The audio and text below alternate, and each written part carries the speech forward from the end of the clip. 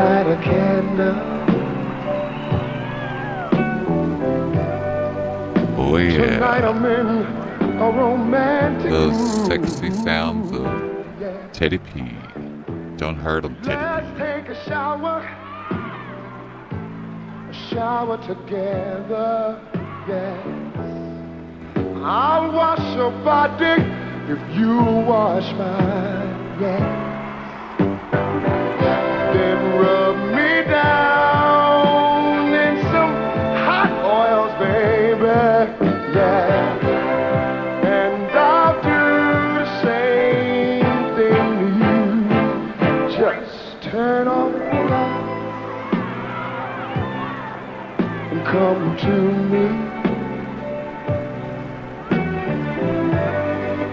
Girl, I want to give you a special treat. That's right, baby. Guess who's not home tonight? And it's just me and Tyrone. Tyrone get here yet? No, he's not here yet. So we're going to sit back and listen to some Teddy P. I'm, of course, your host, Blaine, here on the second installment of Wake and Bake. And yeah, I didn't want to use the name of Joe Seeker anymore, so I just decided to go with my own name. So this is Blaine's Wake and Bake. Yep, that's what we're doing tonight. Now, for those of you that are new to Wake and Bake, maybe you're not familiar with what the Wake and Bake is. The Wake and Bake is a show that was put on by a man named Joe Seeker. And, oh yeah, let's do this. We gotta play this first. I'll be right back after we listen to... We're gonna caress your ears with some Al Green. Yep, that's right. No, we're not. We're gonna do Marvin Gaye with a little sexual healing.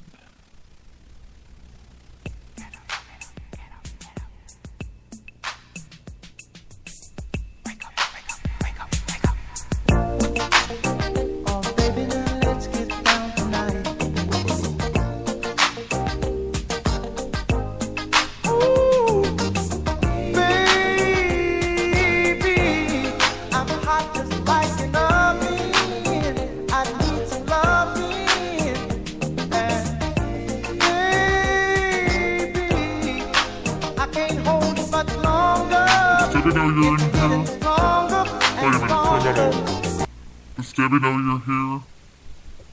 Give me the mic. Give the fucking mic, Blaine. Hey guys, it's me, Tyrone. I'm high. I got some weed this afternoon in the mail. I got some kush. I'm stoned. Ugh. I can't see straight. So what is Blaine doing? What's he doing here? Now, Debbie went out with a friend of hers, and she hasn't been seen yet, so I'm gonna let this go on until she gets here, and you're getting a fucking Blaine. What's he playing here for you? Nah, we don't want that. We're gonna listen to some Al Green, since I'm bigger than this stupid son of a bitch over here, Blaine. We're going to do what I wanted to do. Here's the sweet sounds of Al Green on Tyrone's Wake and Bake. And I'm baked. Fuck.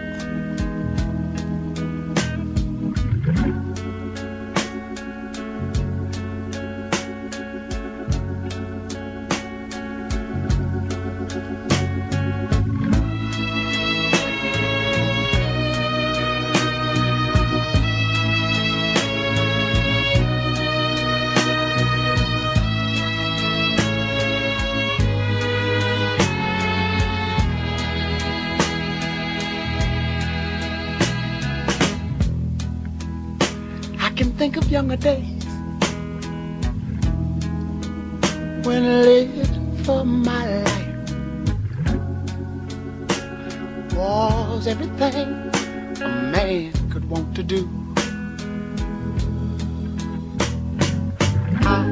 could never see tomorrow.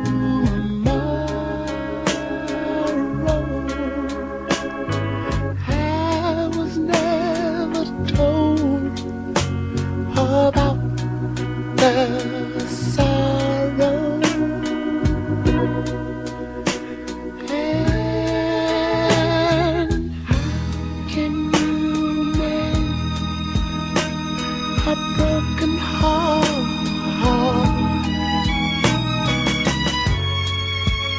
How can you stop the rain from falling down?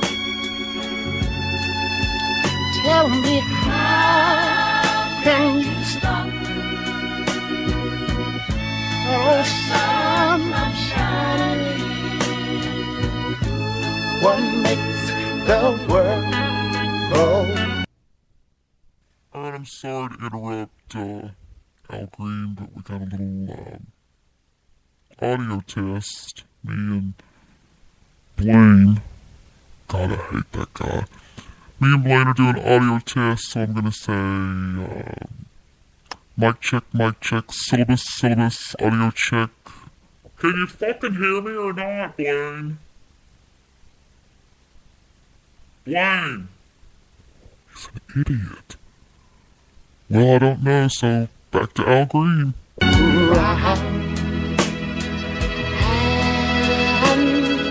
How can you mend this broken man? Yeah. How can a loser ever win? Somebody help me mend my broken heart and let me live again. Y'all get in here. Turn that off. When did y'all get in here? How are you doing this? I mean, hold on just a sec. How'd y'all get in the house? I don't understand. I just went out to meet a friend of mine for drinks and dinner. How'd y'all get in here? It was all Tyrone's fault. Tyrone has a one of those key things where you slam it and it opens, or I don't know what the hell he did. He did something, but I'm telling you, I had nothing to do with it, Debbie. It was all Tyrone. Give me the fucking mic. Give me the mic. Hey, Debbie, it's me, Tyrone. When I got here, this little queen, this little twink, was already on the air. And I just came in and just took over, kind of manhandled him. Did you just call me a twink? Debbie, did you hear that? Did you hear him call me a twink? Did you hear that? I want you to hear that. I want you to know the names that he calls me are very, very, it flames me. Give me the mic. All right, guys, look. I'm going to go upstairs. I hadn't really planned on doing a show tonight. This is what I'm going to do. I'm going to let you do this show, okay? Both of you. But here's the deal.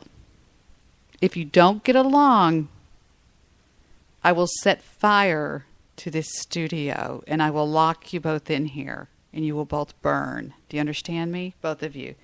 Any fighting on the air, any bullshit that you cause, and you're both dead. Isn't that a little bit serious, Debbie? I mean, you're going to lock us both in here and burn the place down? What the fuck? Tyrone, let me talk to Debbie. See, here you go already, Tyrone. God almighty.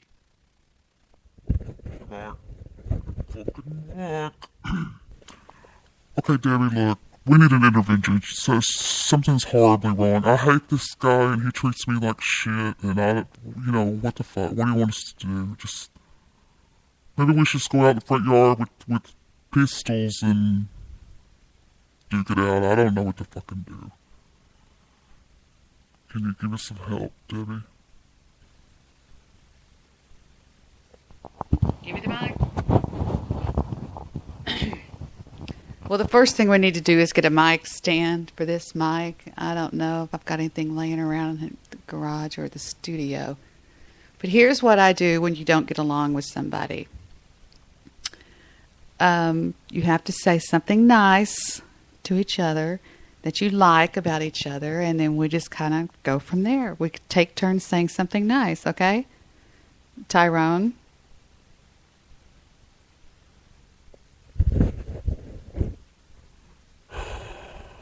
I like that you're gay and not straight, because I would hate to think that somebody like you was straight.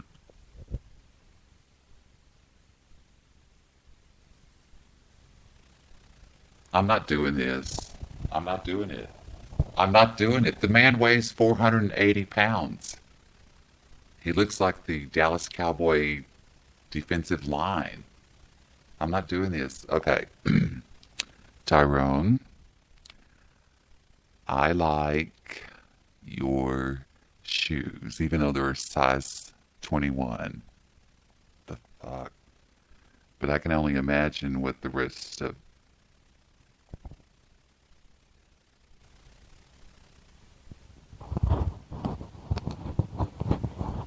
Guys, here's what we're going to do. I'm going to go upstairs. I'm going to get something to eat. I want a snack.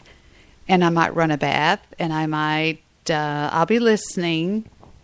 And like I said, the first sign of fighting or, you know, anything like that, and I'm down here and you're both gone. Whatever. No, you're both dead. You got it? You want me to put your song back on? Don't just nod. You got it? I'm not joking. You know I'm crazy enough to do it. All right. La, la, la.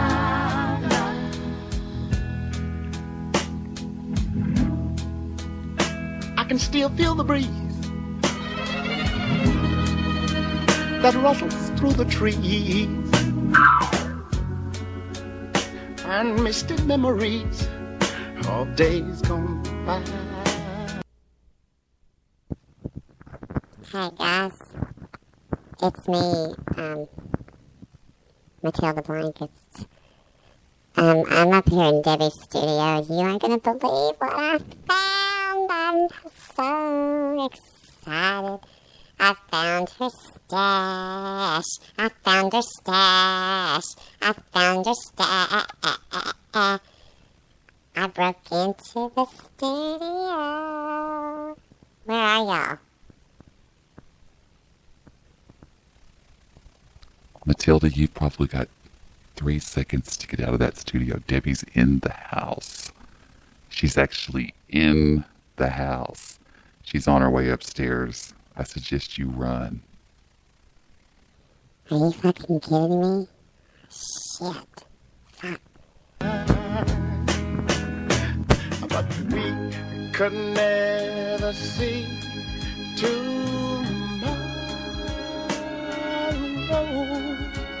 Would you believe that no one ever told us about the sorrow?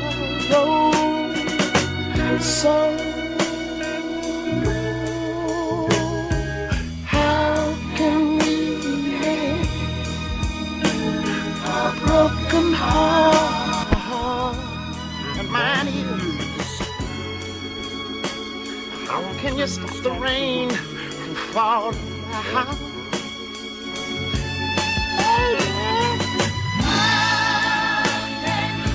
Can you stop that old sun from shining? What makes the world go round? And sometime I have to say,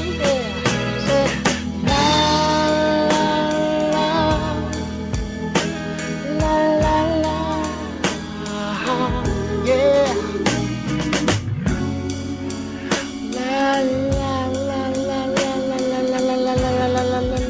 Hey, wait, stop.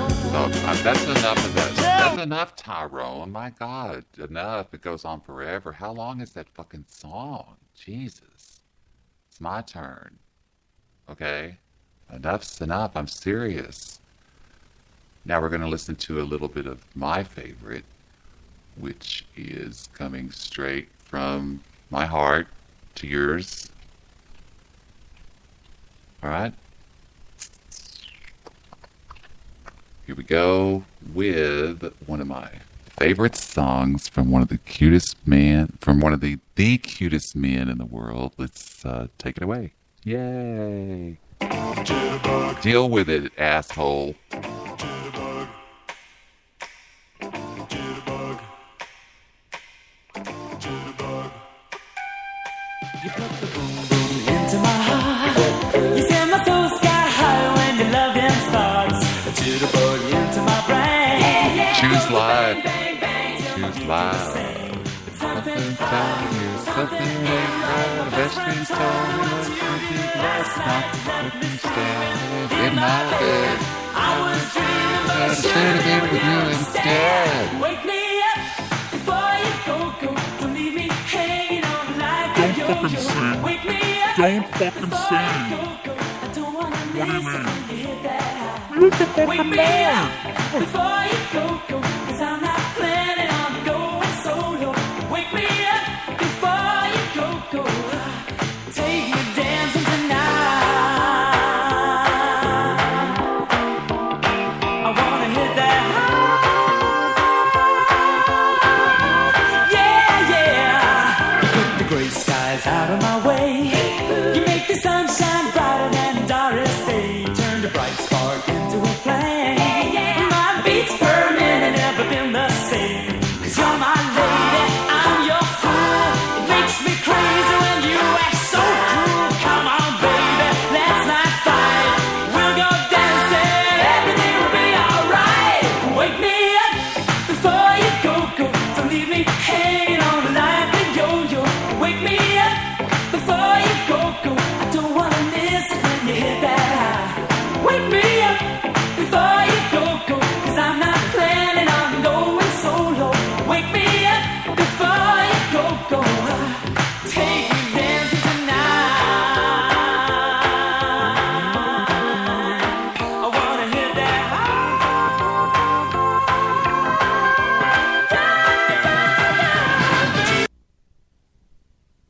Okay, everybody stop. I just picked up the microphone up here in the studio. I override their microphone when they want to talk. I override them. So here's what we're going to do.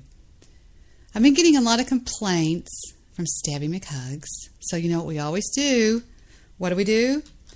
When somebody starts complaining about how we're not doing it right, we listen to how they do it and see if they can do any better. So we're going to listen to see what Stabby McHugs does. Right? Stabby McHugs. We have Aaron, Alan Wayne, Anything Goes with Dembski, Barco, No Agenda, RD, Spreaker Park Boys, and Stabby. Here we go. From September the 25th, we're going to listen to Thursday Night Thunder, which I'm sure it's all music. We'll find some talking on here somewhere to see how Stabby does it. Is from situation to situation. No. And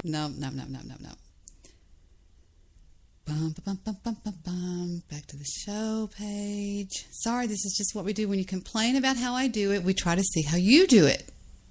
Let's see, what the fuck is Stabby talking about? He's probably not even talking. Some stuff is forged, some stuff is just, to be things that were happening early in Christianity rather than...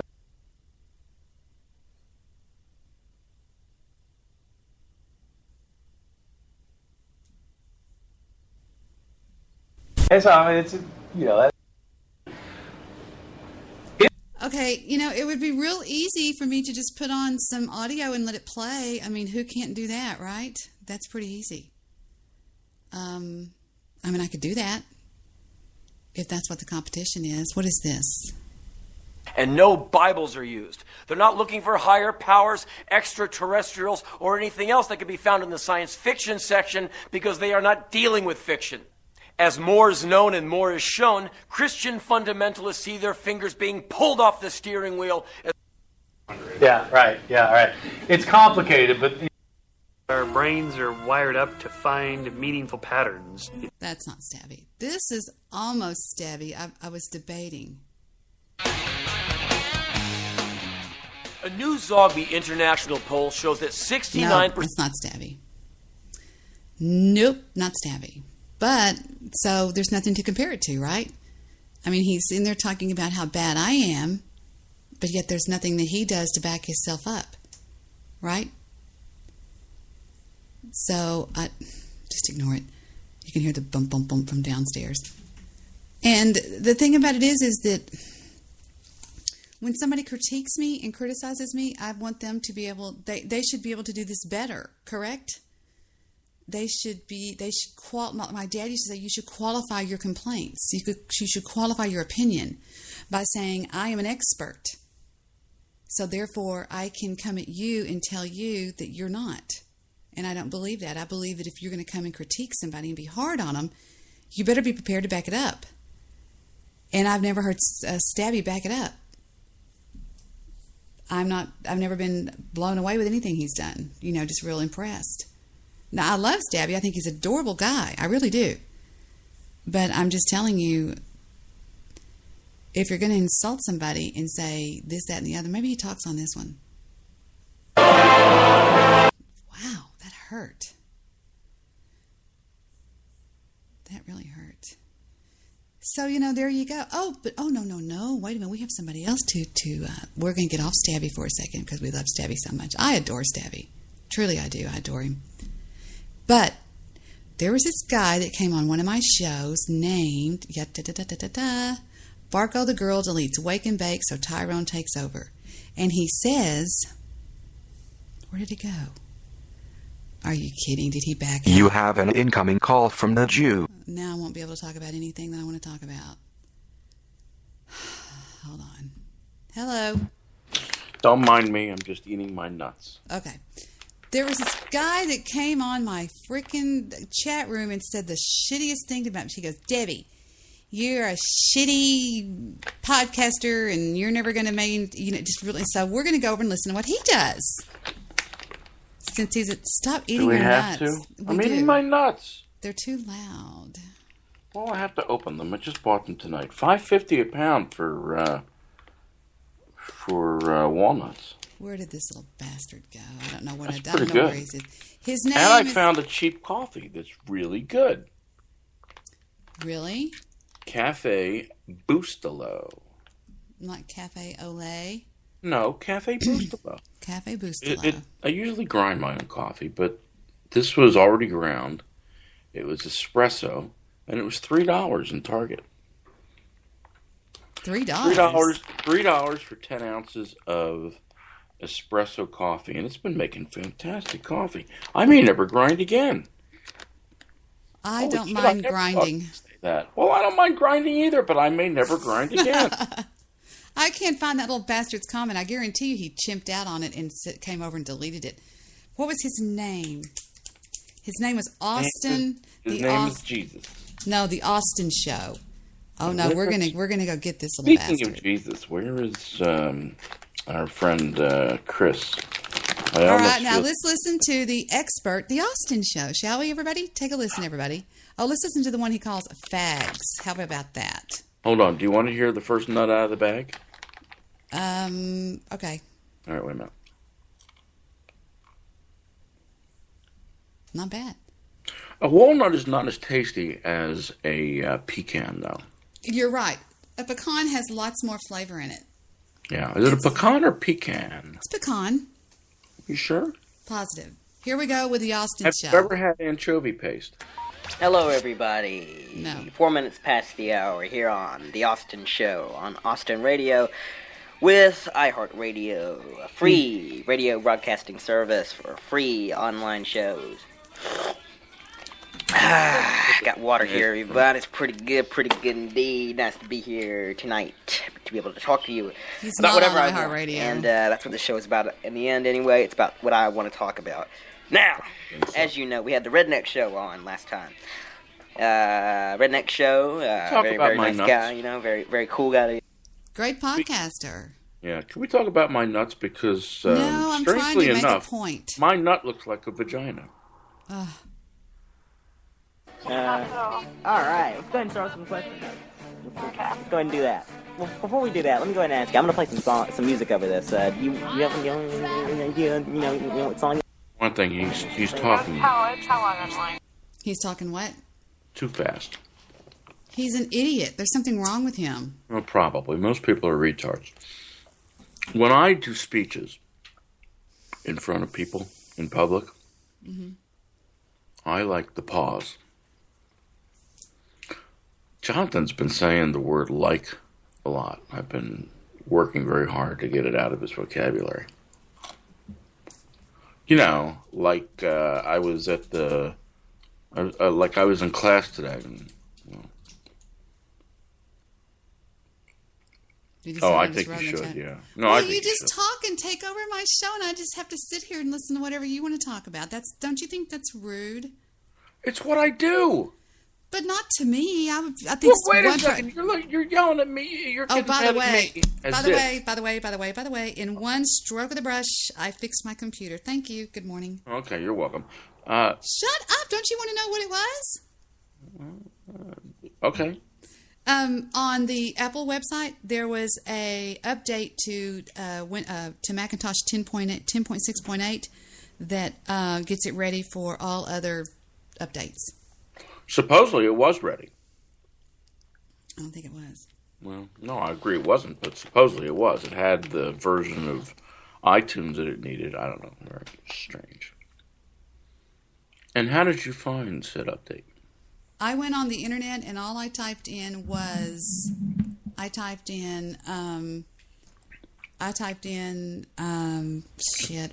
Just slow down and pause. Is like. I'm trying to think. I typed in Mac 10.6.8 and then I hit enter. And it gives you an upgrade. It says how to upgrade it. And it gives you, it says right here, it says, chances are your Mac, well, hold on. Did you upgrade it? Yes, I uploaded it. You upgraded it to what? No, I just put the upgrade on of 10.6.8. Is what it says. So you don't know if it works yet? Not yet. Mm-hmm. I mean, it took you jumped the gun on that one a bit. It took the... No, I didn't. All right. Well, I don't want you to get upset, but I did buy some thinly sliced salami tonight. Really? With my nuts. Can never have too much thinly sliced salami if you're going to buy nuts. Ouch. Yeah. Why do walnuts, whole walnuts now, why do they look like vaginas? I've never really seen a vagina. I have no fucking... I Or have no want to see a vagina. You've never seen one? I mean, on television. I mean, on the whatever the videos back when school was. This is a vagina and this is a penis and this is how you make babies. That's the only thing I can remember. They never showed. They were never hustler vaginas. I don't look at hustler. I'm different than people that you know. I'm a different person. How do you know who I know? Well, of course, I knew a lot of hookers, so it's maybe.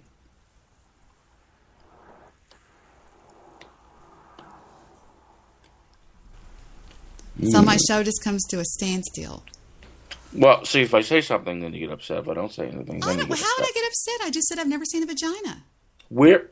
Well, we should rectify that. Where is Midnight Movie? I don't know. His ribbon of anchovy paste. Where are you, Mr. Midnight Movie? I don't know. You know he's had a ribbon of anchovy paste. I don't know. I thought Jews ate hummus. He's not a Jew. He claims to be a Jew. No, he may claim to be a Jew all he wants. The Solution claims to be a smart black man, but that remains. He is a smart black man. We don't know that for sure.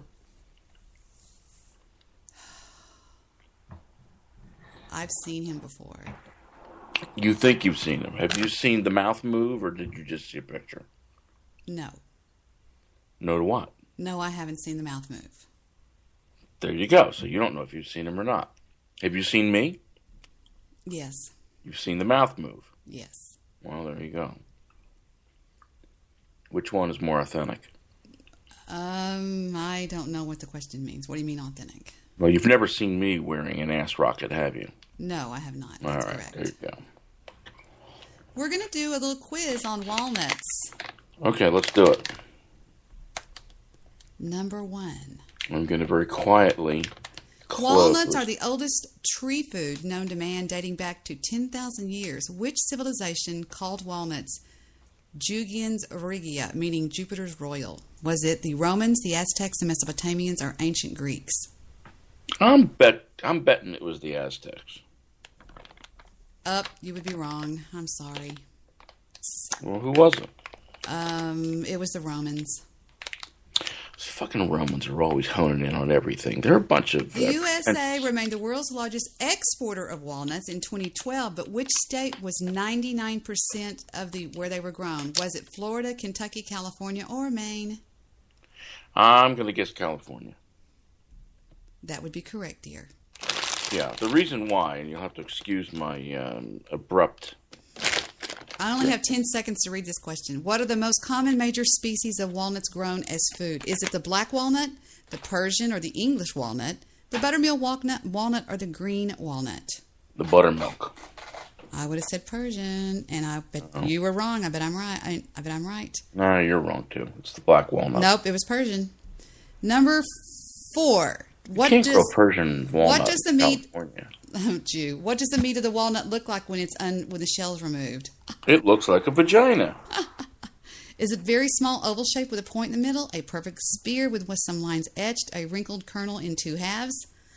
Smooth and oval shaped? I guess a wrinkled kernel in 2 halves, but it looks more like a Rorschach test. And that would be correct. Number 5. Walnut oil is widely commercially available and can be used in cooking. Why is it not particularly good for frying?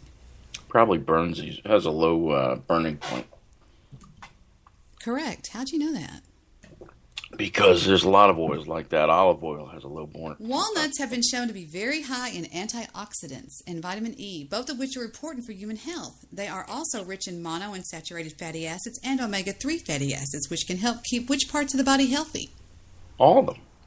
Well, there's only 4. The nervous system, the legs, the liver, or the heart? The heart. Correct. I'm a doctor, too. You can store unshelled walnuts in a cool, dry place, but how should you store shelled walnuts? In a bag outside, in an open bowl in the freezer, anywhere you want, or in an airtight container in the fridge? Anywhere you want. And that would be wrong. Meep. And the answer Can't be wrong. It's wrong. The answer is in the refrigerator. I knew that. Well, hold on a second. If you were in nature, where would you store your nuts? You'd store them on the fucking tree. Come on. The husks of walnut have been used to make what product which has been used for hundreds and hundreds of years by Rembrandt and Leonardo da Vinci? Paint. Ink, oil, paper, or cloth? Probably cloth. Nope, wrong. Well, what was it? Ink. I said that first. No, you didn't. I did. In England, walnuts are often eaten at Christmas. They are usually prepared in a manner which involves soaking them in brine and then adding an acidic solution before leaving them for some time. What are the walnuts prepared this way called? Are they pickled Called fucking terrible is what they're called. Fucking British ruin everything. So you don't want to guess? I don't even know, but they ruin everything. They're nasty fuckers. Well, you got it right because I guessed right. All right. And what color are the walnut husks before they turn brown and ripen? Yellow, green, orange, or blue? Probably green. And that would be right. Da-da-da. And you got you missed 1, 2, 3, 4, 5, 6. You got a 40. Not good. What are you, Hannibal Lecter with that? You got a 40. God, who cares? This is what I do when there's nothing else to do on my show. Exactly. You need anchovy paste to attract midnight No, movie. because you interrupted me when I was doing something fun. Oh, what would you have done if I hadn't interrupted you? Talk about all kinds of topics. Such as? I don't know, whatever pops into my pretty little head. I think that the banter back and forth is more interesting than talking about yourself. But I'm not talking about myself, perhaps. I was talking about something else, maybe. I didn't say talking about yourself. I said talking by yourself. I disagree. No, you might. Of course you would say that. The Angry Birds movie. What in the world? What would that be about? Mr. Midnight Movie, are you out there? Do you want to call in and talk about movies or something? Because we have a bunch of new movies coming up. He's being a real pussy. He was on my show earlier. Was he? What show was that? I did a show about, I did the News Guy show. Did you? Stabby says walnuts are messy and green walnuts are stinky. Walnut trees are messy. My grandmother always had a pecan tree in her front yard. Just saying. What's that got to do with walnuts? I don't know. Why should you? See, you judge everything I say. You make my show horrible. I didn't judge. I asked a question. What does that have to do with walnuts? What does that have to do with walnuts? That's mean. Very, very mean. Well, add Midnight Movie because he's on. And he's green. He is? Yes, he is. So's JP. Put JP on. He's good for 20% of the conversation. So you don't want to just talk to me? Oh, now you're going to complain? Well, I'll tell you, you can't make it. Well, you never talk about anything nice with me. You always talk mean. That's not true. I ask questions. I just added him to the call, but I don't know if he'll pick up. You didn't hear that sneeze, did you? No, I did not. Fucked it almost. I almost got it through. They're not going to pick up. He's being a pussy. You got to put anchovy paste out. That sounds nasty. No, anchovy paste is good. You know what? Anchovy paste is nothing like real good anchovies, though. No, but they make Caesar salad with anchovy paste. Oh, yeah. Unless you get good Caesar, which you can get. I made them give me real anchovies on the ship. Debbie? What? Yes, dear. Yes. Shut your mouth, Uncle Maury. You ruined everything. Hey, have you seen the new Star Wars trailer? No, Goose gave me a link to it, but I haven't watched it yet. Is it good? I thought it was pretty interesting, but you're not a big fan. I mean, you're not that big of a fan. No, I'm fine with it. I just don't. I mean, I'm fine with it. We can watch it together. Goose sent me a link and said, "Here's the new trailer." I saw the whole movie. Have you heard about the boycott Star Wars movement? Should I play the trailer? Do you want to talk about that? Let's play the trailer first. Okay, it's on your screen on Skype.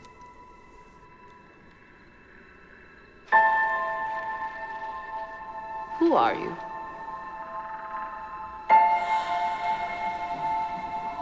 I'm no one.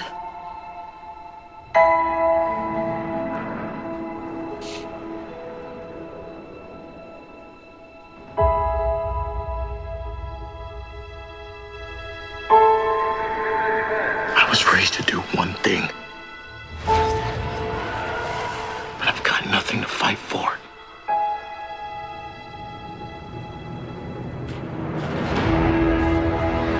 Nothing will stand in our way.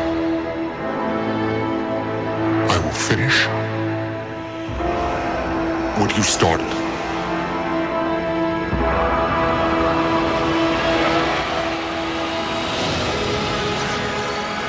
There are stories about what happened. It's true. All of it.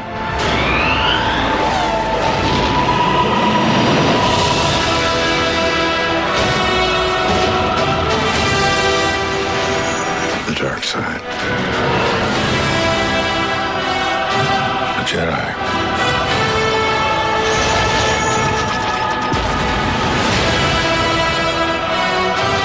They're real.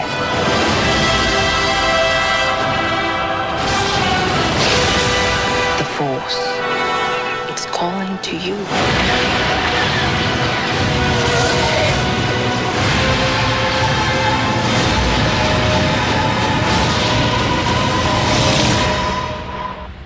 Just let it in.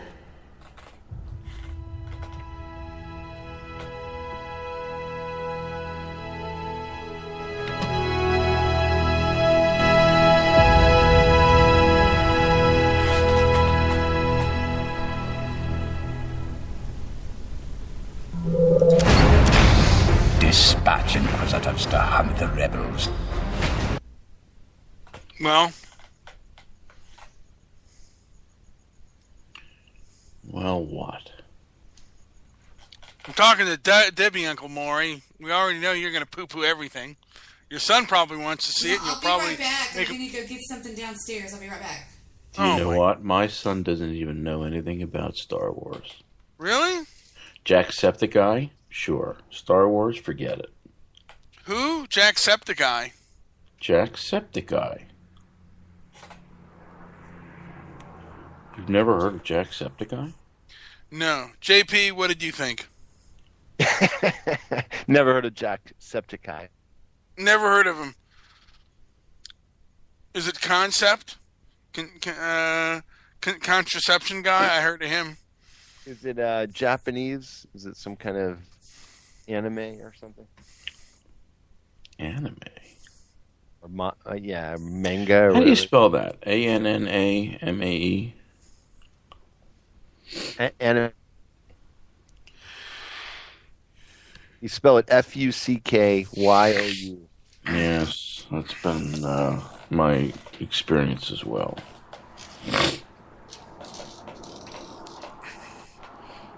Listen to you breathing hard. That's...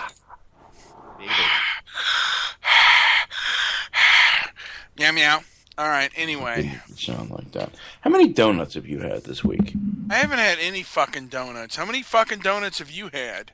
I had a quarter of one tonight. Now that's your crack since you've become diabetic and almost dying. I had a nice cheesecake I shared with a friend of mine over business last night. Did it get sexual? No. Should have. You share a cheesecake, that means you're practically married. It's the only way I shared a cheesecake. I didn't want to eat the whole cheesecake. It was huge. Like the shits I take. Fucking huge. Now, why did you feel the need to say that? That's a very interesting I'm just exercising my First Amendment rights. To do what? To do what? To talk about my huge shits if I want to. Why would anybody care? Why the fuck does anyone care about what you fucking talk about? I used to know someone who used to take pictures. I used to know somebody who used to take pictures of huge shits that he would make. You know what? You know what happens to people like that? I know a guy named Mushroom Boy. Yeah. Do you know what happens to people who do that? What? They're dead. Well, I know a guy named Mushroom Boy who would take shits. Like, if we could get him a hot chick, he would definitely take shits. He would probably eat shit if he thought it would give him the elixir to be hot. Fortunately, it's the face of a mushroom. What woman would want that?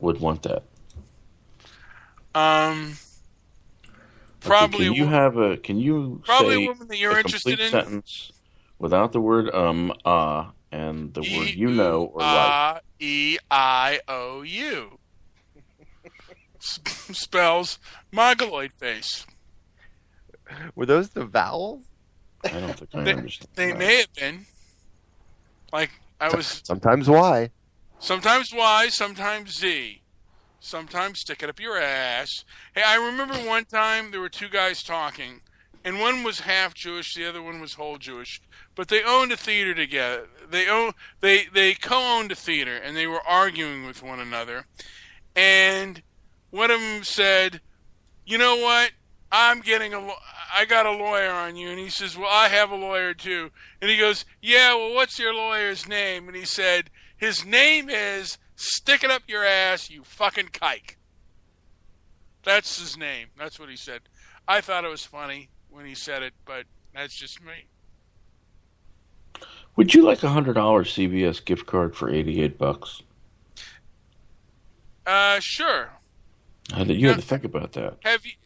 Uncle Maury, has anyone ever called you a kike? And lived? You'd kill someone for that? Have you ever ridden a boosted board? A boosted board? Yes. You are in California. What the fuck is a boosted board? Is that for cripples? boostedboard.com. Jewish producer, do you know what a boosted board is? I've never heard of it. No. Yeah. It is a motorized. What do they call those things that you? A scooter? No, it's not a scooter. I can outrun Debbie. It's a motorized You skateboard. need a fucking boosted board. Oh, my buddy has one of those. Yeah, they're pretty fun. I like those. Has he killed himself on it yet? I'm not 12 and I'm not a homo. Excuse me. 12-year-olds. Well, 12-year-olds wouldn't know how to ride it, but to assume that 12-year-olds are homos, I think, is a bit telling. Oh my God! Please don't call deity in my presence. Flames. I see flames. Has Debbie come back yet? No, she's hiding. She's going to complain that I'm talking too much. Well, Jewish producer sent me an article. Was it the Drudge Report, who said that this new Star Wars film was anti. Okay.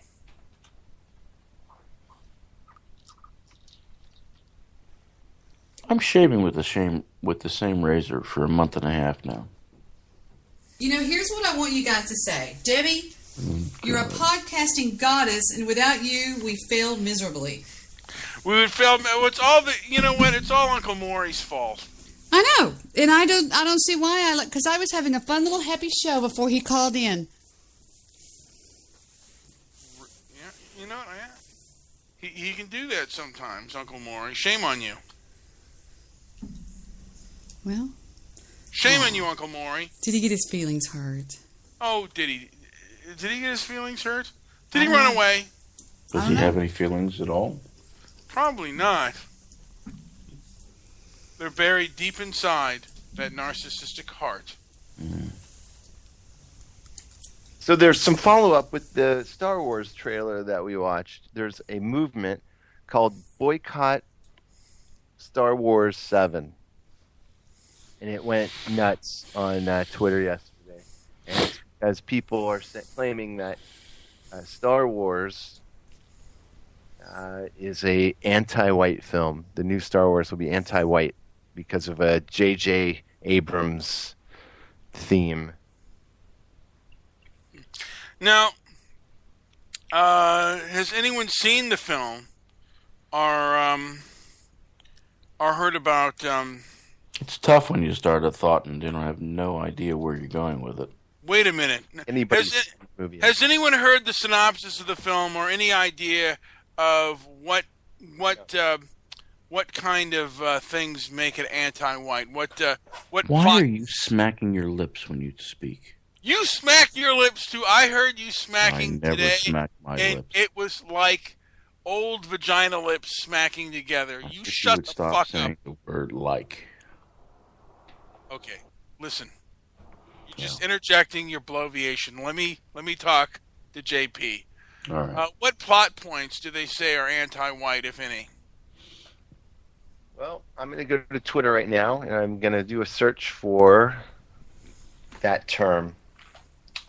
Boycott Star Wars 7. I have something. Twitter racist wants to boycott Star Wars over female and black lead actors.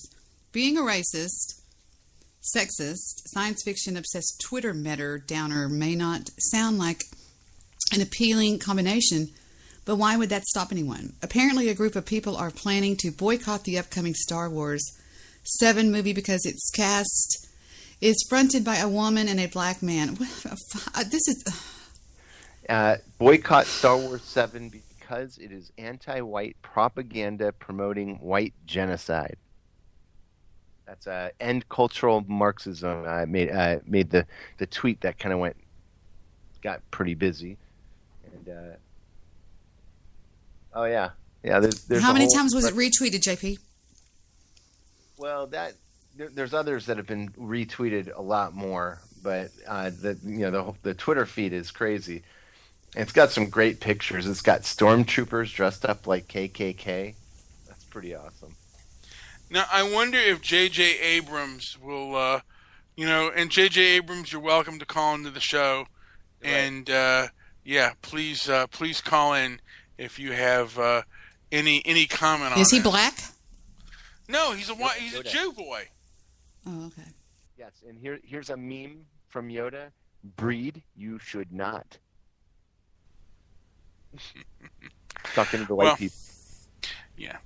So the question of the day is Star Wars going to be anti-white, just like the movie 3 The Hard Way?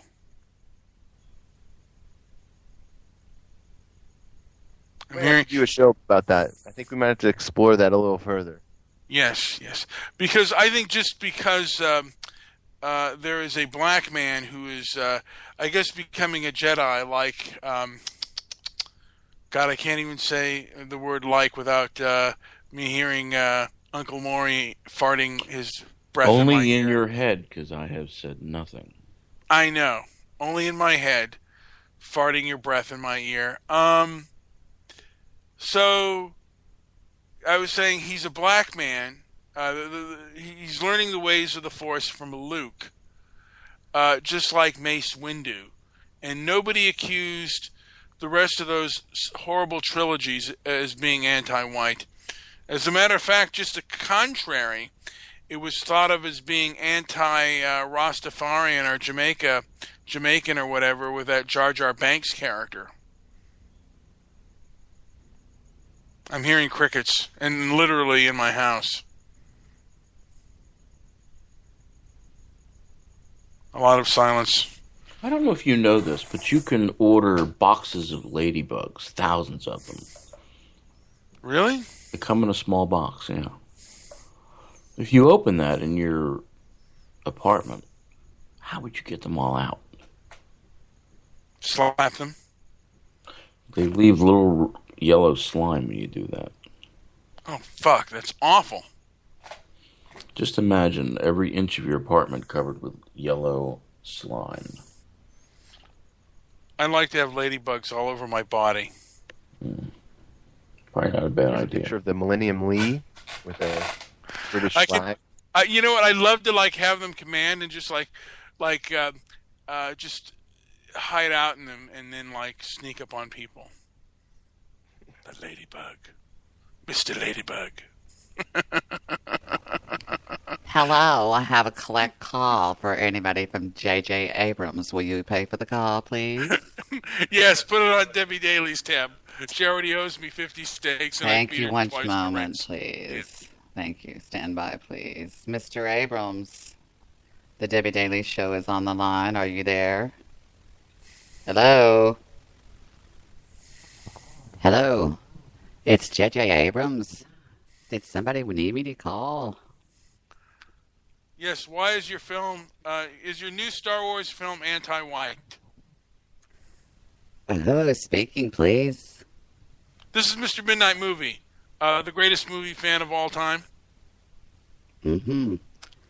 Well, Star Wars 7 is, it's a statement that says we're not all white. Some of us are black and some of us are female. But no, not at all. It's a statement against the Native American and the Asian, rather. Anyway, but I have to admit that most of the stormtroopers are white American males, and they do get killed in this film. So, just saying. What else? You know, and just because some fucking asshole on Twitter is asking people to boycott my show, I'm still gonna make billions of dollars. So fuck him. Let him try. Yes. This this bit is proof that there's no nepotism in Hollywood. JJ, will you consider directing Mr. Midnight Movie's upcoming feature film? Possibly. What is it about, please? White guilt. Mm-hmm. White guilt. White guilt. I believe I know who is behind this Twitter campaign. Wouldn't you like to know? Yes, we would. It appears it's somebody connected with the Bill Wagner man. So all this hullabaloo and getting upset is for nothing. Yes. He also heard the film was just ragingly anti-meth. And that drew him over the edge. Hold on just 1 second. I'm going to listen to another podcast and see what's going on over there. Am I correct? I am a brown color commentator. That is true. Well, but it doesn't matter. The guy. I never walk around. He's pretty brown. He's pretty brown, Goofy. Brown. Does he ever just say something without screaming and overmodulating? What the fuck? Have you ever heard anything like this modulator? It makes every word I say go up at the end. Mm-hmm. Yeah. I wonder if he'll be buying any new Star Wars tickets himself. Stabby McNigger's in the chat room. So is Bill Fag Nigger. And so is Too High to Fly and Mekazawa. There's really a Stabby McNiggers? Yes, there's a Stabby McNigger in the chat room over there. Oh, Lord help me. It's a Stabby McNigger. Stabby McNigger. How about a Stabby McKike? You know, I've come to think of it, that is pretty bad. That is pretty bad. I hung up on Mr. J.J. Abram. Stabby McNigger. Color. It's probably sick. I left my goddamn thing out. I'll be right back. I gotta go get something. Hang on. It's in Goofy's chat. Just saying. That is so genius. Oh, Stabby. Oh, shit. Oh, God. So politically incorrect. There's a Stabby McNigger in the chat room.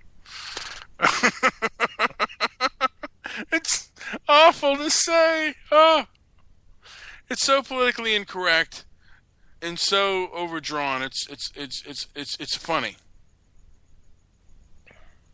And what about that other story we found today too? Another one that came up. Leaking of guilt. Let's take a lookie.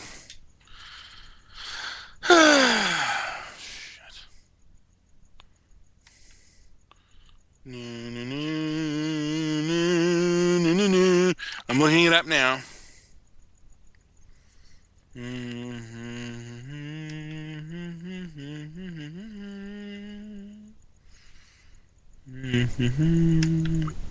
Oh, shit. Oh, did I get disconnected? No. Did we get off the call, though? Shit.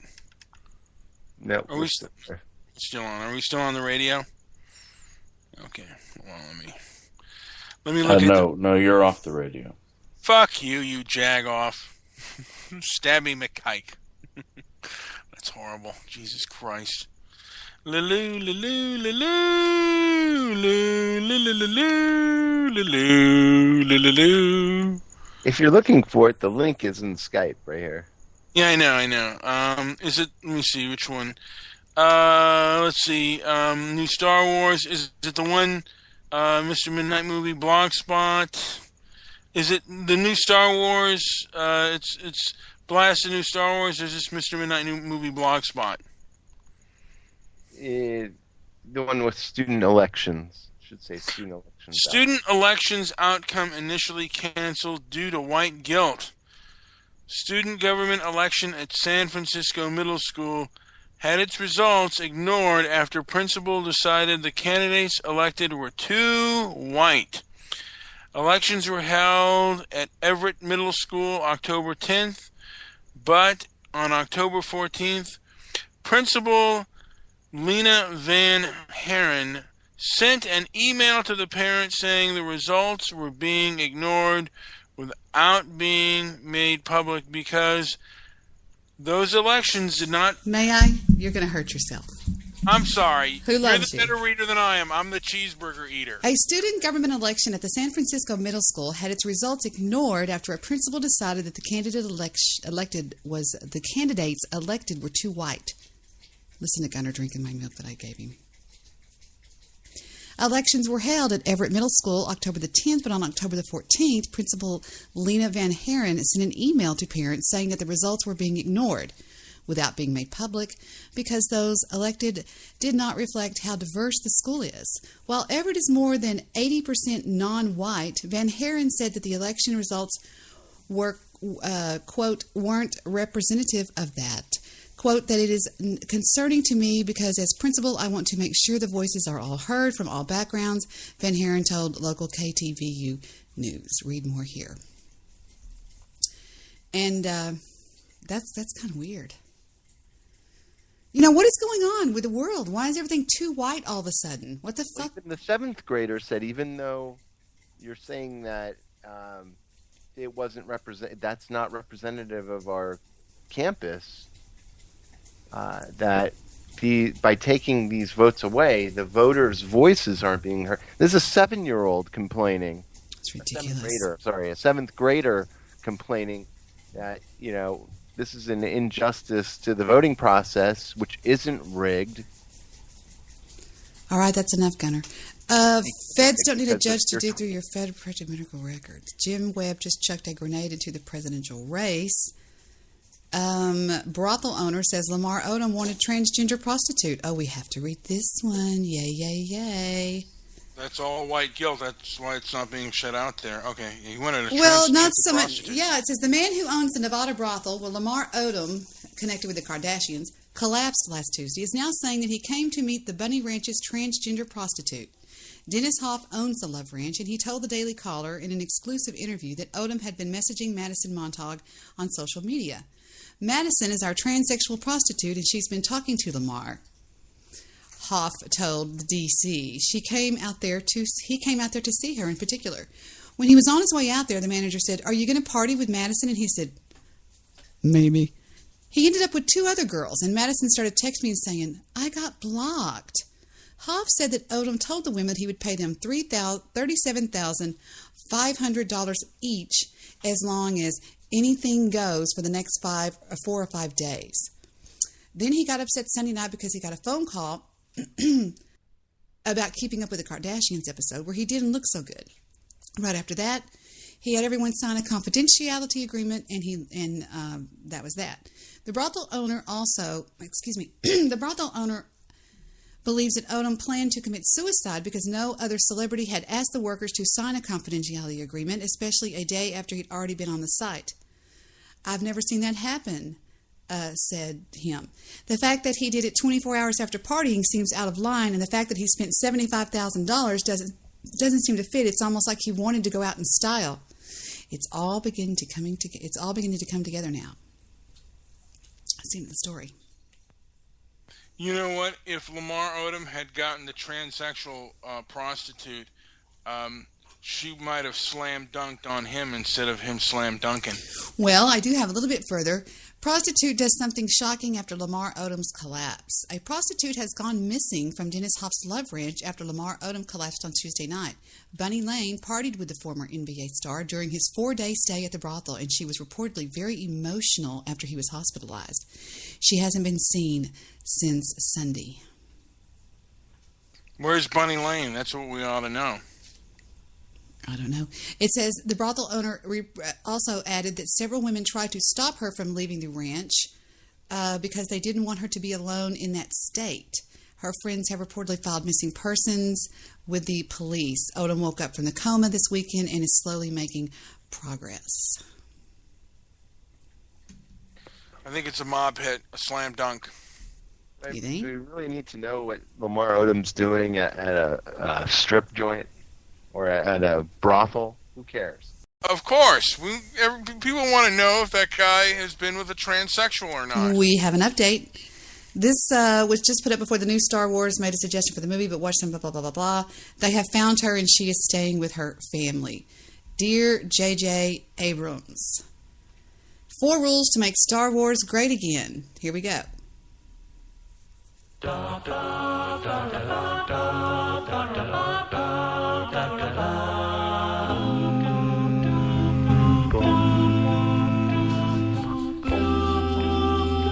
Star Wars doesn't happen in the city. It doesn't happen in Parliament or in the library. It happens out here, away from civilization, amidst smugglers and bounty hunters. Star Wars is a Western,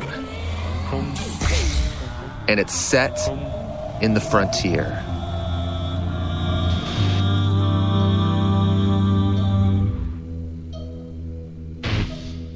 Star Wars beauty isn't clean. It isn't new. It's dirty, gritty, a secondhand world. The beauty of the frontier. We don't always need an explanation. The greatest power of the Force is the sense of magic that comes from the unknown.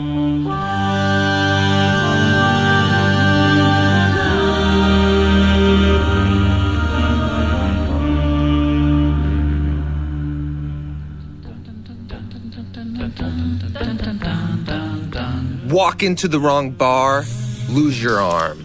Don't pay your debts, end up in carbonite. The frontier is a dangerous place. It's never cute or silly. It's not child-proofed. It's freaking Star Wars. And Han always shoots first.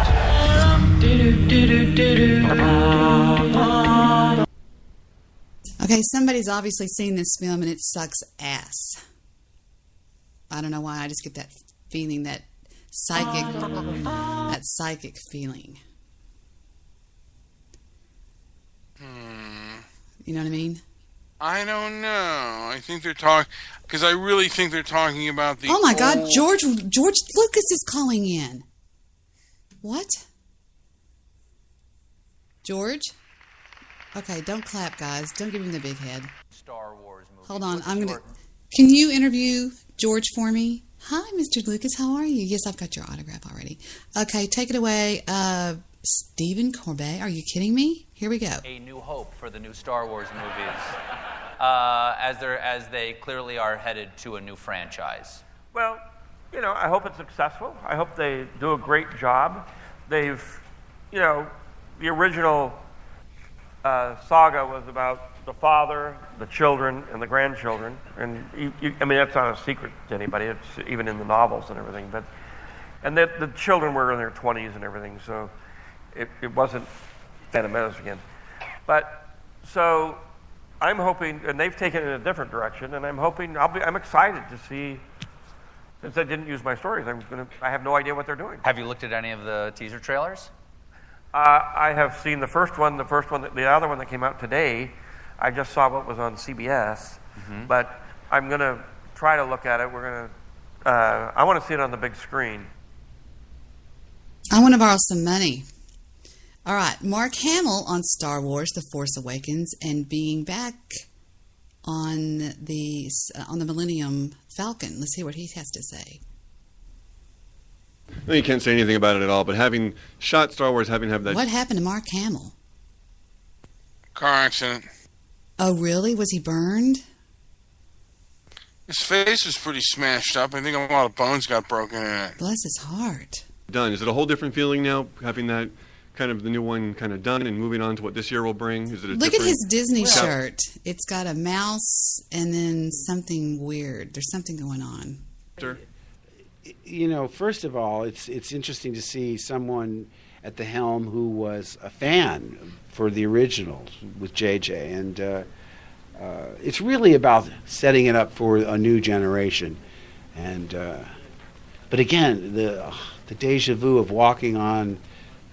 Can I say this? Is this out? Yeah, I can say this. Walking onto the Millennium Falcon, which is, again, I'm remembering all these details that they've gotten exactly right from photographs, I guess, and old blueprints. But I can't describe the feeling. Even now, it seems surreal to me. It doesn't really. It seems hard to believe it's actually happening. Mm-hmm. Since I got you, we're going to be with George Lucas tomorrow for something else. Do you have any message to him or hello to him or? Absolutely. Congratulations on the new baby, and seeing him this happy, it's almost unrecognizable. Because when I was with him, of course, he was fretting over all the details of his movies, and so he didn't have time to really enjoy himself. So to see him in such a good place, it's thrilling. Mm-hmm. So, yeah, send him my best.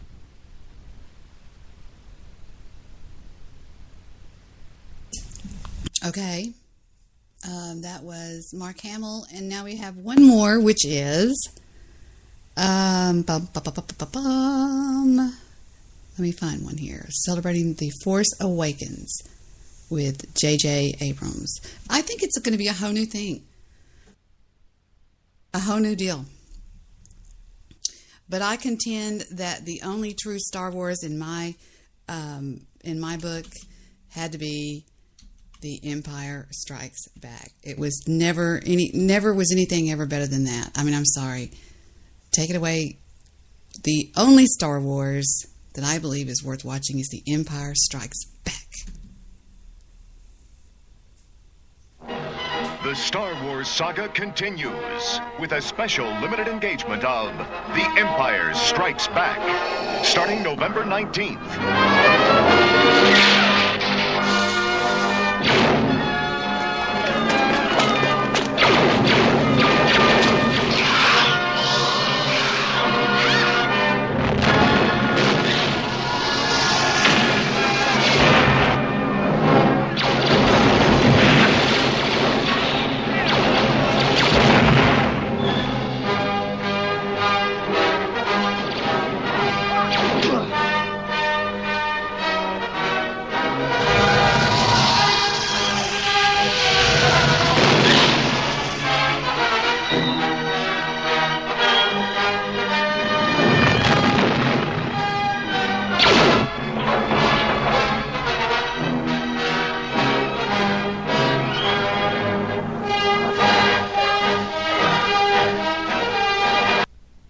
Where did the Jew go? He got beaten up by stormtroopers. Jew, I'm sensing that you are a little butthurt over there. First of all, I'm not Mr. Solution, so butthurt would not be the word I would use. We love you, Jew. I thought you met up with Irv Rubin. There are no ass rocks.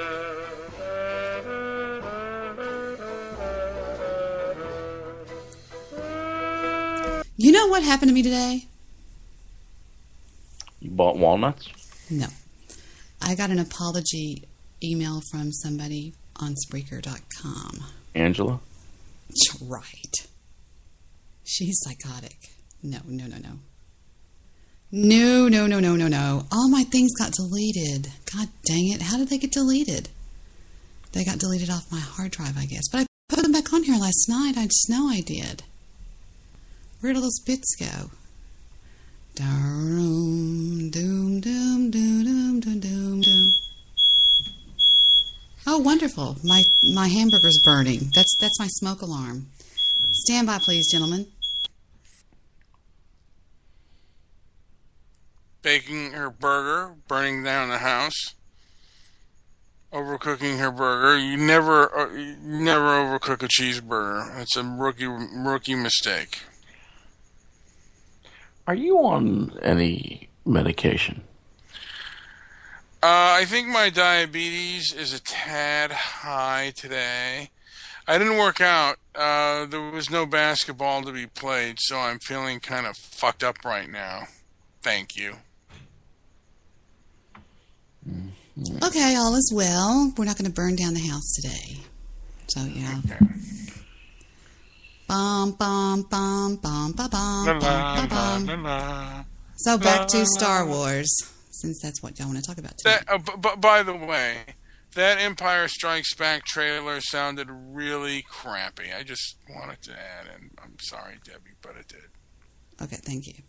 And I can outrun you. Right.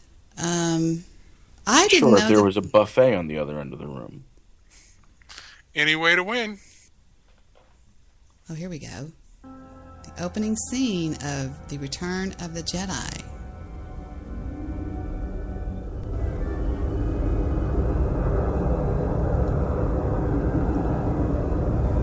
There's no way it'll be this good. There's no way it's impossible.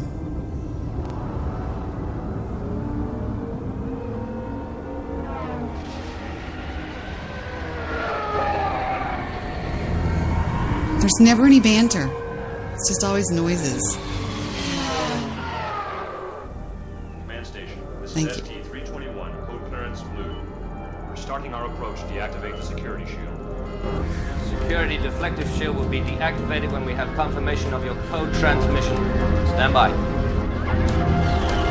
You are cleared to proceed. We're starting our approach.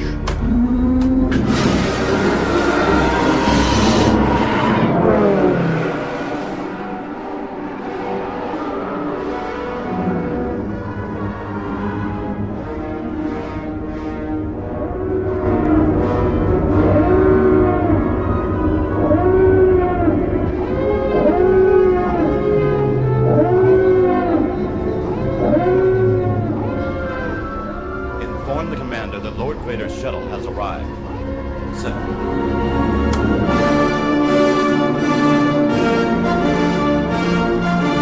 Okay, stop. This is a real set, correct? This is a set on the Universal on the Universal lot. This isn't a bunch of CGI, right? And it's not. I think the majority of the film was shot in England. By the way. Well, I'm just saying it's a set, though, right? Yes.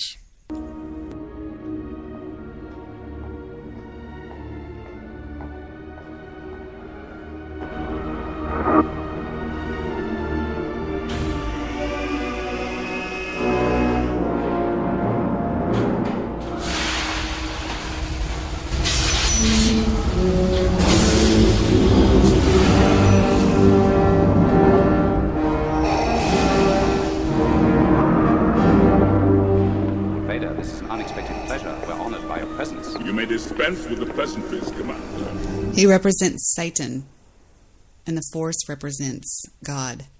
I'm here to put you back on schedule. I assure you, Lord Vader, my men are working as fast as they can. Perhaps I can find new ways to move.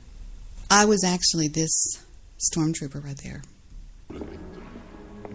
You know, you could tell somebody you were a stormtrooper and they'd have to believe you. What were they going to say? No, you're not. A female stormtrooper? Come on, Debbie. Absolutely. No. Here's Luke confronting Darth Vader in Return of the Jedi.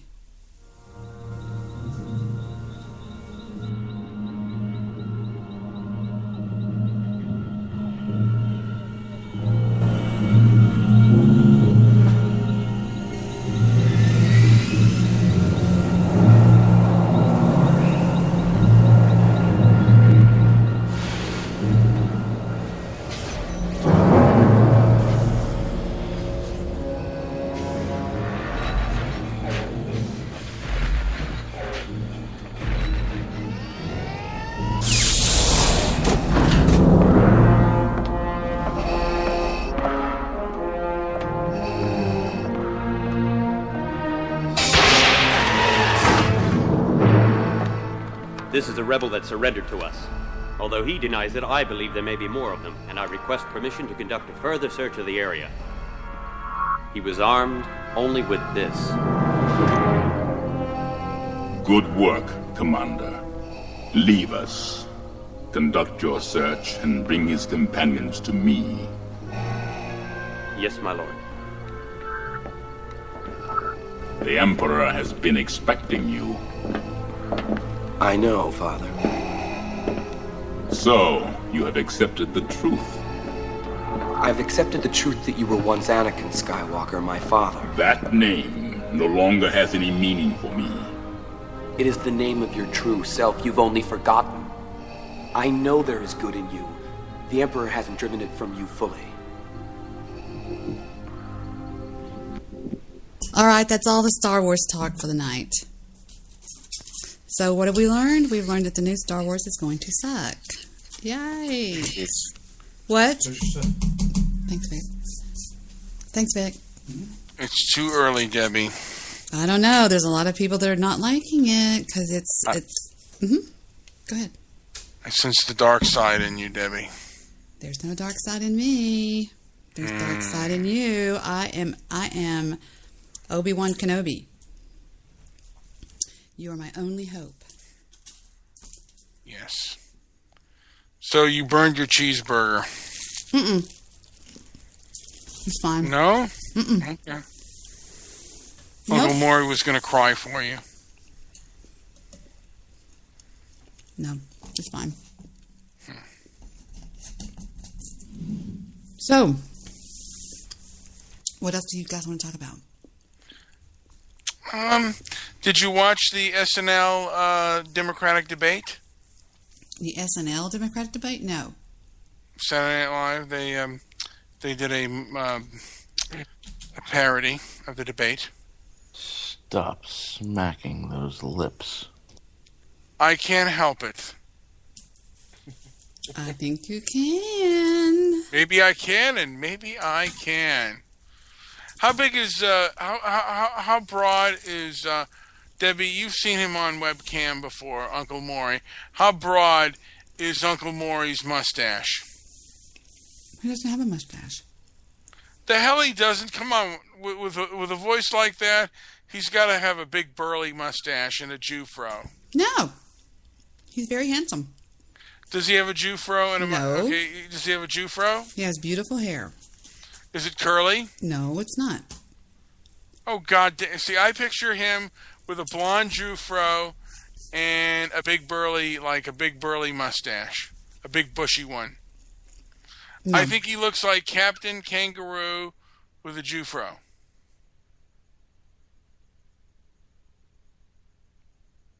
Hello? Did I get hung up on? Yes. No, you didn't. Were you contemplating Captain Kangaroo with a Jufro? Maybe a little bit First of all, I chunkier? don't know if you know about Captain Kangaroo, but Captain Kangaroo was quite a prankster. Was he a Jew? He used to piss in the pocket of Mr. Green Jeans while they were live. That was a child show, and he would. I'm going to take show out you a what dick. the Jew looks like. Watch. I'm not getting up. I'm lying down right Well, now. then don't bother. We wouldn't want to hurt you. I'm Are sorry. you lying down or laying down? Whatever. I'm horizontal. This is what the Jew looks like right here. I will just show you a small bit of this. Well, these are all so long. Where's a short one? Here's one. Here's the Jew. I should have known earlier about President Bush, but I gave him some rope. A lot of rope, and then he hung all of us with it. I should have known it when I heard him say, when it comes to evolution, the jury's still out. What jury where? The Scopes trial is over. I never thought that during the course of my life that a president would be elected who didn't believe in evolution, or at least kind of in the ballpark of it, or thought maybe it's got some merit.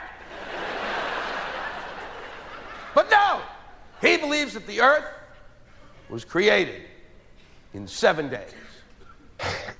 Whew. Takes my breath away. And why does he believe that? Because he read it in the Old Testament, which is the book of my people, the Jewish people. And that book wasn't good enough for you Christians.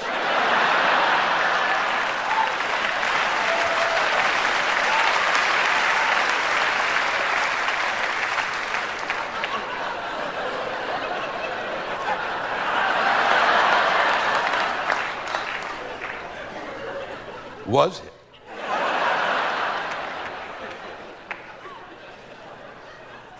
He went, no, we've got a better book with a better character. You're going to love him.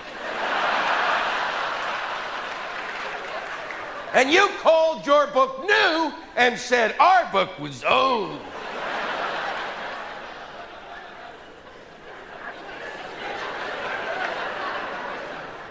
And yet every Sunday, I turn on the television set.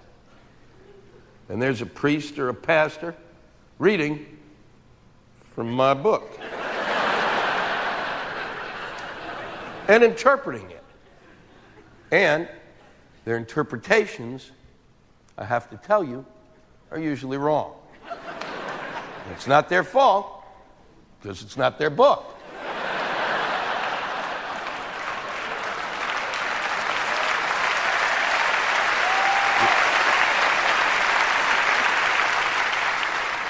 You never see a rabbi on TV interpreting the New Testament, do you?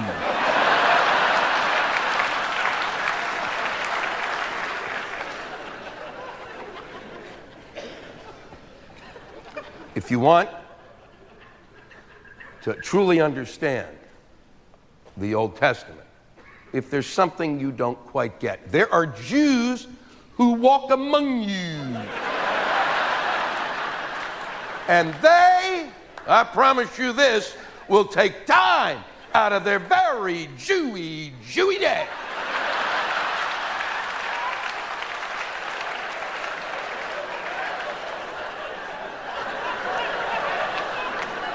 And interpret for you anything that you're having trouble understanding, and we will do that if, of course, the price is right. And that, boys, is Uncle Maury. I wonder if Uncle Maury and JP, if they went to Hebrew school at the same time, who would be bar mitzvahed first, and who would be most likely to be like maybe a Messiah type. Just a thought. Ooh me. Yes. I read a Frank Black or Lewis Black book. It was good. And the Jew looks like him. When I saw him on webcam, I was like, fuck, he looks like Lewis Black. And he acts like Lewis Black.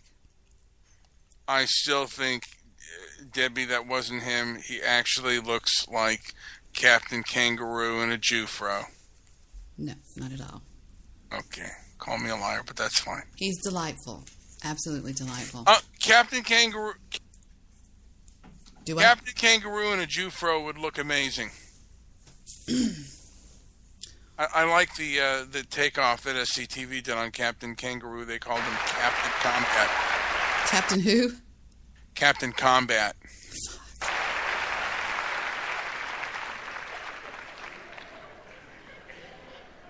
Was. Do you know how expensive that suit is he's wearing? That's a $2,700 suit. Captain Kangaroo. Oh my God! How do you know that suit didn't come off the rack of Marshalls? Because earlier when he comes in the door, it flies open and you can see VS right here, Versace. I bought a Versace suit at Marshalls. What'd you pay for it? $2,000? I paid $200. Oh, how was Versace spelled?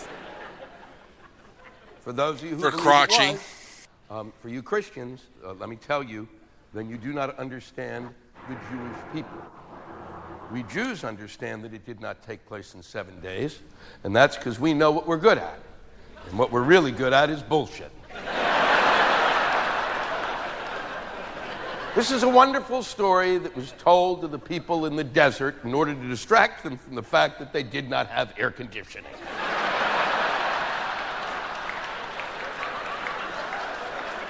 I would love to have the faith to believe that it took place in 7 days, but I have thoughts.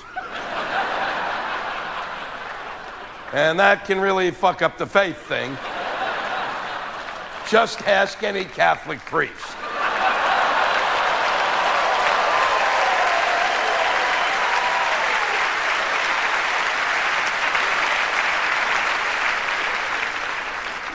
And then there are fossils.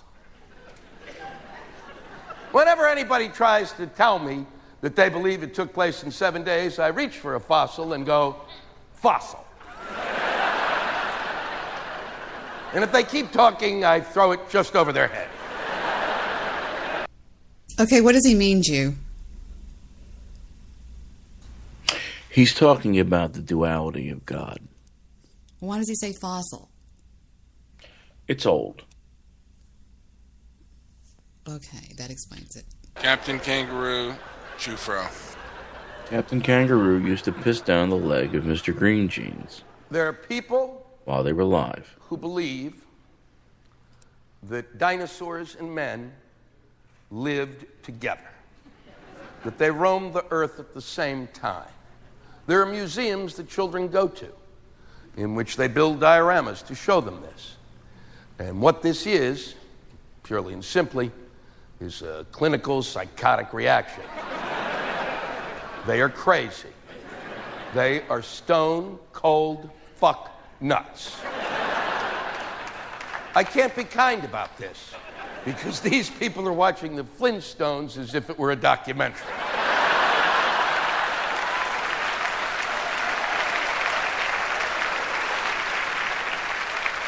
Now, there is a big difference between the Old Testament and the New Testament, and that is the New Testament God is really kind of a great guy. He is, especially when you compare him to the Old Testament God, who is a prick.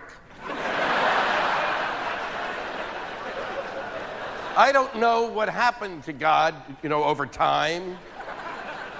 How he matured, if he went to an anger management class. Or maybe just the birth of a son calmed him down. But before he had the kid, holy fuck, he was out of control.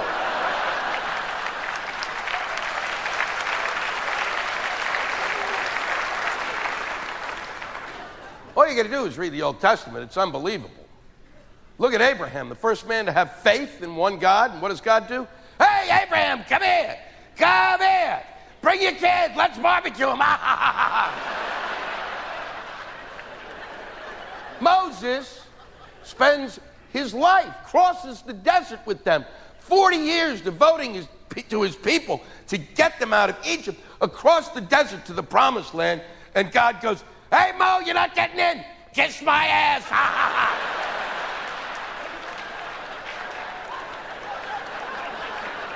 Oh, there's a guy you want to work for. The reason that the Old Testament God is a prick was because the Old Testament is designed as a book to get the Jews to straighten up and fucking fly right. Because they were out of control. They were 10 hairs away from being baboons. And that's the point when I do that in the South, that you can hear the veritable fucking pin drop.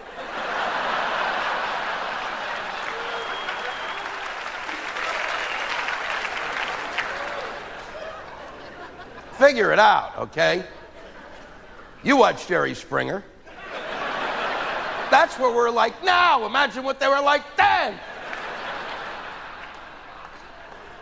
They needed rules. They needed to know that marriage takes place between a man and a woman. Because they were wandering into camp with camels going, I'm in love.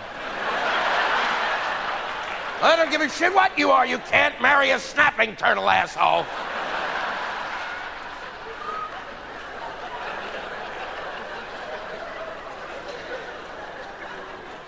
But it's not good enough. And that's the Jew.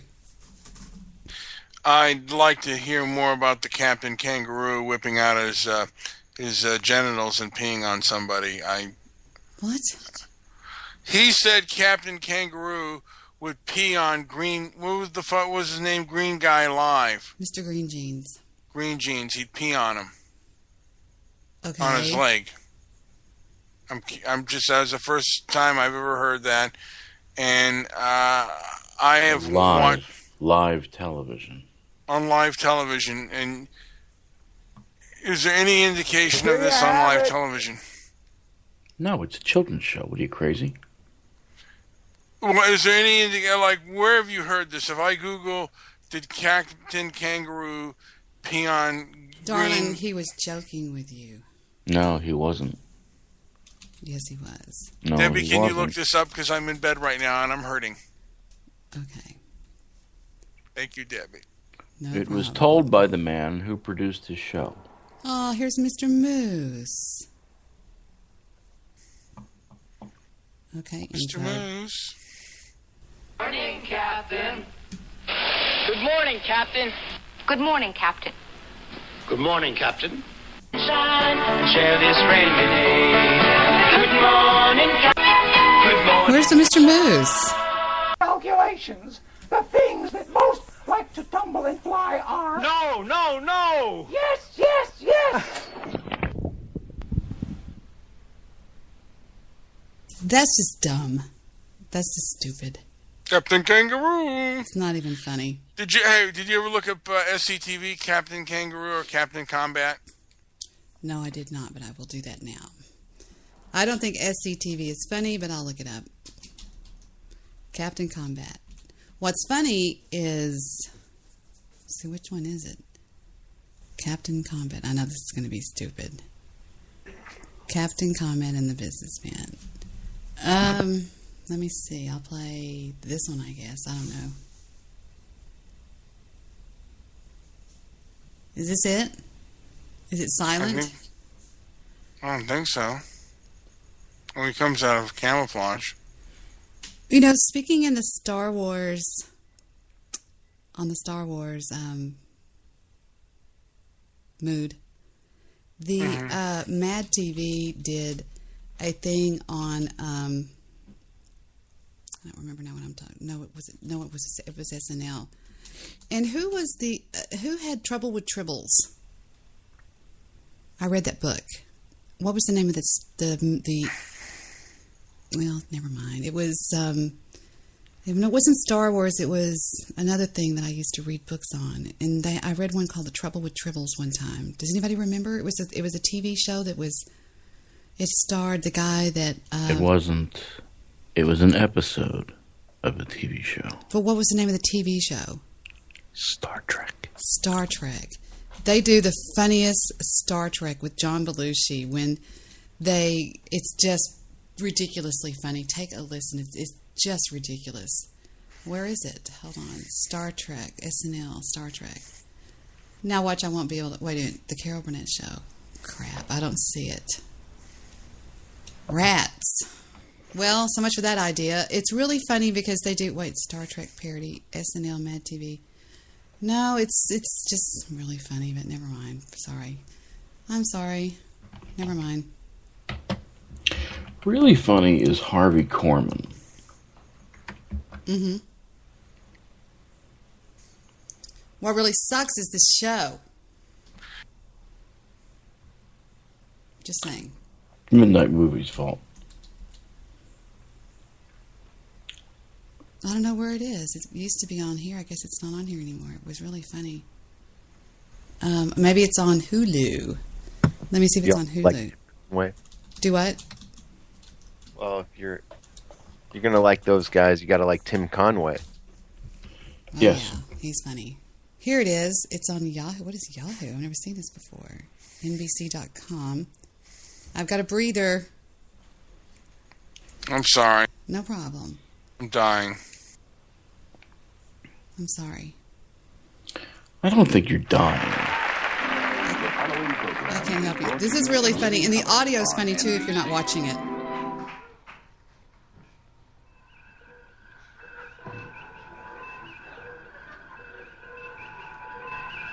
Captain Kirk to the bridge.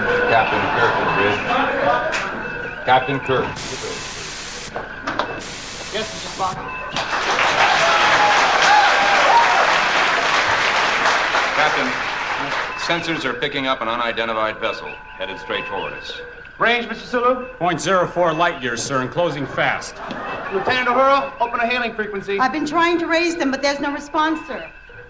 This is Captain James T. Kirk. of the Starship Enterprise. Identify yourself. Put them on the view screen. Full magnification. Aye, aye, sir. I repeat, identify yourself. What kind of ship is that, Spock? Fascinating, Captain. It would appear to be an early gas combustion vehicle, at least 200 or 300 years old. I'll run it through the computer. Find out what those little numbers mean. I want answers. Process visual feed, analyze, and reply. I have a hunch, Mr. Spock, that we are about to face a menace more terrifying than the flying parasites of Ingraham B. More insidious than the sandbats of Monarch 4. More bloodthirsty than the vampire clouds of Argus 10. I have a hunch, Mr. Spock, that we are about to face something deadlier than the Romulans, the Klingons, and the Gorns all rolled into one. Here's the readout, Captain. The computer has identified the alien vessel as a 1968 Chrysler Imperial with a tinted windshield and retractable headlights. And the little blue and orange numbers. That's called a California license plate, and it's registered, or was in 1968, to a corporation known as NBC. Wait a minute. There's something more. The computer isn't sure, but it thinks this NBC used to manufacture cookies. Could that be some sort of illusion, Mr. Spock? It's no illusion, Captain. Scanner readings indicate 2 life forms inside this craft. Mr. Sulu, increase speed to warp factor 8. But, sir, that's only for most extreme emergencies. The ship can't take it. You heard my order, Mr. Sulu. Aye, aye, sir.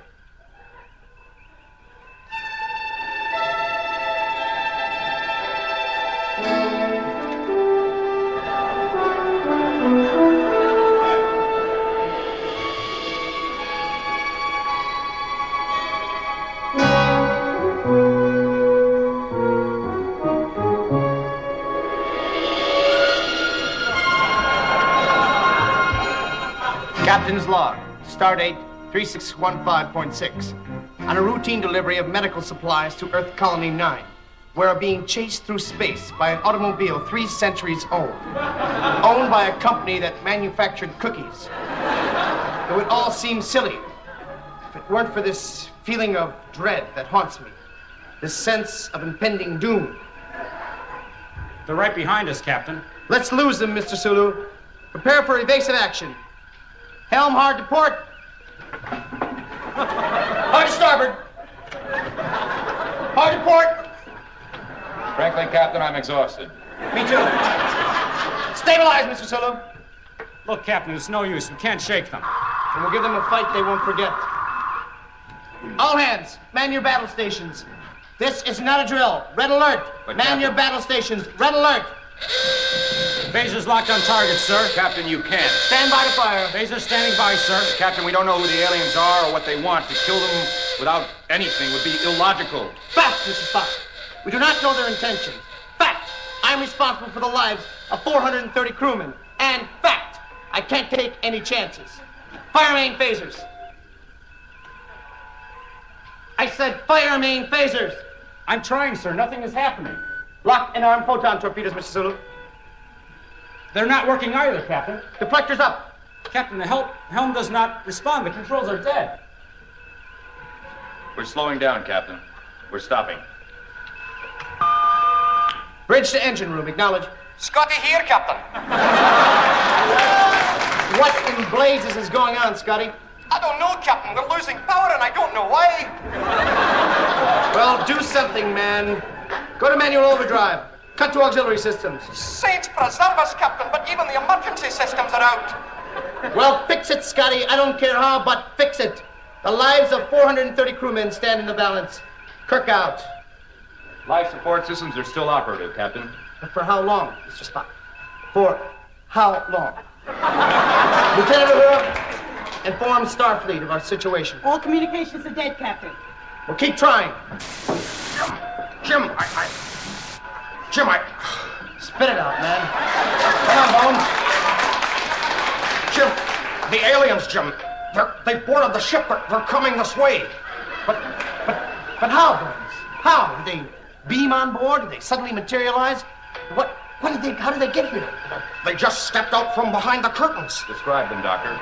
Well, there are two of them, humanoid in appearance. They're bipeds, and they have sort of drab clothing, except that around the neck of the leader is a brightly colored piece of cloth. Is there anything else odd about their clothing? I'm a doctor, not a tailor, damn it. I don't know. But yes, there was something strange. They spoke English. They spoke English, Jim. They'll be here in seconds. I can hear them coming up the turbo lift. We've got to do something. All right. And we'll be ready for them.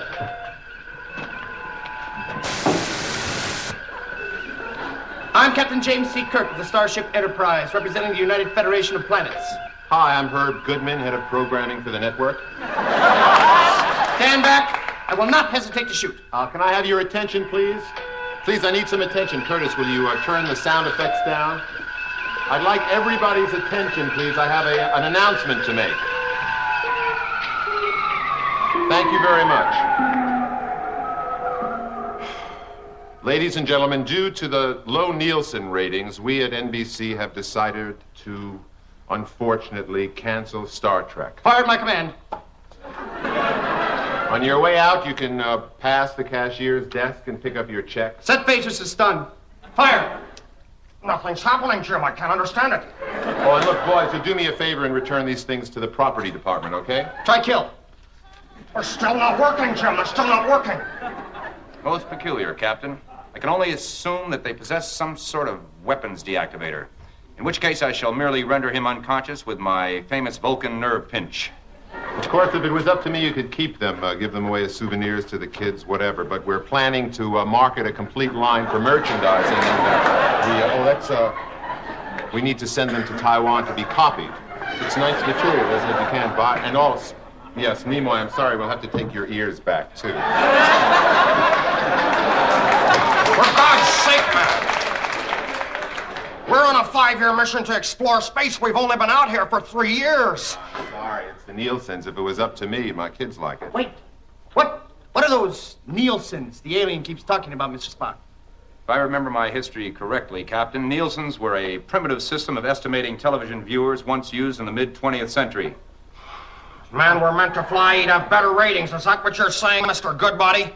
I've had enough of this. George, Nichelle, let's go. I'm going to tie one on. I'm with you, Kelly. I think I'll just go home. Believe that kind of talk, Dr. McCoy. Bill, forget it. It's lost. It's all over. Leonard, you coming? Lay off, Joker. Wait a minute. Mr. Spock, we have yet to try the Vulcan mind meld, where you actually enter the alien's mind, meld with his intelligence, and read his thoughts. I entered Mr. Goodman's mind while you were talking to Dr. McCoy, Captain, and it was all dark and empty in there, and there were little mice in the corners. I kept bumping my head on the ceiling. I don't know. Spock! I'm all right, Captain. Well, man, it all comes apart. Hey, get away from there. Hey, right on, Buck Rogers. Is that an order, baby? Look. No. Okay, boys, let's go. Now, let's break it on up. No! I can't let it end like this. No, I'm the commander of the ship. I give the orders around here. It is my ship. I give the commands. I am responsible for the lives of 430 crewmen, and I will not let them down. There must be some way out. You're becoming quite emotional, Captain. Needless to say, my trained Vulcan mind finds such open displays of emotion distasteful. Emotion, you see, interferes with logic. It's only by dealing with the problems in a logical, scientific fashion that we can arrive at valid solutions. Now, with regard to the alien takeover of the Enterprise, I would suggest that we seek some new alternative, based on some exact computer analysis, of course, and taking into consideration elements of... I don't believe this! God! Everybody even know wants the show. They want to see the show. I have a contract. I have a contract. I want my... Where's my ears? I want my ears.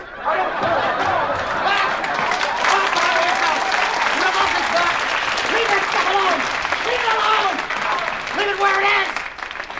So that's what it is. Spock, you're half human, remember? So that's how it is, huh? Just me, huh? Well, I've been in tougher spots before. No way am I... Now, did the original guy that played this, which was William Shatner, did he not want the series to end? Was that the rumor? Oh, I think I lost my call on Skype. Did I really? Yeah, I lost my call on Skype. I don't know why.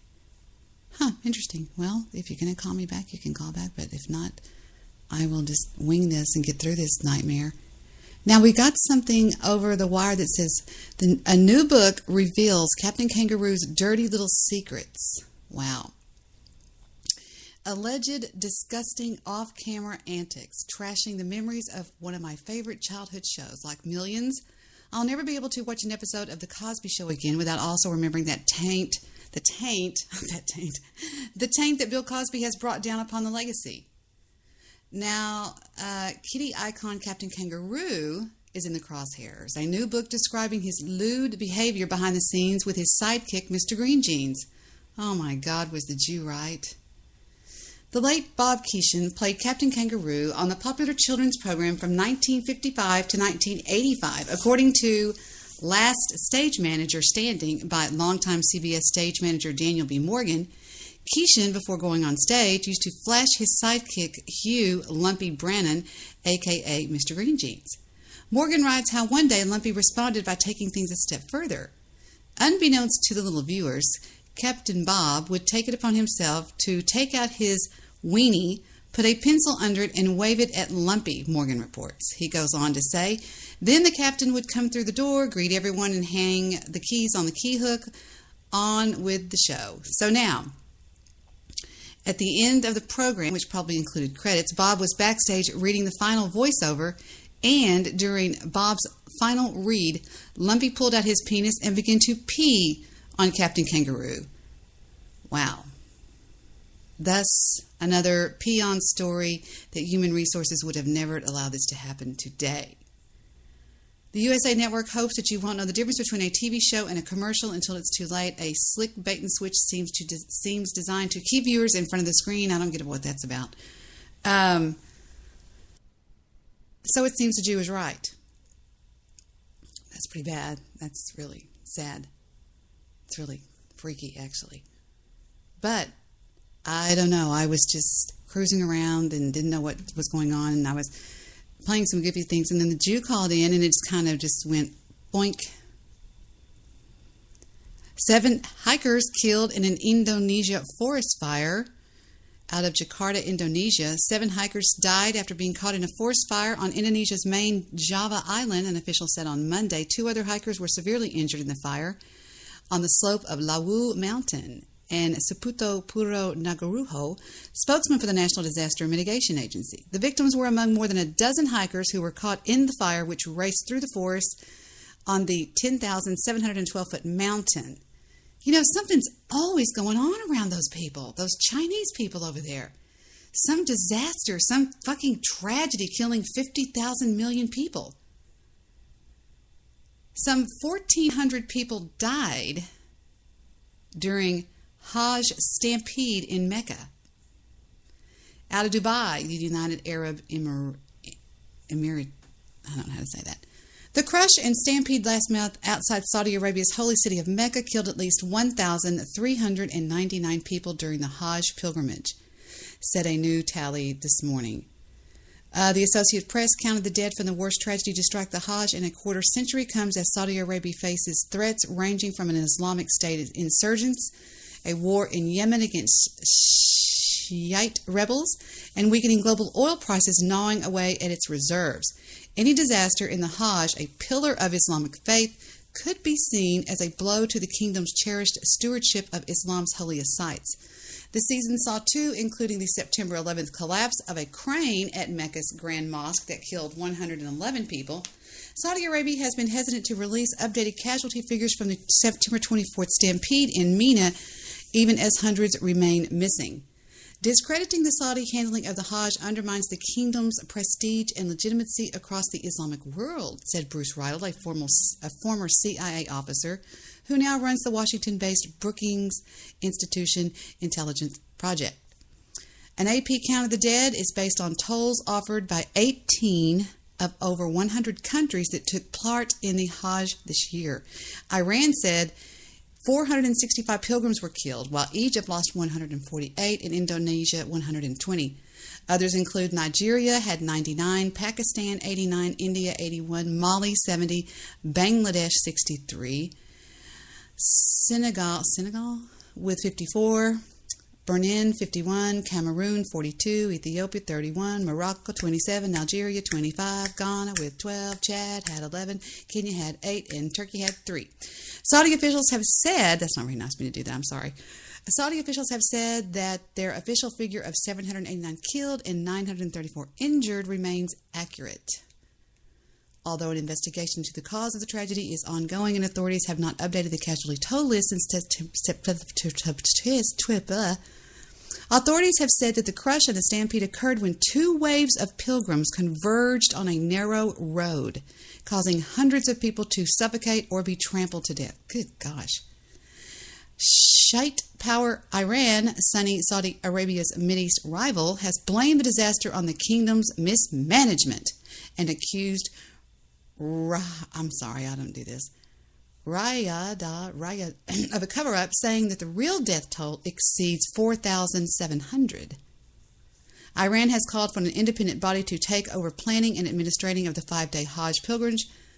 Iran. Wait a minute. I thought this was, I guess that's right, Muslims. And they just parade the dead all around in the streets. I'm sorry, I just think that's weird. I am sorry.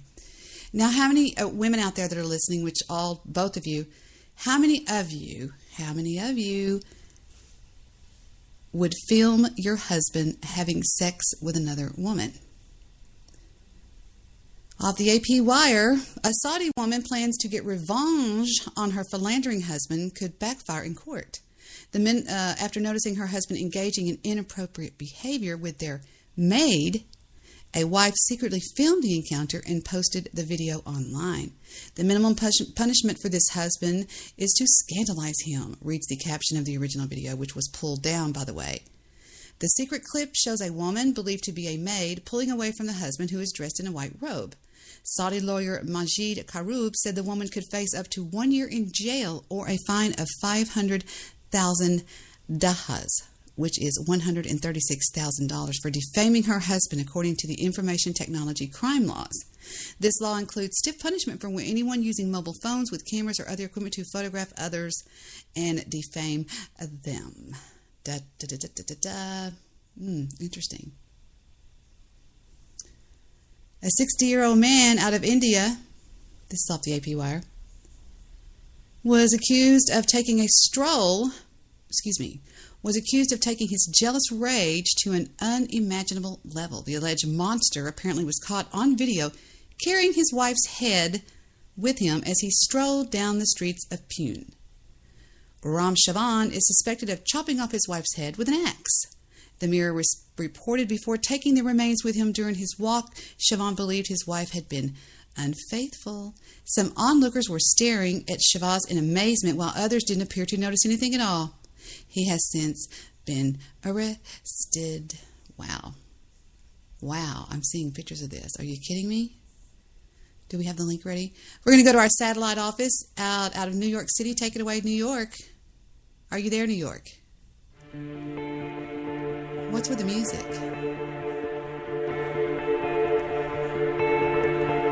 Okay, that's obviously a bad feed we're having from New York. Is New York on the line or not, Matilda, you fucking idiot? Now, I said I wasn't going to cuss all night, and I'm not going to. Out of Dallas, Texas, my hometown right here, I'm very sad to report that a former Texas Aggie football player has been identified by police as the machete murderer who hacked a jogger to death on a trail Monday, to the horrifying witness of a passing cyclist. Former wide receiver Thomas Johnson, only 21 years of age, allegedly admitted to the brutal slaying that was apparently carried out in anger. A witness identified only as Brandon told the television station, that NBC Dallas-Fort Worth affiliate, that he was riding his bicycle along the popular Northeast Dallas Trail when he came upon this grisly attack. As I got closer and closer, I could tell it was a machete, and there were repeated blows that were occurring. Thank you, Brandon. As I get closer, I could see what was being hit was a person lying face down on the ground. And it was also apparent to me that by the time I got close, that there was nothing that could be done to this person. Because, Blaine and I, we waited. We didn't go over there when he was chopping them. We were just like, I'm not going over there. Fuck you.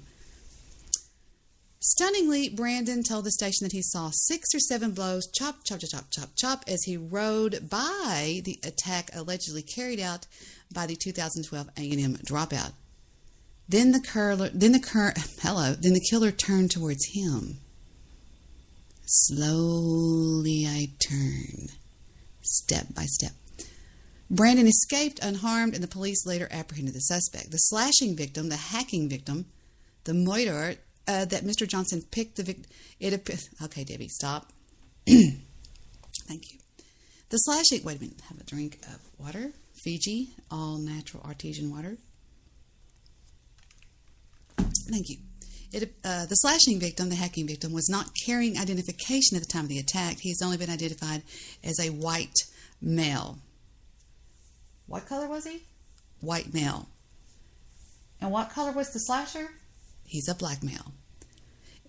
Johnson withdrew from the university a month after going missing in late 2012. Up until then, he performed as one of the team's star freshman receivers. City officials should probably do something to... Oh, she's pretty. Oh, wow. Wait a minute. Hold on. We may have a serial killer. Because it says right here, Zoe Hastings, 18, beautiful blonde, was also found murdered near the jogger in Dallas on Monday, but police say the deaths are not... Say, stop. Oh, wait a minute. Johnson withdrew. We read that. City officials withdrew. We said, city officials should do something to make this trail safer, said Brandon. What do you want them to do? Go out there with armed guards as you drive around on your little bicycles and jogging in your Nikes? What do you mean? If you want it to be safe, carry a fucking gun. Go get licensed. Go down to the Dallas firing range or whatever it is. You just have to go through this course and shoot bang, bang, bang, bang, and just go down and get your license. Carry a gun. Here's what I'm seeing would happen to me. Jogging, jogging, jogging. Hello, ma'am. I have a machete. Watch this. One pop. See you later. Keep jogging. Jog, jog, jog, jog, jog. Excuse me, Debbie, did you shoot that man over there? Yes, he was going to kill me with a machete. Do you have a witness? Yeah, my fucking eyes. All right. I hope that after this attack, they definitely consider some illumination under the overpasses because there's none at the moment, said Runner Lee Hunt, telling the station. Fair Oaks, Skillman and Walnut Hill, that's still there? Fair Oaks, Skillman, Walnut Hill, it's pitch black in those spots. There are so many runners and riders out there every morning. Dallas cops are also investigating another homicide that occurred at the exact same time. Okay, I'm going to go out on a limb here. Her body was located, Zoe Hastings, very sad, was found in a van in a nearby creek just 30 minutes after the jogger's body was found. Hastings has failed to show up for her church classes at 5. She was last seen driving a 2007 Honda Odyssey. I would do some serious investigation. I'd be talking to everybody that she knew. Not good. How many of you use Uber? Anybody use Uber? Call the Uber cabs? A fake Uber driver has been sentenced to 12 years in prison for abducting and raping a woman in his car. Of the AP Wire. A fake Boston Uber driver will spend the next 12 years behind bars after raping and abducting a woman in December last year. Alejandro Doan, 47, pleaded guilty on Friday to charges of aggravated rape, kidnapping, and assault and battery, the Middlesex District Attorney's Office said. He sexually assaulted a woman he abducted while pretending to be an Uber driver. And I was telling somebody, I don't know who it was, one of my friends, that if I was a Uber driver, guess what would be in my glove box? That's right, my buddies, both of them, Smith and Wesson. Australian mommy accused of injecting her daughter with urine. Stop it, Gunner. A mommy blogger is accused of harming her daughter by injecting her with urine in an attempt to get her doctor to treat her. The woman, who has not been identified by authorities, was apparently frustrated with her failed attempts to help the girl who was born with a genetic illness. The mother's suspicious behavior goes back to 2008. I wish I knew how to do this Australian accent. I wanted the doctor to treat her, the mommy wrote in her blog, which has now been removed, of course. Do something, anything. Off with your heads. She was in pain, and I could see that she was becoming unwell. Gunner, stop it. So I said to my husband, darling, let's just stick urine in her body by injection. I can't do that. I wanted him to treat her. The mom wrote in the blog. Do something, anything. She was in pain. I already read that. Authorities say that the girl's venous line was contaminated with urine. The mother has been accused of laxative abuse. The child is the face of several well-known charities. The child is the face of several well-known charities, according to ABC. She even reportedly danced in the Sydney Opera House. Because the little child is such an adorable-looking little child, they used her for publicity. She was on big banners at the airport. A friend of the mother's who identified herself as Karen. Karen said she was stunned to hear about the allegations. My first reaction when I heard that the police were involved in my friend's case, I was horrified. I couldn't believe it. She's the last person I would ever think would inject piss in her little girl. Weird. There's a bunch of crazies around here, I'll tell you that. A former gang member in Chicago was charged after his son, who's only 6, fatally shoots younger brother during a game. An innocent game of cops and robbers turned... This is off the AP wire. That's where the copyright goes to, please. An innocent game of cops and robbers turned into an awful true crime in Chicago Saturday night when a 6-year-old boy accidentally shot and killed his 3-year-old little brother. Oh, how sad. Oh, my gosh. With their father's revolver.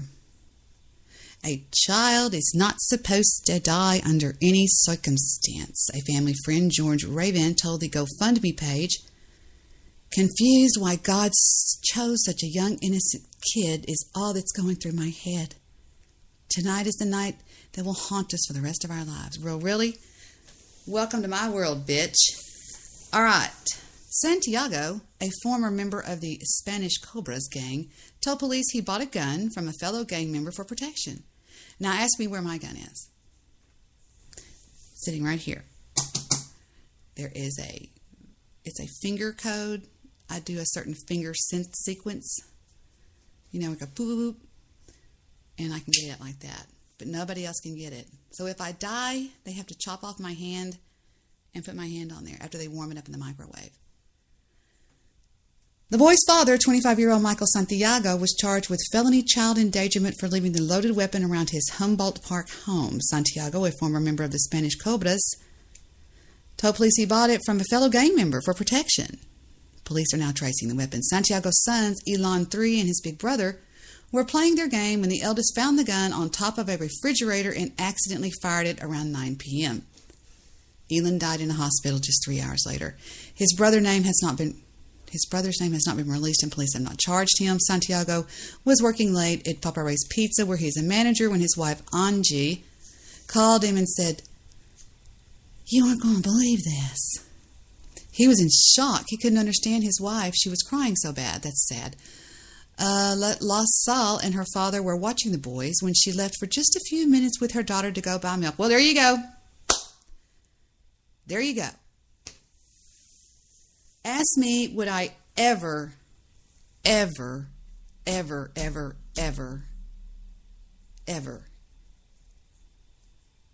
my kids? Because I didn't only just have my kids. I had my kids and all the neighborhood kids. You want me to name them? Stephen had Tyler and Hunter every day, and Cameron. That's 4. Heather always had Bailey and Kaylee.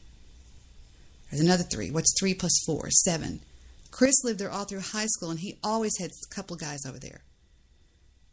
That's 10. At all times, only until school was in, I had a break. That's when I went to feed the horses and do all that stuff and work out and go buy groceries. So I didn't just have to. Well, she just had to. Bullshit. I had windows solid across the back of my house.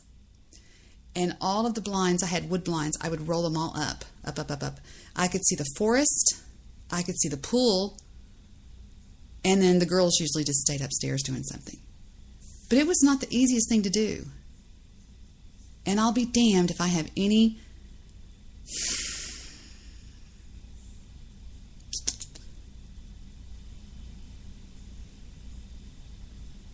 You know, the couple moved into the home Santiago thought the refrigerator was too tall for any of the children to find.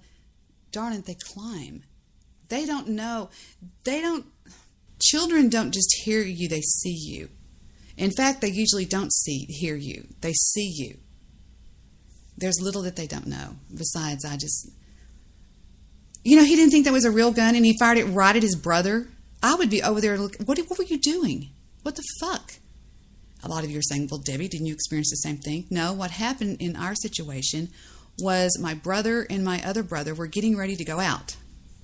My brother had gone to West Texas to show my mom and dad his police uniform. Look at me, I'm a cop, yay. He had just got out of the police academy. I mean, I'm talking days, hours. I was supposed to go, and I said, no, I don't want to go. I have no idea why I didn't go. They were in his bedroom. They'd had all weekend together, fun, yay. They'd had a big dinner. My grandmother was there, blah, blah, blah, blah. It was in my parents' brand new, beautiful home, which my little brother lived with because he was attending the Lubbock schools. David also had a newborn baby that was weeks old. And so he was out in the living room. They had a huge living room, like a den. And it was, his wife and baby and my mom and dad. Well, David said, can we go to Coldwater Country? My dad said, David, Jay's 17 years old. And he goes, well, I can badge him in. He said, okay. So they went to shower and get ready to go to Coldwater Country. And David and his wife were staying in that bedroom because my bedroom that I had out there, because my mother always made a bedroom no matter how old we were. If she was still alive, I'd still have my bedroom. And mine had a twin bed. It was really cute, though, with a canopy. And Jay had a queen-size bed in his room. So Jay moved over to mine. I wasn't there. And they were staying in there. Well, in there was David's gun, his off-duty gun. He called it his piece. And I actually have the gun. It was a .380. Very tiny little gun. Looked like a little tiny Glock. And Jay, having nothing, he didn't know anything about guns. He picked it up, and David said, wait. And David pulled the clip out. He did not know that Jay had already gone chink, okay? So David takes the clip out, turns around, and when he turns around to the closet to reach for his shirt, he heard. He turns around, and Jay hit the floor. And my dad heard it and came rushing in there, and Jay said, I think I hurt my head, Dad. He just barely capped himself on the back, barely. He didn't point at himself. It just barely, he lived. He was fine. But what happened was this. What went wrong, in the addition that they lived in, which was, I'm talking the paint wasn't barely dry on my parents' house. And they hadn't spray painted the numbers of the house. And back when you called 911, when this happened, they were like, where are you? Well, my mother was in a panic because she had actually walked in there and my dad threw her out of the room. This is what I all heard. This is all the stories I've heard.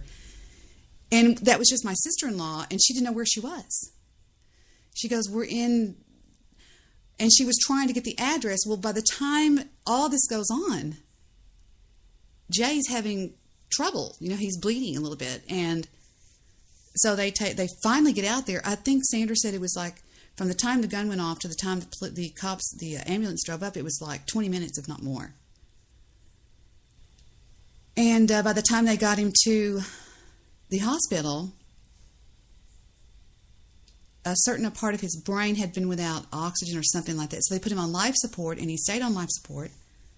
And the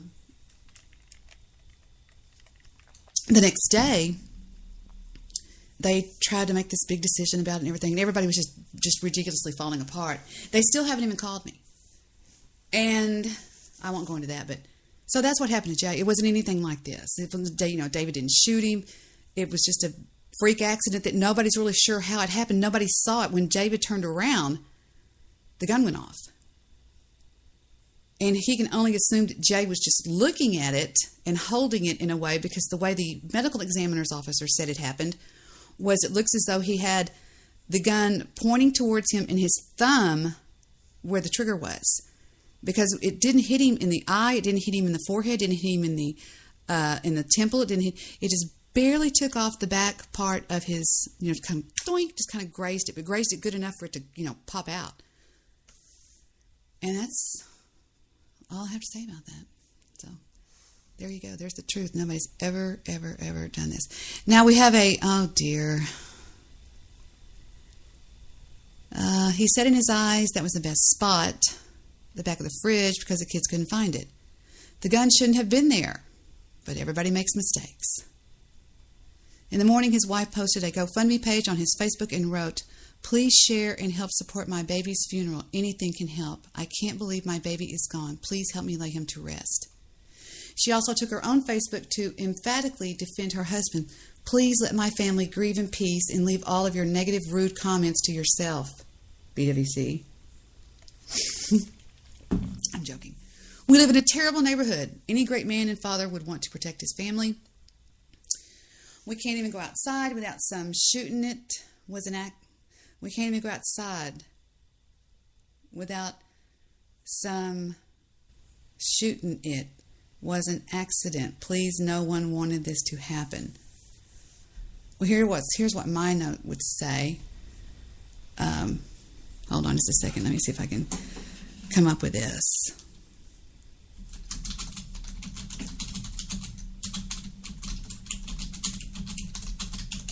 All right, here's what my note would say to somebody that's out there. It would say, "Fuck you, get off of my lawn or I will shoot." That's all it would say. "Fuck off my lawn or I'll shoot you."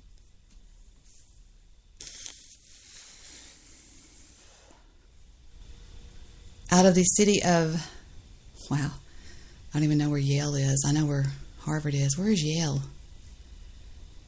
New Haven, Connecticut. Out of New Haven, Connecticut, a man working inside a smokestack on the Yale University campus has died after he fell from a ladder into the 50-foot chimney.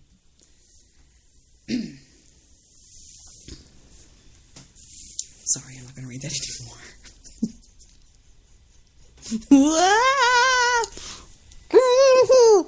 We're trying. Sorry. I'm sorry. I swear to God, I'm sorry. I don't know what's wrong with. I know what's wrong with me. It's that little piece of crap right there. Now, ladies, you know that there's one way. If your man's beating you up, run over him with a freaking car. Ohio woman who was attacked by her husband runs over him with a car with the children inside. Oh my gosh. Shut up. An Ohio woman who was attacked by her husband in front of their kids wound up running over him in a car with the girls inside. Prosecutors have dropped homicide charge against the second grade teacher. This is a fucked up world we live in. I'm sorry. Satellite, we have a hookup. Okay, thank you. Go ahead, hook now up. At 6, a chilling 911 call by a 12-year-old. Her father is dead. Her mother was charged in his death. The daughter told the Fairfield County 911 dispatcher it wasn't on purpose. 10 TV Shelby Croft live in the newsroom. And Shelby, we've decided not to air that audio of the 911 tape. That's right. I listened to the call here on this computer. Now, it is highly disturbing, and we want to protect the couple's 12-year-old daughter in this. We do, though, want to share the details of what was said. I'm getting a report in from downstairs. We have that audio. We do of the 911 call. All right. Do y'all want to let that roll, or is that in bad taste? I don't know. Somebody tell me. I'm not really sure. I just I just read the what they give me to read. You want to go ahead and try it? Okay. I think we have the audio from the 911 call. Stand by just one moment. We'll be right back with you. Go back to the feed. Are you there? The entire incident took place at Angela and Daniel Luke's rural Bloom Township home. The 911 call starts with their 12-year-old daughter crying uncontrollably, telling the dispatcher about her parents fighting. "He's hitting my mom, and he's pinning her to the ground, and he won't leave her alone, and he's yelling at her." The couple has been married for 18 years. They have 2 children. The sheriff's office says they have not been called to the home before, and the couple doesn't have any history with the courts. The girl told the dispatcher they've been fighting for a long time, but he's never took it this far. She went on to describe a violent fight. "My dad hit my mom, and he pushed her into a flower pot." And, "Oh my God, he's hurting me now. He's hurting me." The girl screams for help and repeatedly asks when crews will get there. She finally says she, her mother, and sister are in the car trying to leave, saying he's not. You know, why don't they just play the freaking audio? Are you kidding me? Shut up. That's, you know, what? What? No, Sonny didn't answer me on Skype, so I don't know if that'd be in bad taste to do that. I'm just saying. We have some more on the Odom case. We have some more on the Odom case. I need to close some windows. I have too many windows open. Thank you. Who am I talking to? Talking to the worker found safe. That's not it. That's not the one I clicked on. There was one that was dead, found dead. Damn it. You know something? One of my girlfriends went to a brothel one time. She wasn't actually one of my girlfriends. Well, yeah, she was. And she was a full-time call girl. Swear to God, I'm not lying. I met her at the barn. And how did I meet her at the barn? Because Trim bought her a horse. He goes, Debbie, you know where we keep this goddamn horse? I said, sure, put it in my barn. How much is that a month, Debbie? It's about $75, but it's full care. And it was one of his girls. Trim is a pimp. Well, we became just good friends because I loved Trim, as you all know. I just loved Trim. Trim was just one of the most adorable people I'd ever known in my life. And her and I became good friends, so much that we would hang out together. And whenever she was on call, they called it the lines. There were 20-something lines going into one cell phone. And she would take the calls. The madam, or Tracy as we knew her, would answer the calls. Hello, psychic hotline or whatever. And somebody would say, oh, I thought this was a service to... She would say, well, now that's illegal, but here's what we can do. We can hook you up with somebody if you'll tell me what kind of girl you like, blah, blah, blah, blah, blah, blah, blah. Oh, damn it. Well, are you listening, or do I have to type all of this to you? Anyway, what was I saying? Oh, and she would take a call, and she would go, hi, this is Misty. Not Christy, Misty. And she would go, I'm 5'7", I have dark hair, I'm, blah, blah, blah. Well, what happens after that, why am I telling you this? Never mind, that's really stupid.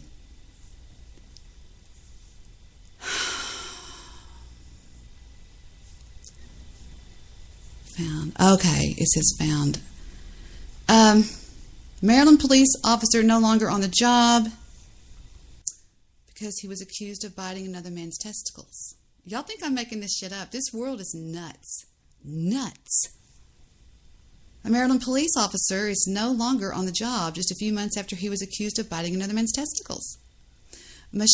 Michael Flagg is on probation for 1 year during the fracas outside Looney's Pub in Baltimore while he was off duty at the Cinco de Mayo celebration. Apparently now he's not a cop anymore. Flagg stopped serving the department as of September 23rd. Police spoke. Debbie, stand by. Sorry. Well, wait till you hear the next one. Are you kidding me? What? Rips apart friend's wedding in a brutal rage. California man shot dead by his own father as his wife goes into labor. What's going on? Seriously, people, settle the fuck down. What's wrong with you people? Find God or something. Teen mom convicted in Bali suitcase raises baby in prison. 6 suspended over racist text about black class president. Student sexually assaulted by freshman girl. What? I'm sure there's been a time in history when people thought this world has gone crazy.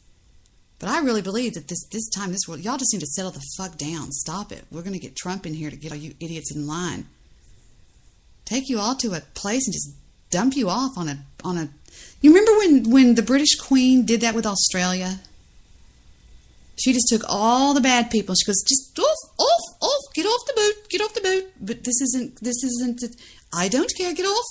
Give them some rations. Thank you. Let's go get some more. And she would go over and get criminals out of Great Britain, out of London, out of whatever. Put them on a boat. There's an island about, I don't know, stone's throw from here. Put them on there. But how will they eat? I don't know. They'll find a way to eat. Leave me alone. Do you have my purse? Yes, but there's nothing in it. Just hand me my purse, thank you. British babysitter faces jail after sexually abusing a 13-year-old boy. Texas teens affluenza revealed in new that sounds boring. Love triangle ends in 2 dead. This is unbelievable. Last one, I promise. The Maryland love triangle ended in a double homicide. A mom and 2 teens have been arrested. Y'all stop this. This is insane. A Maryland woman enlisted her 13-year-old daughter and her boyfriend to help murder her husband and their live-in lover. I had the audio from the little girl that called in on the 911 call. I was wondering if that would be in bad taste. Didn't know. Anyway. And I went off. I said, Lester, damn you, you piece of shit, die in a fire. No, I was joking. I believe that's what I was reading off of. No, I wasn't. I was reading off of a better one. What? Birthday stabbing turns party into a war zone. Man wipes police summons on his butt cheeks. Can somebody tell me what's going on here? I mean, the worst turf in the NFL just swallowed a kicker's foot. What? Little girl embraces failure, becomes new role model. No soap in the shower? Why should you dial back on the suds? Aunt who sued nephew over hug says she was never comfortable doing so. 11-year-old girl stick figure helps nab burglar suspect. Fuck. Unicorn pooping rainbow ice cream is a dream come true. Stop. This man can balance an egg on his head. What's wrong with us? What's wrong with you people? The clucking chickens tweets and she's got more Twitter followers than you. I hate you. I hate this world. I just like hanging out with a Labrador Retriever and a bottle of Fiji artesian water, fresh from the artesian whatever. Sexy Halloween costumes can help you find love. What? Attention target. Wait a minute. Okay, hold on just a second. Gunner, I'm fixing to give you a wow-wow on your boobie. Now stop doing that. Quit doing Jimmy Crack Corn and I don't care. Attention Target customers. I screwed that up. Okay, Target has been playing porn over the loudspeakers. It's like, do. We need to go look at the vacuum cleaners before we leave. Exactly, we'll go over there. Yes, that's right. Yes, thank you. What the fuck is that? I don't know. I mean, can you believe... What?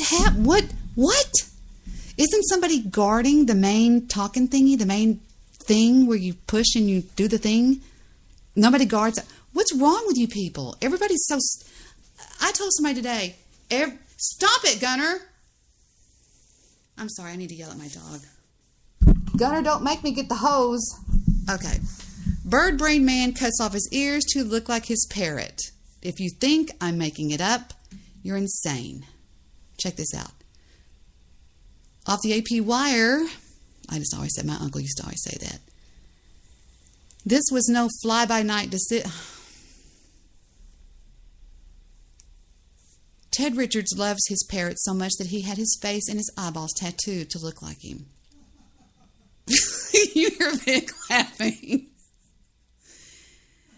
If that wasn't bird brain enough, the crazy motherfucker went and had his ears chopped off. And he has a beak on his mouth. But no, everything's fine, Debbie. It's you. It's you. And then he has this thing on the side of his brain, had it sucked out to it. Debbie, yes, I know. How many of you would dare to get a face tattoo?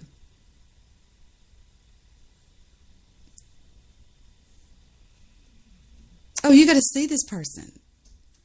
Absolutely stone cold fuck nut. Look at this guy. Have you talked to Lester lately? See if you can hear a little better. I think that is Lester. Lester. Did you hear that? Lester, did you hear that? That was Vic. His screen shares. You know where he lives. It's the white Land Cruiser out there. Slashes tires. Hello. Love. Bye. Close the door all the way. All the way. Pull the door. Victor, close the door. Hey, what if you had like a spaded dog, you know? It wouldn't look like your dog. Cut the old Wandujo off.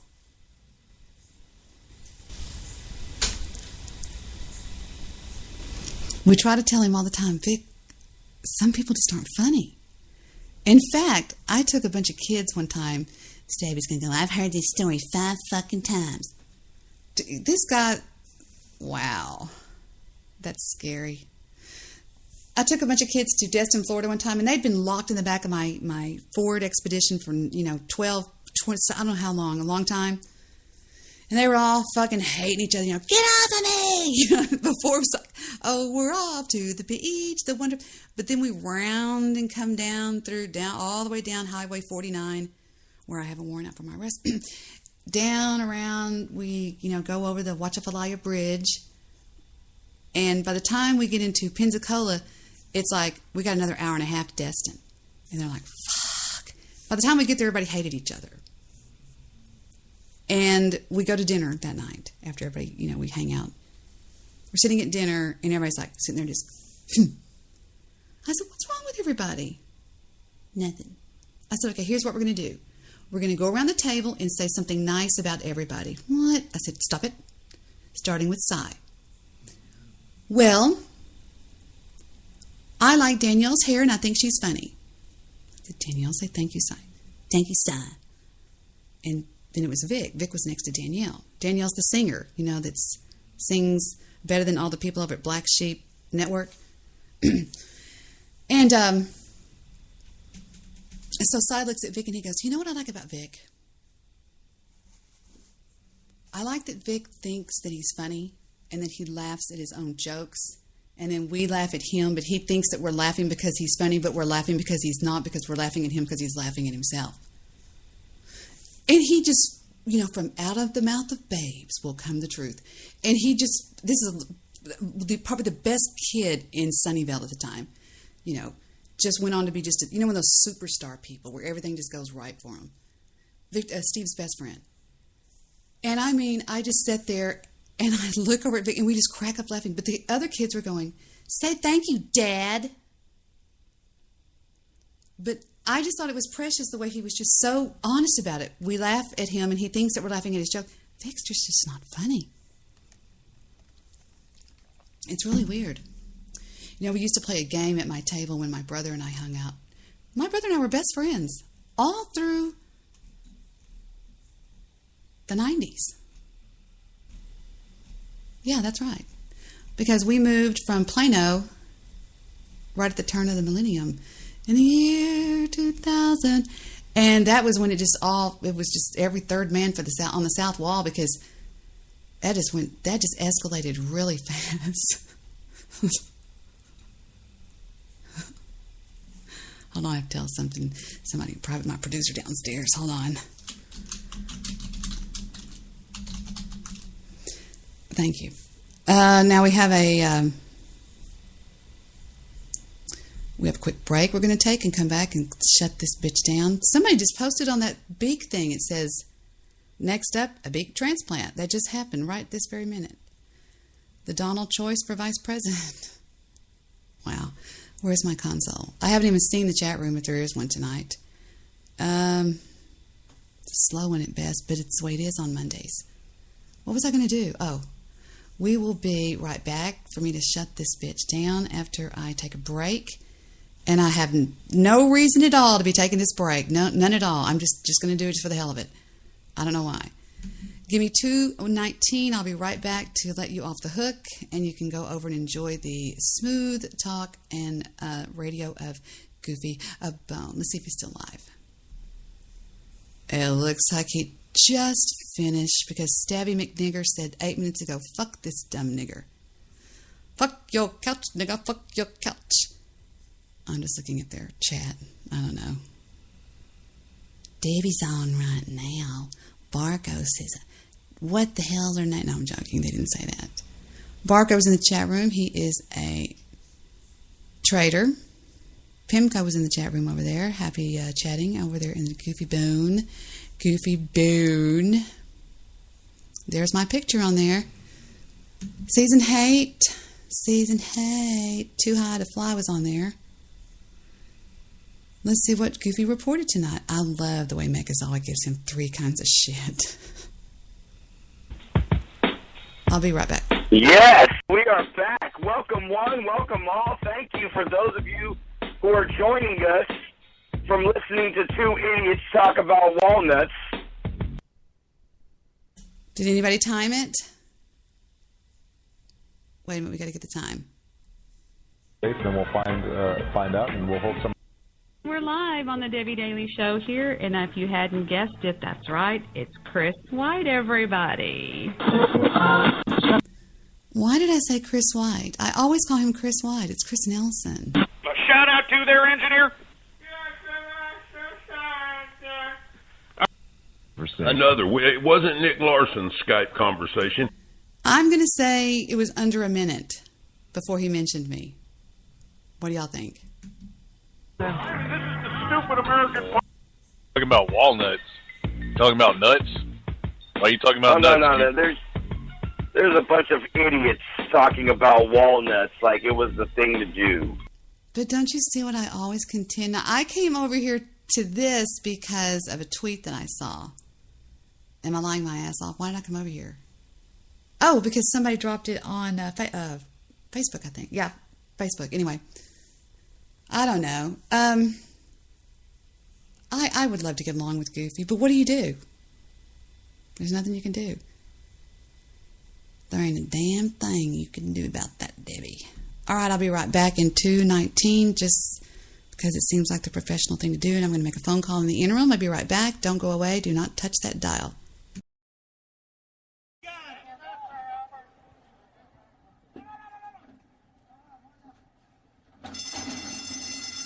They're off. Little Miss Macho had a bit of an awkward start. My Wife Knows Everything broke well. Lady Mutada is up and on the pace. Rojo's Tune is out third. The Wife Doesn't Know fourth to the outside. And Eleni's Hope is fifth as they move for the first turn. On the far outside, Little Miss Macho is going up. I only hear that in my left ear. And I'm wondering if that's what's going on with anybody out there listening live. But we don't know if anybody's listening live. And besides, we don't talk to the live listeners because they're usually very, very mean people. All right?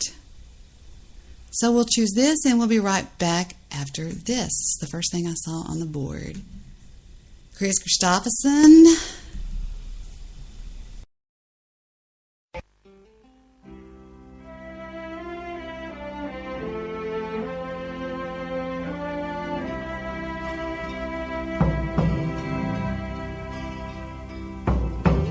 I have seen the morning burning golden on the mountain in the sky.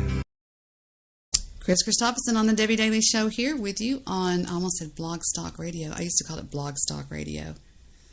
Now we have the audio from the little girl's 911 call that is not being played, and we are debating on whether or not to air it. It's not very, it's bothersome at best. Bothersome at best, yeah, that's right. So I'm going to break this bitch down. Oh, really? You could hear it? Let's go back to that. After that tardy start all the way up to battle with the leaders. On the lucky side is next. A ground-saving trip for Morningside Heights. Late for class in Miss Tallahassee. Or in the back of the field as Lady Mutada leads the way to the backstretch. And Little Miss Macho is second through a quarter of 24 2/5 seconds. Rojo's Tune third at the rail. And then comes My Wife Knows Everything and The Wife Doesn't Know, followed by Eleni's Hope on the inside, 5 off the lead. 2.5 to Late for Class. To the outside on the lucky side, Morningside Heights along the rail. Miss Tallahassee is last. The feeling of the freedom of an eagle when she flies.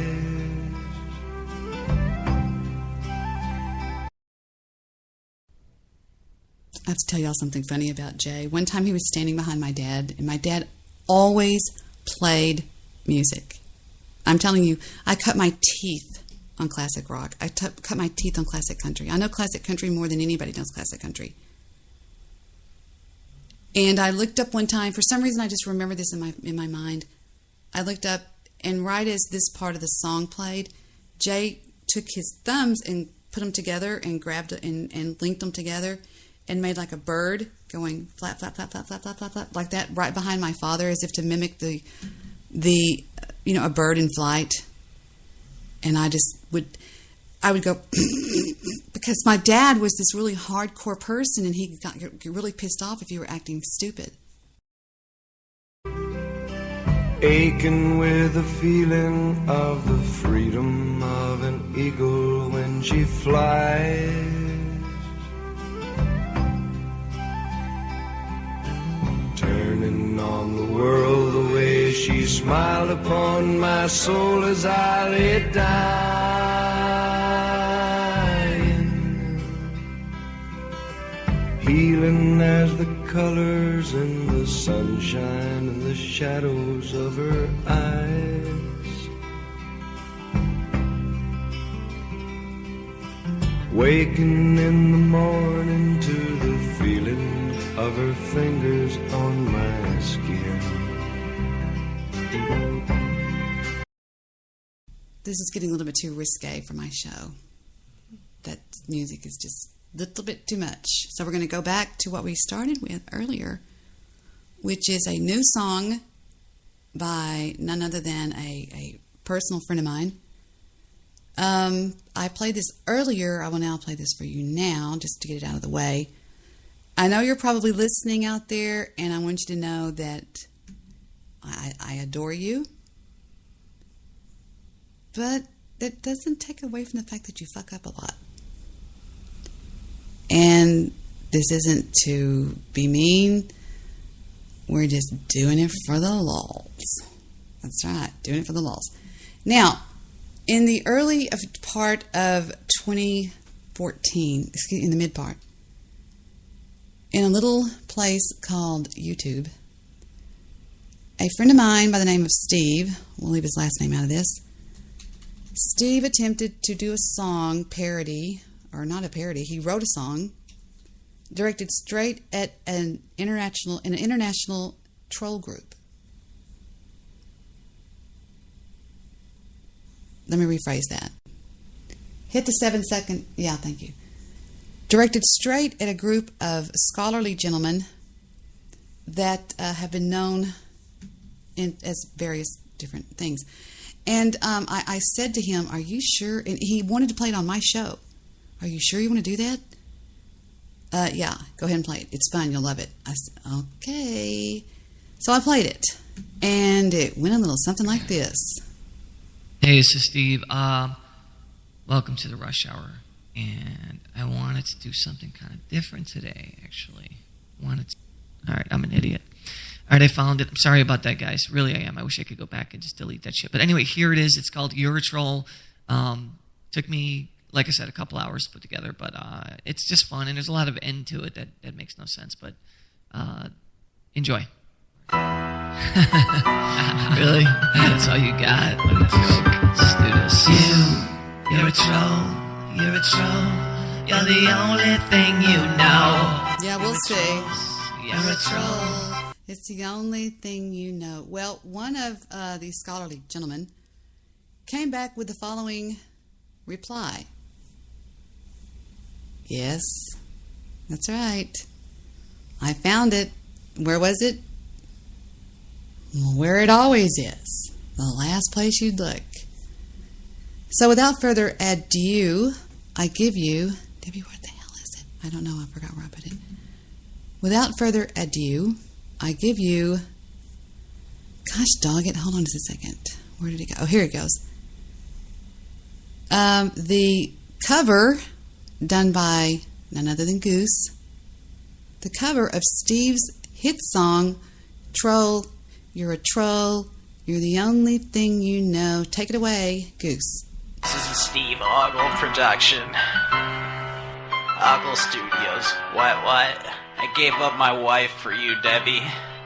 And ever since you kicked me off your show, I've been holed up in a closet, drinking Four Loko and listening to Rush. My life is now devoid of meaning. Thief, I'm a thief, I'm a thief. I cause wedding brides some grief. I'm a thief, I'm a thief. And my voice sounds like a queef. People didn't know about my wedding scam until they found my docs on my Instagram. So I skipped town, never had to go to court. Now they're listing my misdeeds on Ripoff Report. I got lippy, but Debbie put me in my place. Now the BWC is jizzing in my face. All over my face. Yeah, all over my face. In my throat, in my chest, and even in my nose. They jizzed in my nose. How come you're ignoring my calls, Debbie? I've texted you over 9,000 times, yet you still refuse to respond. And you say that I'm stalking you on your show. We could have taken the Bill Waggoner crew down together. But instead you let your show be run by internet trolls. I really got lippy with the BWC. I showed them who was boss. And now I'm homeless.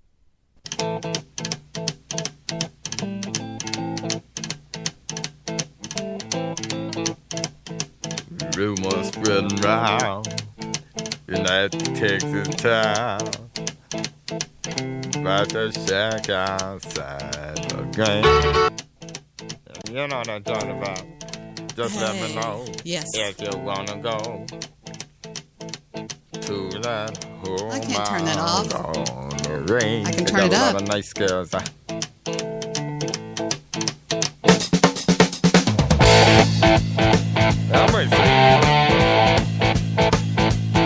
These guys are best friends with my uncle.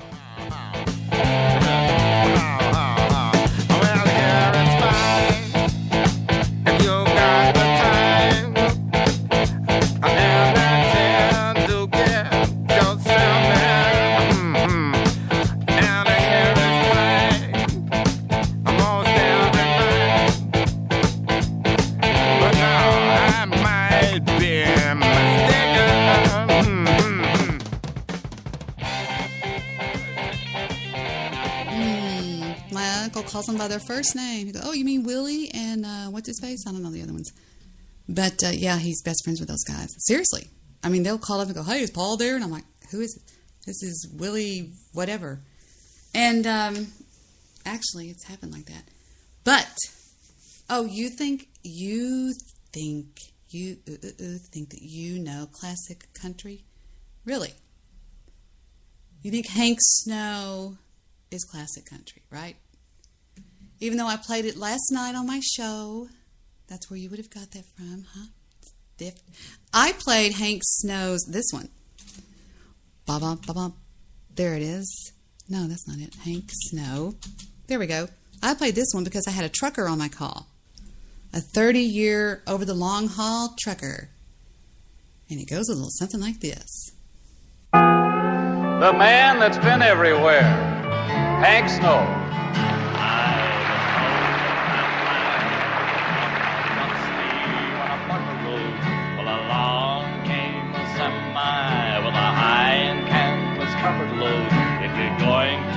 When I muck a mine with me you can ride.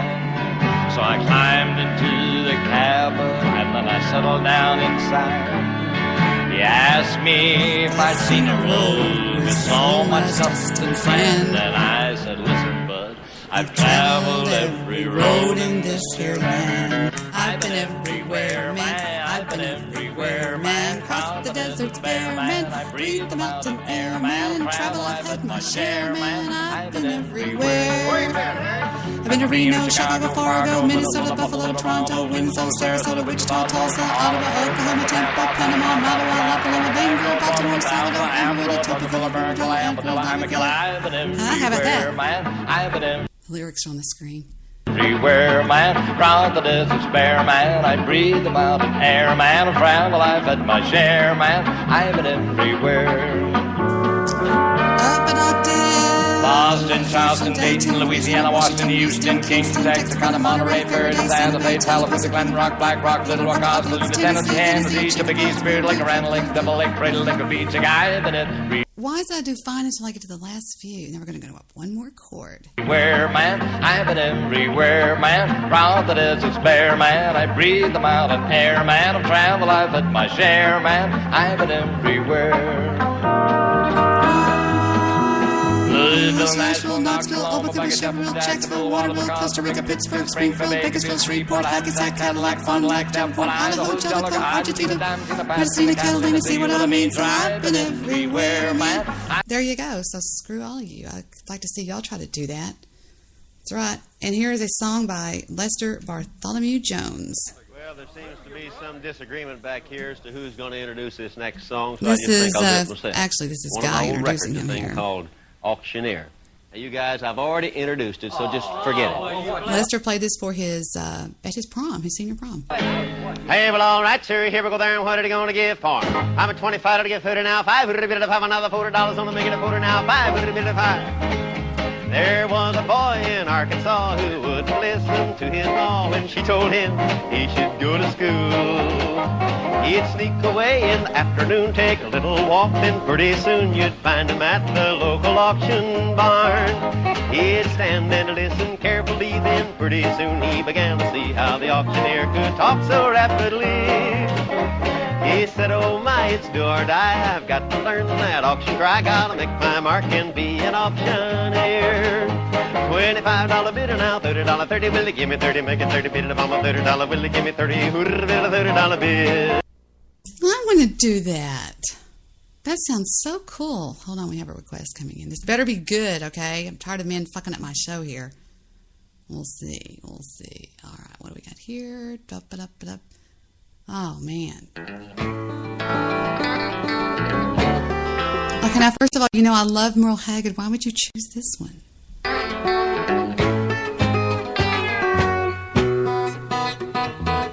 Some folks call me a rambling man. I do a lot of thumbing and kicking cans, and it wouldn't do an ounce of good to call my name.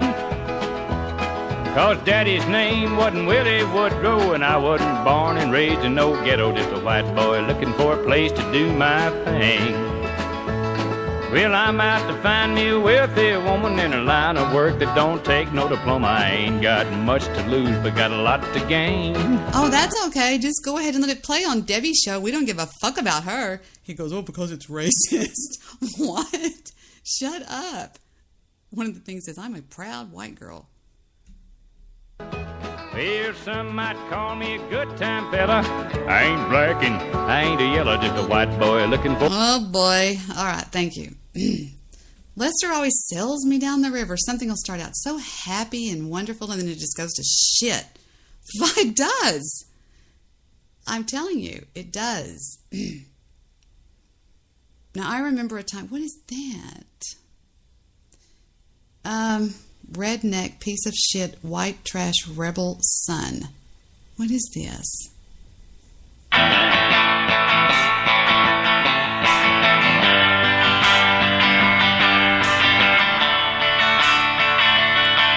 This might be pretty good.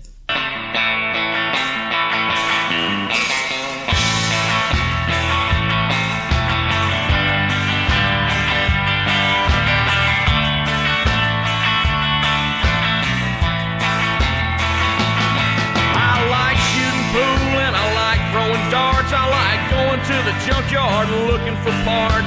I like shooting my guns in the dark. I like to hang out in the trailer park. I got used tires for sale in good shape. I got every Dukes of Hazzard episode on tape. Who are you to tell me I ain't got no class? I'm proud my name's Shay, and I'm glad of my ass. Be a redneck piece of white trash. I like to dip and I like to spit. I like talking on the phone while I'm taking a shit. Sorry. All right. This goes out by the snow.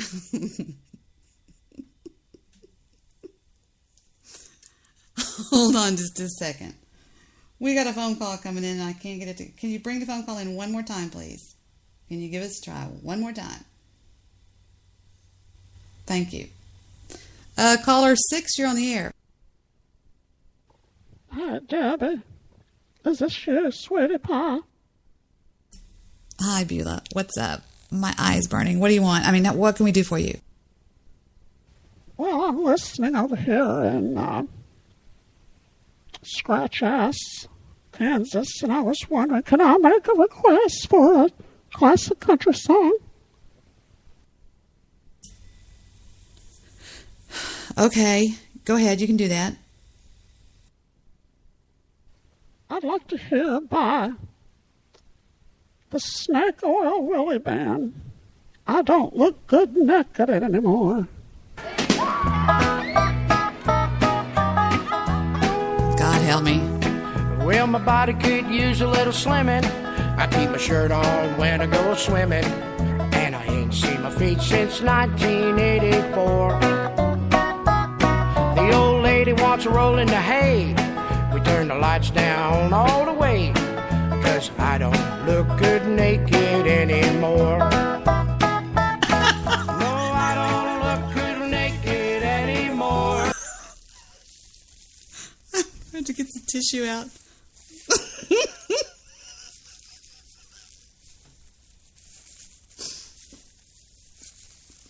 It's got the bouncing ball. It goes, no, I don't look good.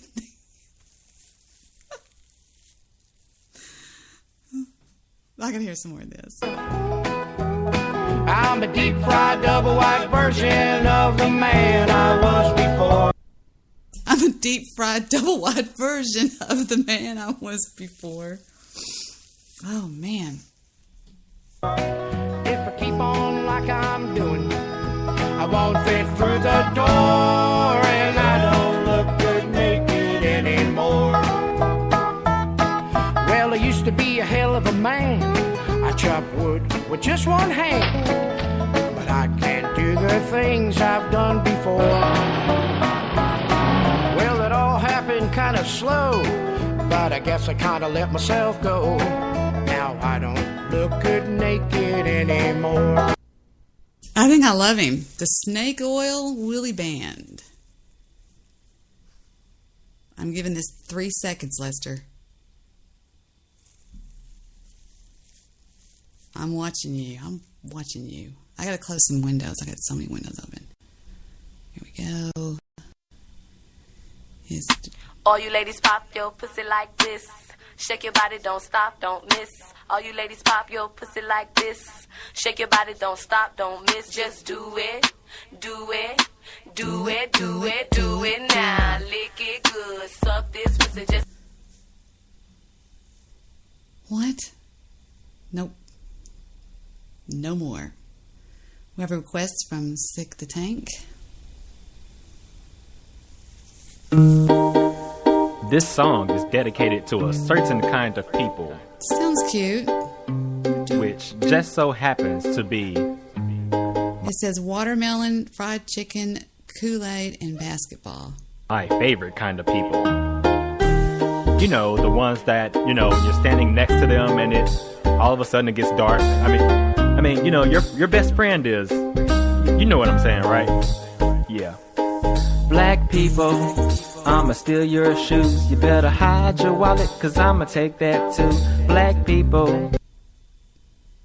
Thank you.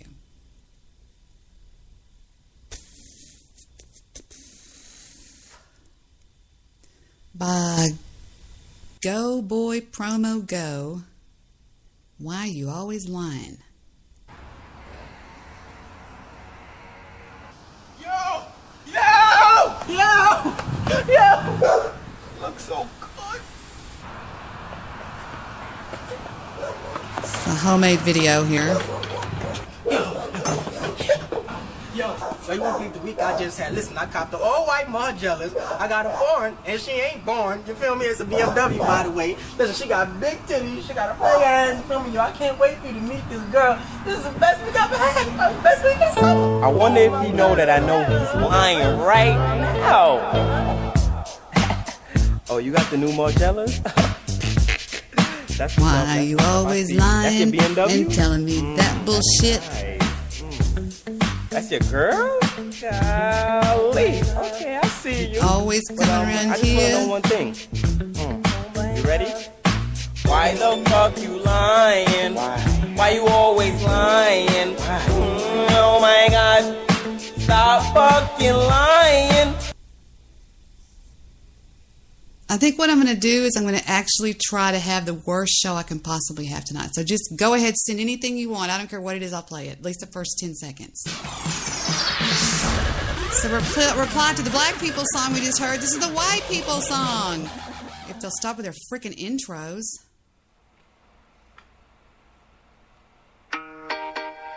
This song is dedicated to a certain kind of people,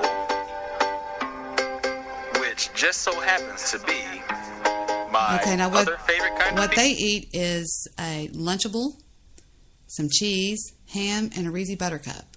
You know, the ones that like to, you know, hurt themselves, bro. Skateboard, ollie, bro. Kick flip, split your lip, bro. Kick me in the nuts, bro. You get what I'm saying, right? White people, I get bullied in school. I can't wait till I'm a cop so I can bully you. White. We got to go a little bit further. It says, white equals cop, cop equals black plus hospital. White people. Hey. White people. No, we can't dance. And I don't whoop my kids or spank their hands. White people. Bad Michael, bad. Who's a bad Michael? Go to your room, Michael. If you poke me on my arm, I bruise easily. So I only quarterback in the football league.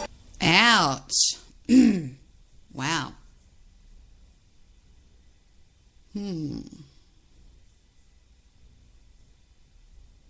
Boy, if you didn't hear this afternoon's podcast, listen, it was pretty interesting, to tell you the truth. The Stereotype song. You know, I always thought stereotypes were kind of ridiculous, so I wrote a song about it. And it goes a little something like this. I think I love you more than the Japanese love tentacle porn, and we should dance to these stereotypes. Let's come together and live in this world like a unibrow on an Indian girl, and we should dance to these stereotypes. Check it out now. I love those fat Americans. You know they're so obnoxious. They always eating burgers. They always holding shotguns. And I love Mexicans. The way they mow my lawn. They all got 100 kids because they don't know how to put a condom on. Oh. All right, that just went over the just at the very end.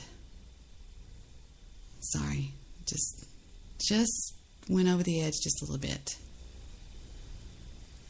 So now we're going to listen to from our favorite Martian, Tig Old Bitties. I'm trying to see if I can have the worst show possible. We'll even play Junkyard America in the Backyard by Goofy. It was the first day back to school, cutting up in class, acting like a tool. Friends were rolling in, we started talking about the summer. DJ saw Twilight.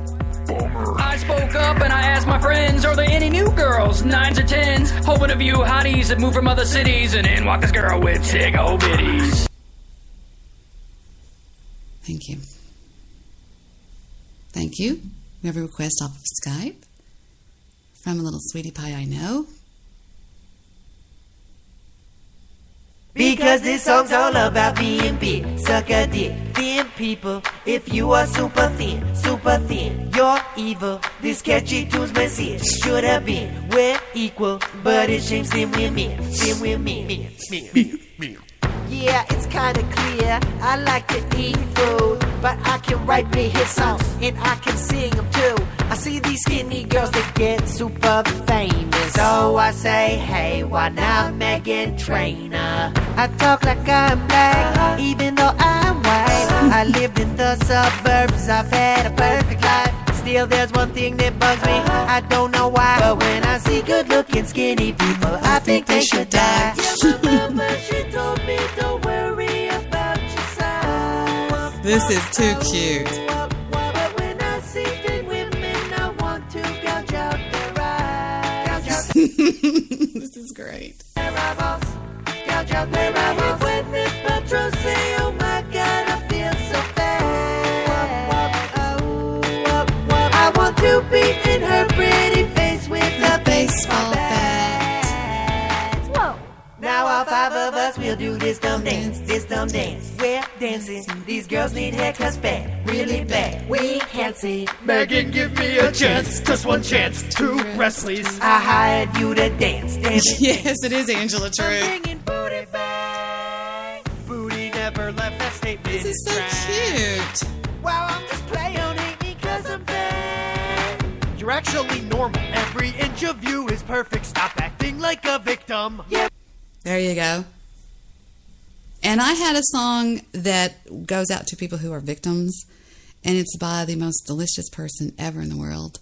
And it is by, we're going to switch and do something a little bit serious. It is by my one and only lifetime love, Don Henley. And actually, I believe it is, I think it's the Eagles. Anyway, it is called Get Over It. And the words are absolutely delicious. And the first time I met him, I said, I love the shit out of Get Over It. He goes, don't you love that? I said, I love that.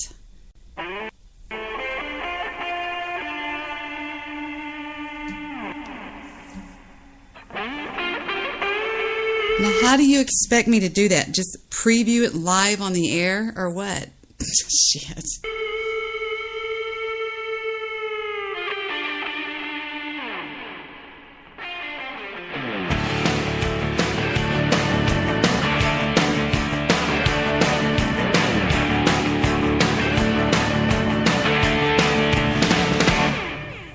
I turn on the tube, what do I see?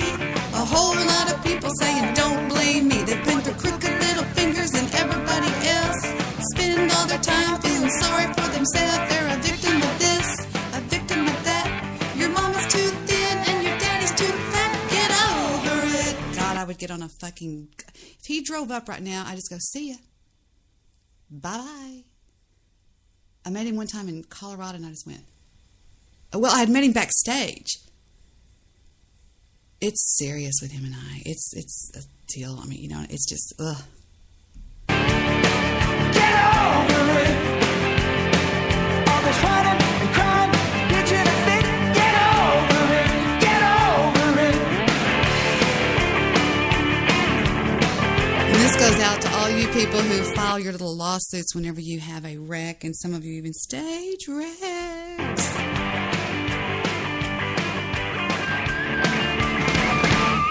You say you haven't been the same since you had your little crash, but you might feel better if I gave you some cash. The more I think about it, oh, Billy was right. Let's kill all the lawyers. Kill them tonight. You want to work, you want to act like a king, but the big bad world doesn't owe you a thing. You little fucking pussies. And then the last chorus is even better than that one. Trust me when I know my singers. I hear you speak. You're making the most of your losing streak. Some call it sick, but I call it weak. Here comes the best part. You drag around your ball like a ball and chain. You wallow in the guilt and you wallow in the pain. You wave it like a flag, you wear it like a crown. You got your mind in the gutter, bringing everybody down. Preach about the present, you blame it on the past. I'd like to find your inner child and kick his little ass. Get over it. Thank you, Dawn. Love you, kiss you. Love you. I mean, I just love that. That's the way I feel. That's the way I feel. Seriously. That is fucking bad. Oh, I've got cancer of the... You're making the most of your losing streak. Some call it sick. I call it weak. I'm telling you, I am absolutely sympathy proof. You drag it around like a ball and chain. You wallow in the guilt. You wallow in the pain. You wave it like a flag. You wear it like a crown. You got your mind in the gutter, bringing everybody down. You bitch about the present. You blame it on the past. I'd like to find your inner child and kick his little ass. Get over it. Thank you. I'm fine. I'm breathing. Go to a happy place. Aw, there's Tinker Toy. Spray your vanilla warm sugar in the air. Remember that? Spray. You're smelling nice vanilla sugar. I love everybody. This better be good, 2.0.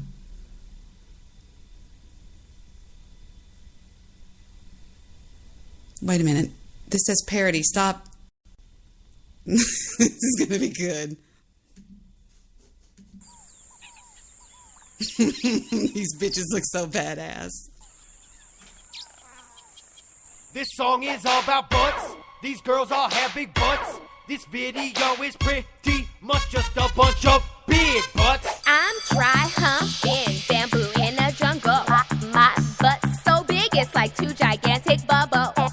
And I always show it off cause it's my greatest asset. But it's enhanced by surgery, yes, it's made out of plastic. It's not real.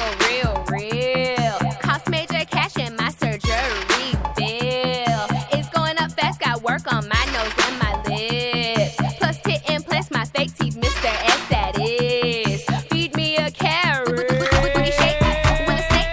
95% of me is fake. Twerking so hard it caused a massive earthquake. Now I'm rapping so damn fast, think my tongue's about to break. Later in the video, I am gonna dance for Drake. Basically, I am a stripper who also knows how to rap, but my lyrics are bad, a complete and utter crap. I'm dumb, a turntable with fruit, a pink speaker and skull. This video is things that don't make any sense. And butts, you ripped off. Baby got back. I'm pissed off. Turned it to trash. Give me some of all that cash. Bitch, please. Talk to the ass. Too cute. If you give somebody some cash, they all of a sudden feel really, really good. Oh, this is one of the funniest parodies I've seen. Have you ever heard the song Blurred Lines? Well, you'll remember it when you hear the parody. This song totally sucks.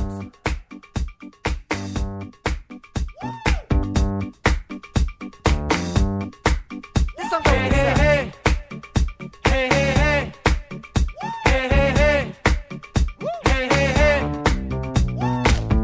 Come over here if you want to get raped. Hey girl, come here. By a creepy wannabe Timberlake. Maybe I'm going there, or maybe I'm just high, but no means yes in my mind.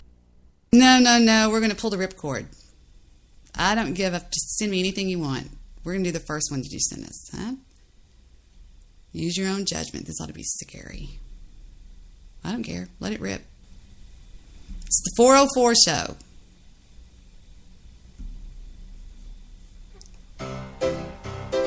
By the way, this is sent by Lester Bartholomew Jones of Mobster Boss Radio, exclusively on iHeartRadio. That's Mobster Boss Radio. Lip nigger also had a pushed-in nose. And if he took his boots off, you could even see 11 toes. All of the other Negroes used to laugh and call him Bumbles. They would let poor Leroy join in any Negro rumble. Thank you for that, Lester Bartholomew Jones of Mobster Boss Radio, Incorporated. And now we have a movie line coming from somebody in the chat room.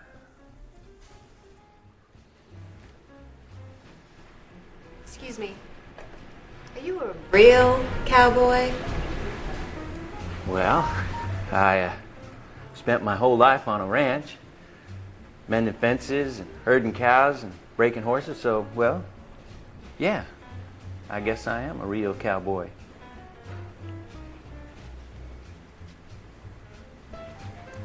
Excuse me. Now you know what I am. What are you? Well, I've never mended a fence. I've never broken a horse. And I've never been on a ranch, so I'm not a cowboy. But I am a lesbian. I love kissing women's soft lips and running my hand over the curve of their breasts and their hard nipple.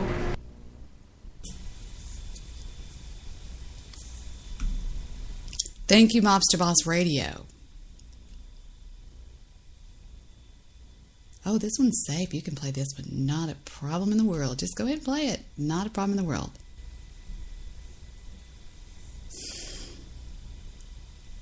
I'm serious. I'm serious. Who was I talking to the other night about, I forgot. The fuck was I talking about? Wow, I'm sorry. Well, we're going to break and take a song from the year 1980. All right, already. And I love eating pussy. I love the smell of it and the taste of it. It's all I think about all day long. I love it. See you, cowboy. Excuse me. We were just wondering, are you a real cowboy? Well, Sonny, I thought I was. I just found out I'm a lesbian.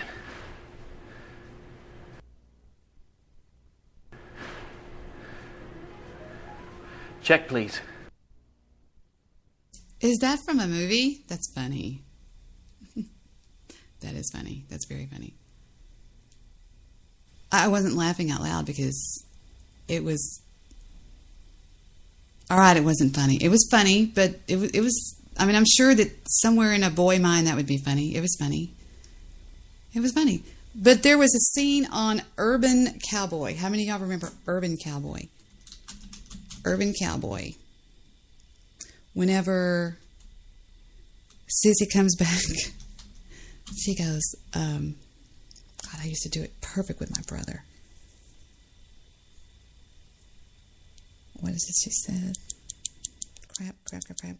I don't remember, damn it. And John Travolta goes, Fifi, I'm a prideful man. It's just ridiculous. It's the most ridiculous. I mean, I've never heard people talk like this in my freaking life. And I'm like, please. I love you, Fifi, but I got pride. Anyway, it's really dumb, but nobody talks like this. I'm telling you, nobody talks like this. I've never heard anybody. Well, actually, I have, but nobody I know. I'm gonna kill him. Now just leave him alone. Bye!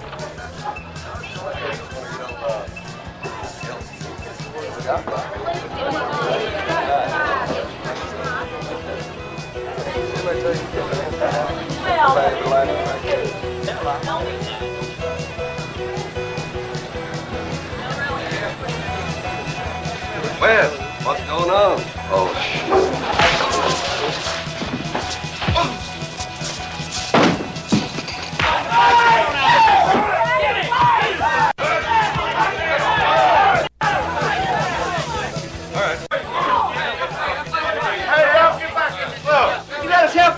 But I swear I didn't know about any of that. I swear. Oh, Miami cool. I got the stone. Keep that gun on him there, Steve. What he did with Steve, he took him to the garbage can. Bud, you put it on his ass pretty good. Hey, y'all get back in the club. It's all over with.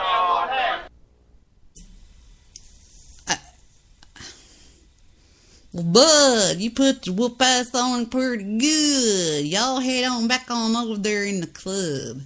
Are you kidding me? Maybe it's Dallas. I don't know what it is. Let's go. Get back in the club. Come on, Bud. I'll buy you a beer. No way. We're going home. Come on. Well, now, that's not what he thought when he got the little piece of tail from Houston. The one that goes, Dad is in oil, and all that implies.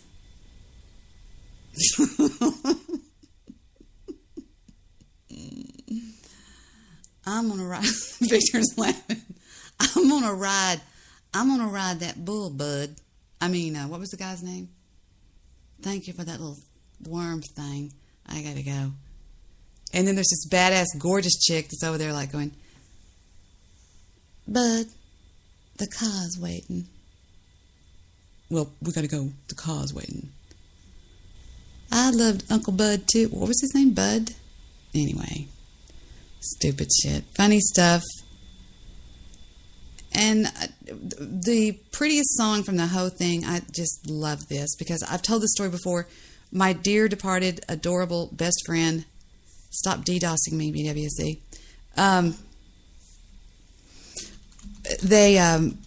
She passed away recently. Very sad deal. Very sad. She passed away from cancer. She had a long fight with it. She was my best friend. 100% my best friend my whole life almost. Actually, she started off hating my freaking guts. She would go like this. Ring, ring, ring, ring, ring. Hello? I'd go, hey, Sandra, is David there? It's your fucking sister. She hated me. Hated me. And we became best friends. We go out one night, dressed up. She says, hey, I want to take you to this little local bar over in Garland. I said, sure, what is it? It's a VFW sort of a thing. I said, oh, okay, great. I thought, oh, man, this is going to suck. So we walk in, and it's real dark. You know how those clubs are just like dark as fuck? Dark as dark. And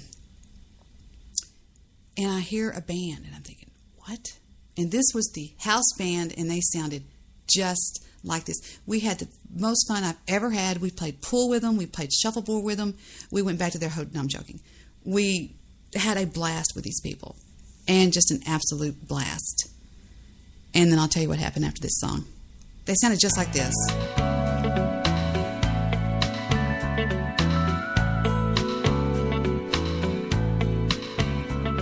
When the sun goes down on my side of town, that lonesome feeling comes to my door, and the whole world turns blue. Now, this guy has a country and western voice. This guy was born to sing country and western music. blue. There's a rundown bar across the railroad track. I got a table for two way in back where I settle home and think of losing you.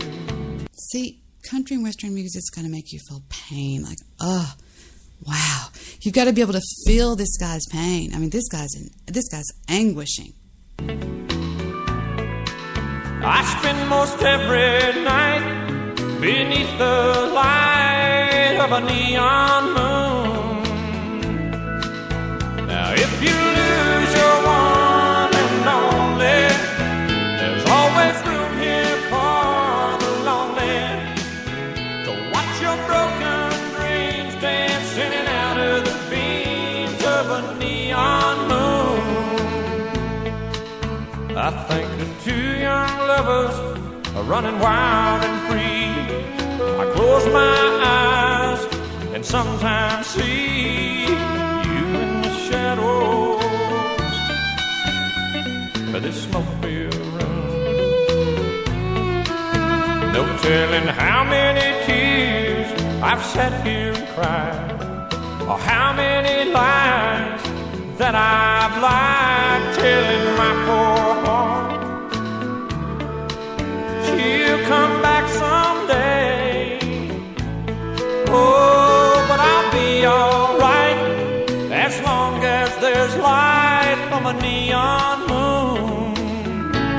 Oh, if you lose your one and only, there's always room here for the lonely to watch your broken dreams dance in and out of the dreams of a neon moon.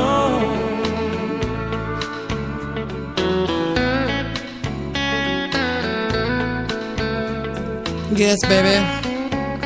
I spend most of my nights here at this bar thinking about you. And then I realize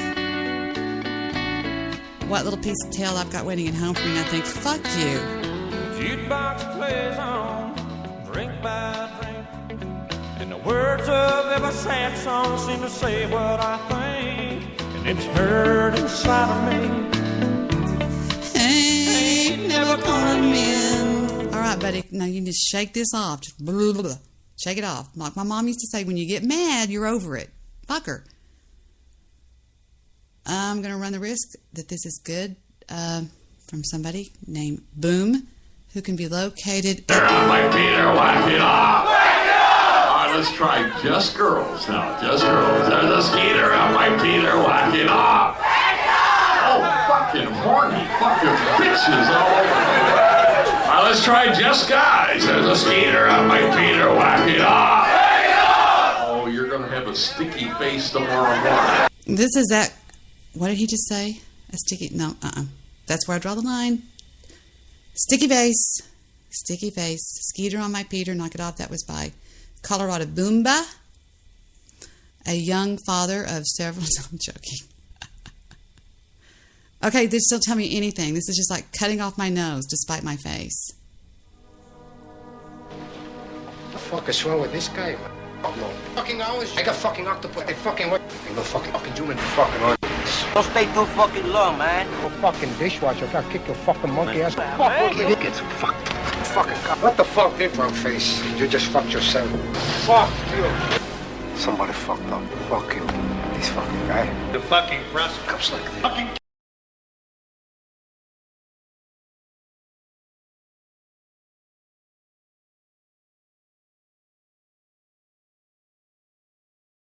I've never seen this. I've got the poster in front of me that's autographed by Al Pacino.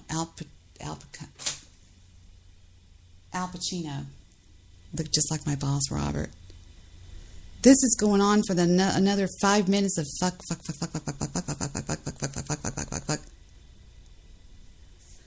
Let's see now. Hold on just 1 second. We're going to go right on down, and now it's my turn again. Gran Torino, the short, racist version. How many of you loved Gran Torino? I know. Actually, it was just fuck. Oh, is that what it is? The actual story? Okay. Here's Gran Torino, the short, fucking, racist version. There's a Mexican, a Jew, and a colored guy go into a bar. The bartender looks up and says, "Get the fuck out of here." How many swamp rats can you get in one room? Get the shit out of your mouth. Tell me what you want. Do you have any jumper cables? We don't have any jumper cables. And have some respect, Zipperhead. Shinks. Well, I think you're an overeducated 27-year-old virgin. Look, why are you bringing me all this garbage anyway? 1,000 screaming gooks, hallelujah. The doo-wop dago you are. Are you half Jew or something? You keep raising the prices. Yeah, I'm the white devil. The hell these spooks up to? It's your fucking face. Shut up, pussy. What is all this bro shit anyway? Want to be super spade or something? What a load of shit. Well, sounds dumb, but fine.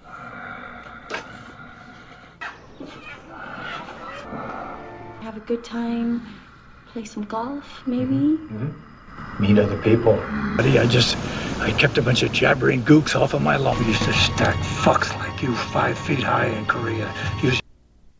You're listening to my father. I found an old recording of him. Please go ahead, Dad.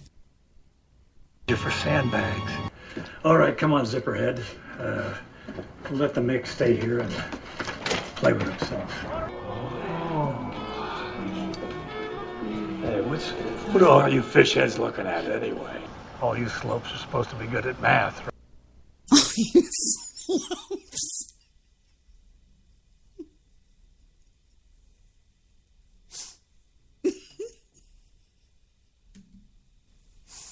All you slopes.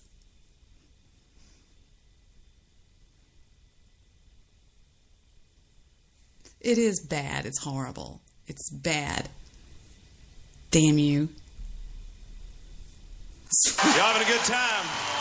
Hey, all of these artists. Oh, this is who my brother loves. Is Toby Keith. On Willie's bus after the show, and me and my buddy Scott Emmerich wrote a song about it. I think y'all can figure it out. It's Willie. I always heard that his herb was top shelf. Lord, I just could not wait to find out for myself. Well, don't knock it till you tried it. I've tried it, my friend. I'll never smoke weed with Willie again.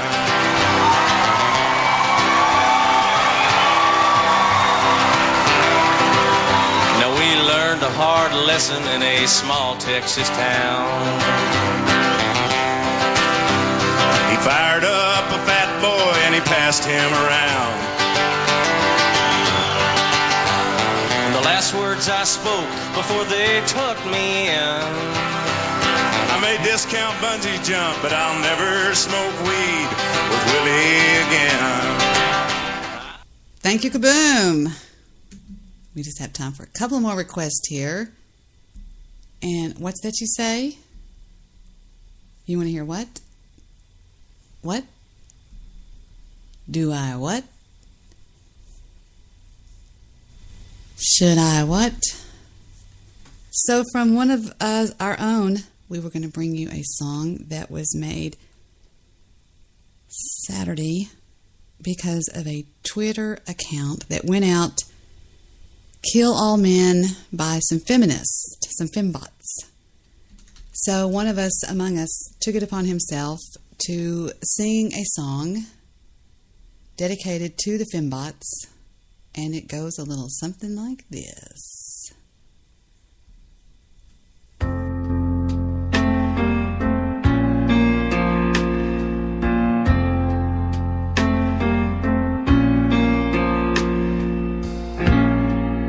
World Patriarchy Day. Read some Milo on Breitbart. And then later, when it gets dark, we troll hoes.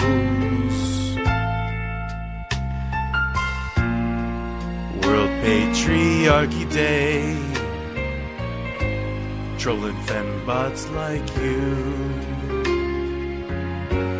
Then later, a leftist too, I get blocked. Oh, World Patriarchy Day, I'm glad I tweeted at you.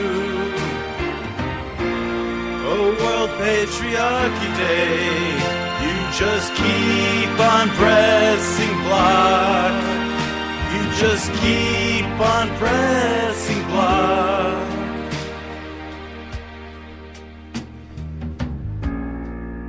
World Patriarchy Day. Women don't make as much, but the wage gap myth is out of touch. It's so false. World Patriarchy Day. You made me forget my guilt.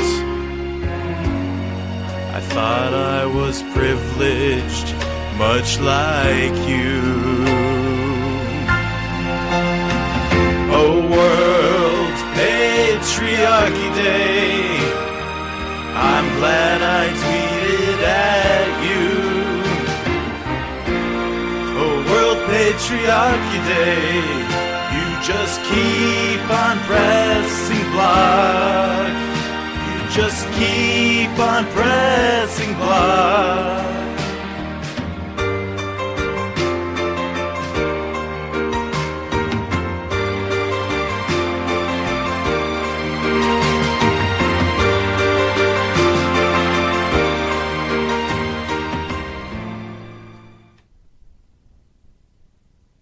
Yes, that's by one of our own out there. And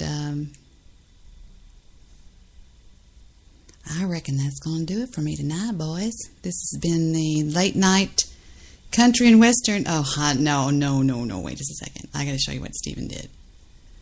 Okay. You want to hear some classic country? Check this out. This is straight off of my son's computer.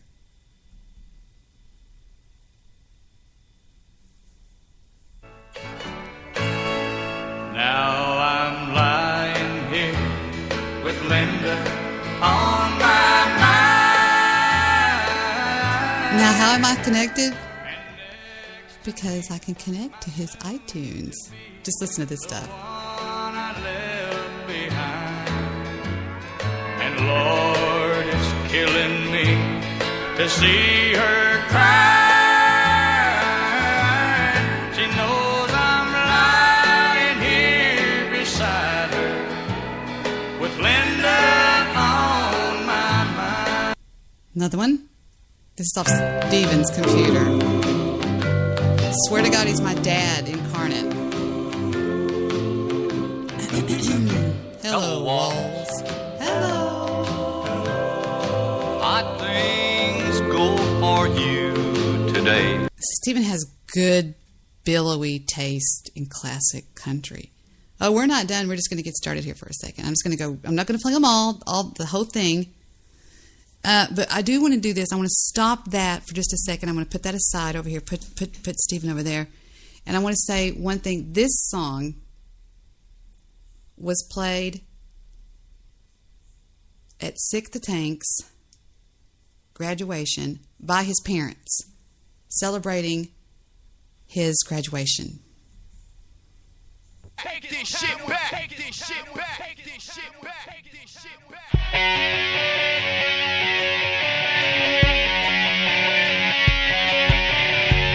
This dedicated to all the motherfuckers that's trying to stay hard when everything's going soft again.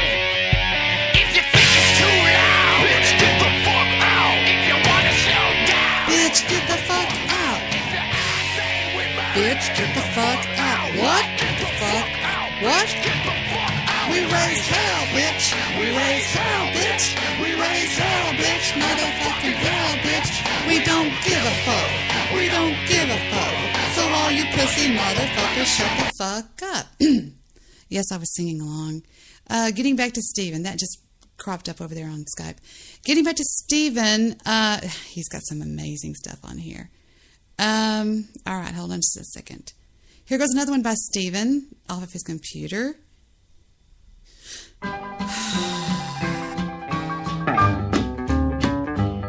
There it stands in the corner with the barrel so straight. I look out the window and over the gate. The big fat rabbits are jumping in the grass. Wait till they hear my old shotgun blast. Shotgun boogie. I done saw your track. Look out, Mr. Rabbit, when I cock my hammer back.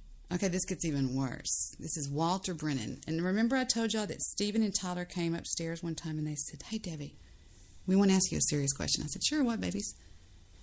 Did people used to write music to actually try to make people depressed? I mean, seriously, did they actually? I said, never thought about it, but I guess so. I mean, because there's definitely some out there that's just terribly depressing.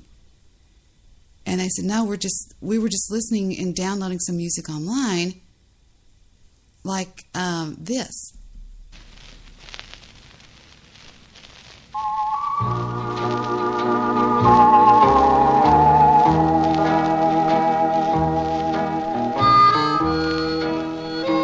Now, when I was a lad and old Shep was a pup, over hills and in valleys we strayed. Just a boy and his dog. We were both full of fun. We growed up together that way.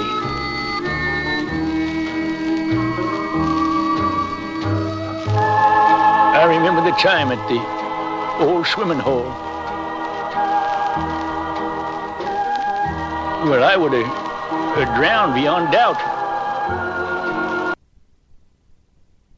You got a problem, officer? Officer? I'm not as stink as you drunk I am, and you call... No, listen, Monarch, listen. Officer, I'm not as stink as you drunk I am, and you call Daily Debbie, okay? Here's her phone number. 347, I don't give a fuck if Monarch...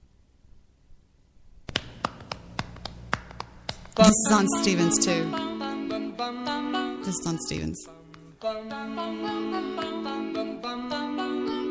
Mr. Sandman, bring me a dream.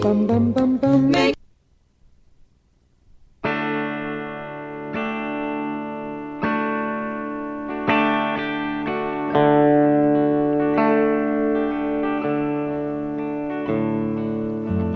first time we met is a favorite memory of mine. They say time changes all it pertains to, but your memory is stronger than time. I guess everything does change except what you choose to recall.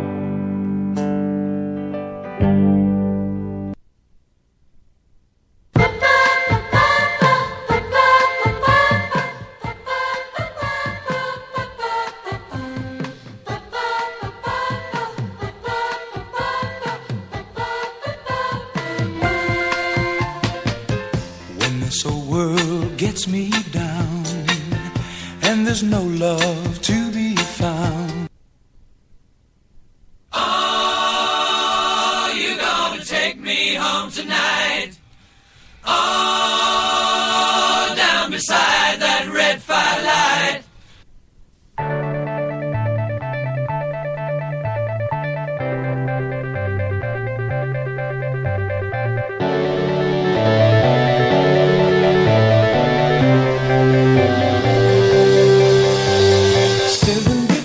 Men sailed up from the San Francisco Bay.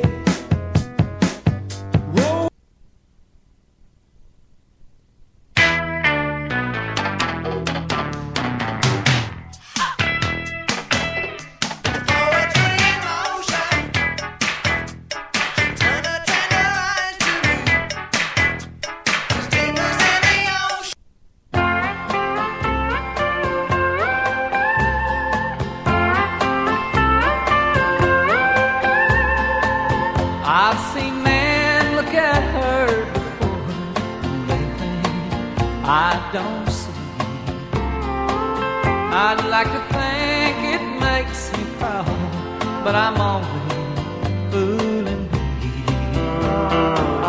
I know she'll be looking back the minute I'm not there, while she pours herself on some stranger. I poured myself a drink somewhere. All together, guys. She's acting single and I'm drinking doubles. Get over it. Okay. I can't believe he's got this on his. This is so sweet. He's got this on his iTunes. Because I've told you guys the way they feel about their childhood. They miss their childhood. This is so sweet. It's a lullaby I used to sing to him. Isn't that weird? He does. He has it on here. My baby doll love.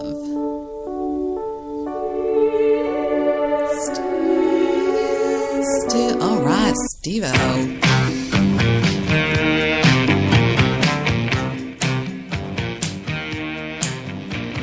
Sunshine came softly through my window today. Sunshine came softly through my window today. That is not Donovan. That's off the Dazed and Confused, music inspired by the film.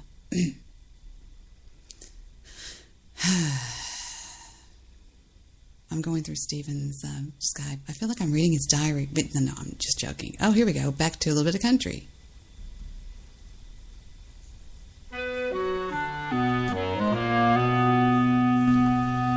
So You think that he loaded this up at a party or he's acting stupid with a friend. This is what my son listens to. Tennessee Ernie Ford. Cousin Ernie. Are you going to play it or not, Matilda? people say a man is made out of mud. A poor man's made out of muscle and blood. Muscle and blood and skin and bones. A mind that's weak and a back that's strong. You load 16 tons. What do you get?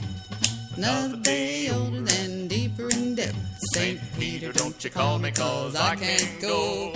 I owe my soul to the company store. Guys, I cut my teeth on this shit. Are you kidding? I was raised in the floor of KRBL.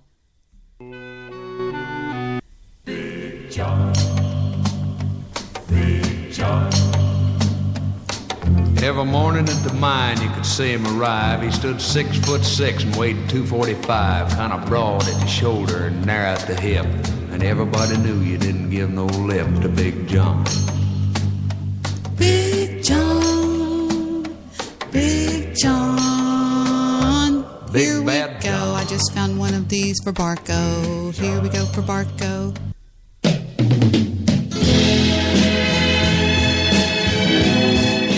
have no idea why this is on his iTunes. This goes out to you, Barco.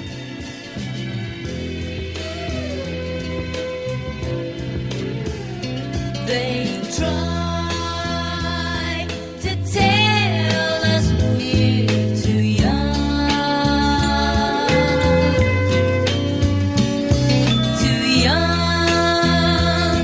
to really be in love. They say that love's a word. Good one, Stephen. We're so sorry, We're so sorry, Uncle Albert. Uncle Albert. We're gonna throw your ass out on that island just right over there. We're so sorry, That's right. Off the boat. Uncle Albert. But there's no one left. Good one, Steve-O. And I believe Uncle Rain.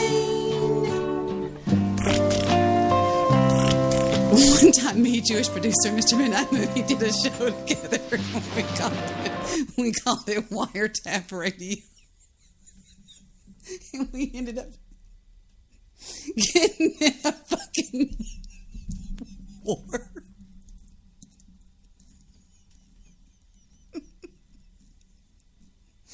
We were already. It was a big premiere of Wiretap Radio. And I ended up asking Mr. Midnight Movie at the last minute if he would read some news. Just listen. It's fucking great.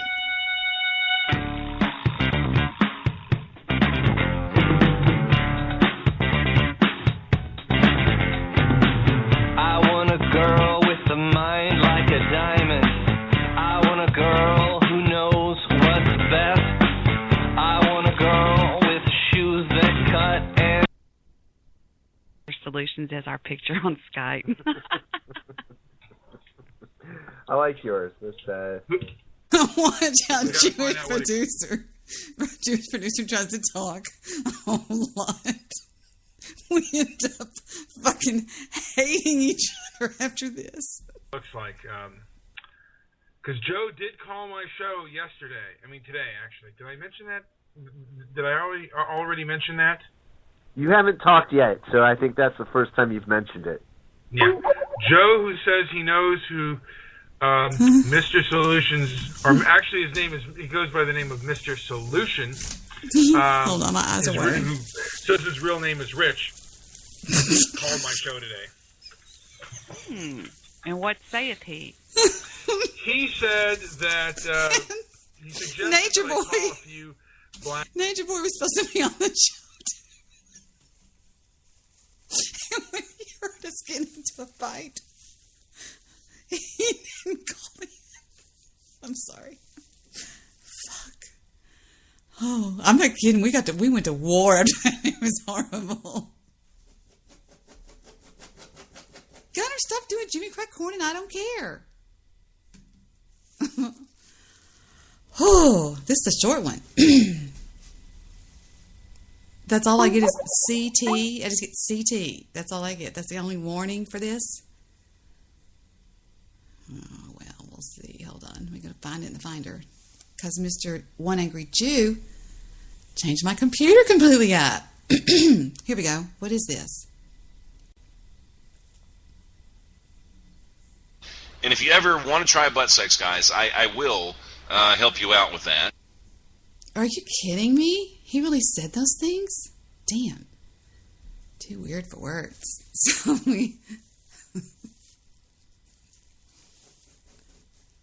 I'm not joking when I say we actually got into a war over this. Oh, I'm sorry I can't stop laughing. I'm trying to stop. I hold my mouth together. Okay, hold on. Oh, good one, Stephen. It'd be a lie to say I'm not gonna miss you.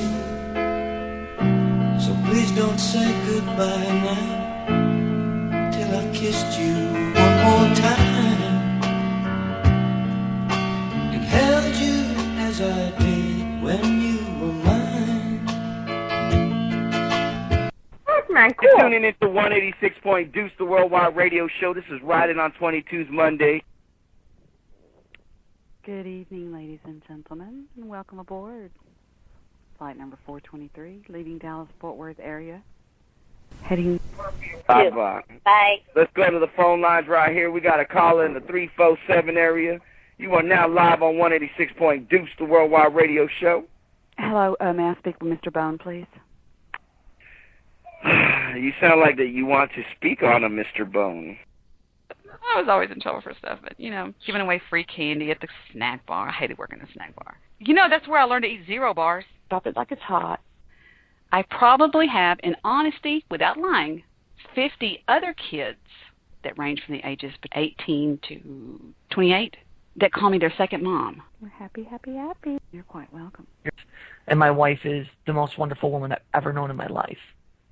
And pretty much anything she says is always within reason. So I'm very, very lucky in that case. And she keeps... yeah, that's true. It's true. Trust me, you got plenty of time to sleep when you're dead. Oh, yeah. Mm-hmm. Stay awake, room be doing... That's a very, very soothing thought. Thank you. Thank you, Orchongo. Here we go. But for all practical purposes, I look normal, I act normal. Our society today, which Tom's like, let me tell you why. He's the best of all the guys. I just do what? Hold on, I'm getting a message. The switchboard operator is telling me that there is somebody from around. You are so emulated, though. Let me give you a little secret. Oh, Mr. Midnight, is that you? Oh, my God. Most mothers, they would say, you go, son, and I'll shoot it out with the coppers. Dialing. I'm nothing. I have been on the bottom. Grow a set of balls. So in lieu of me sitting here just chatting endlessly, now I need a good topic. People don't know. They think I'm this spoiled little rich bitch that's had this cuckoo life. I would not put up with a guy that's pussy whipped. And you're what's wrong. I hope to God teenagers don't go around you, you poison. How many people in here are divorced? I'm not. I'm scared to death of you, you grain-fed country girl. You're grain-fed country girl. That's it, I think. I think that's it. Boom, boom, boom, boom, boom, boom. Let me make sure Stephen doesn't have any cool things. That was me. I was playing some of my clips. Some of my clips. That's what I was playing. Walk through this world. Would you please... What? Stop! Walk through this world with me. Go where I go.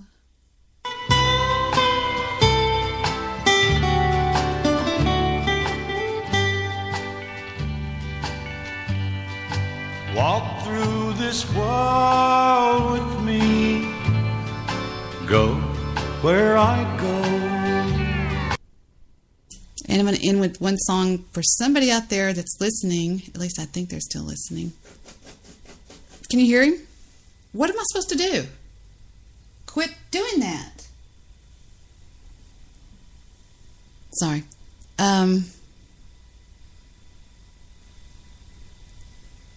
This goes out to you. Kill this dog. Yeah? I'm going to trust you. Stop doing Jimmy Crack Corn and I don't care. Sorry. my grandfather used to tickle us on our ribs, and he would go, Jimmy crack corn, and I don't care. Jimmy crack corn, and I don't care. My master's gone away. Oh, see, now look at that. Look how racist that my master's gone away. Send your 404 letters to attention. What's her name? I know this is going to sail me down the fucking river. Let's just go ahead and get it over with. Just do it. Go ahead. I'll hear it. Hello. Yes. Hello. Is this Mr. Maeve? Yes, Mr. Maeve. Mr. Maeve, this is Todd from Gooey's Carpet Cleaning. Mm-hmm. We're calling people in your area to tell you about our $29.99. Oh my gosh, I can't believe you called. Look, can you guys get blood out of the carpet? I got blood all over the place, man. Oh God. Okay, yeah, sure. I mean, I got it on the drapes. I got it on the couch. I got it all over the place. God. Oh my gosh. Is there a day that I might be able? No. Look here. Can you come over now? Look, I'm at 33. I don't know. I have to. Look, what's your name? What's your name, Todd? My name is Todd. Todd. Look here. If you could do me a favor here, whatever you're going to make this week, I swear I'll double it. I'll pay you in cash. And what size shoe do you wear? Look, man, I got blood all over. Look, the law says someone breaks in your house and you shoot them. That's okay, right? You've heard that law? Like someone breaks in your house? Yeah. You want me to call the police? No. Look. That law, does that like apply to a relative or something, you think? Well, I don't know. I mean... Todd, I need you, man. I need you to help me out here. Look, man. Okay. I don't know what to say. You sure? Well, what about me having somebody call you or something? Do you... What do you mean? I want you to come clean it. I need this carpet clean. I want it up where there's... You got a big van? Will you be in a van? Well, they will be. They've got... Oh, God, who's they? No, look, you. Can you come over? Do you clean carpets? I had a great year last year. I got married last year to Barbara, my wife, a wonderful woman.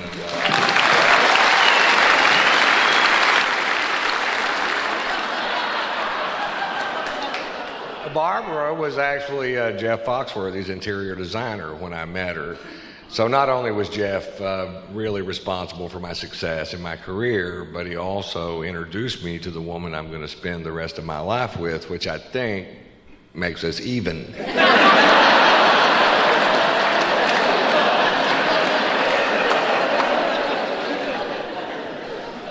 Barbara's my age. I didn't marry a kid, you know. I married somebody that really stimulates me intellectually. Very smart girl, 2 degrees, great business head.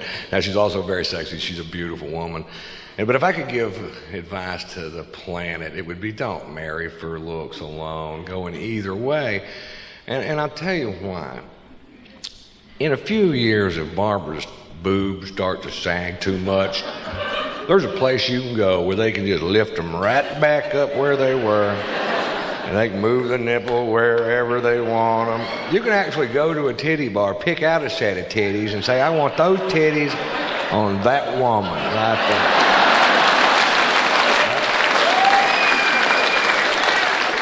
If her belly gets too big and she doesn't want to work it off, you can go get a tummy tuck. They'll give you a belly that looks like a cheerleader. You know, if your eyes go bad, you can have LASIK surgery and they can give you 20/20 vision at any age. If your hearing starts to fail, they could put a device in your ear that'll make you able to hear as good as you could the day you were born. But let me tell you something, folks. You can't fix stupid.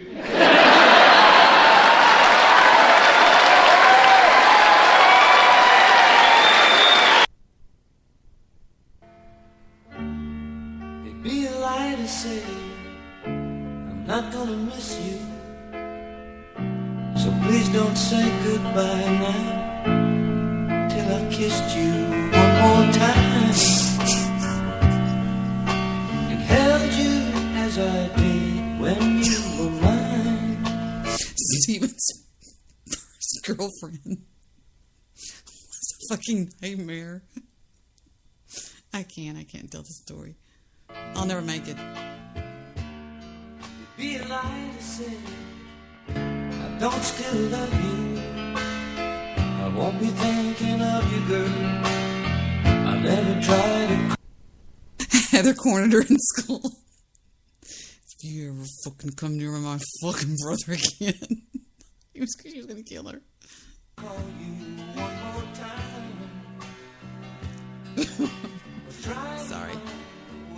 To change your mind.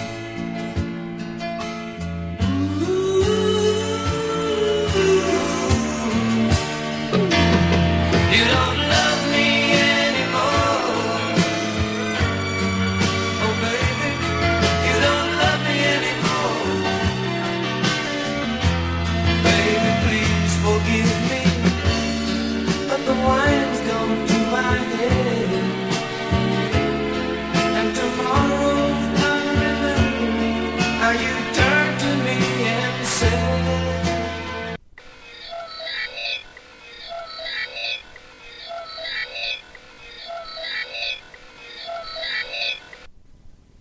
Sorry, we had some interference there with an EVP. Sorry, excuse me. I didn't mean to do that. Forgive me. Yeah, well, anyway, moving right along.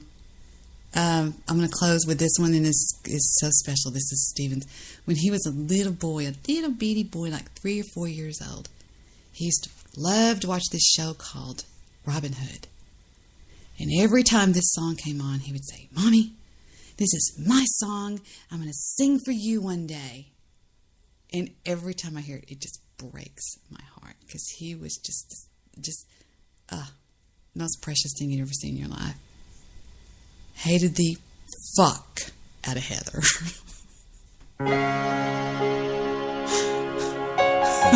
Oh shit! An Wait. incoming call from Angry Bone. What's up? Hello? Hey, what's up? What are you doing? I don't know. Just fucking around on my iTunes. What are you doing? Nothing. I'm just get up, and this is normally when I do wake and bake. But, Oh, I'll get off. no, I'm unemployed now. I don't have a home to do the wake and bake from until next Friday. So there is no wake and bake. You change jobs every week. I know. I'm a moody fucker like that. I love that. Did you hear the wake and bake Tyrone did? No, I never. Who, Tyrone Sneed? No, my show. I did it. Joe, it sounded just like you. And I even admitted to myself, I said, this sounds just like Joe Seeker. Really? So what did you do? Not do any preparation and just log on and just get high? Yeah, Griffin and Rip It. It was unbelievable. Yeah. I mean, it cracked me up to here. And I have a pretty hard time laughing. I mean, it's hard to get me to laugh, is what I'm saying. Some of the times when I get high and I go off on my, you know how I sort of like go off on like my rants, but I'm being sarcastic? No, tell me about that. Sometimes when I listen back to them, I laugh. I think, holy fuck, Joe. Listen to this. Listen and watch. Sitting right here on Wake and Bake, Joe Seeker. Don't you know I'm loco? I started playing the songs that you played. Wait to hear what you said to your wife, Debbie. I mean, is it your girlfriend? Yeah. Okay.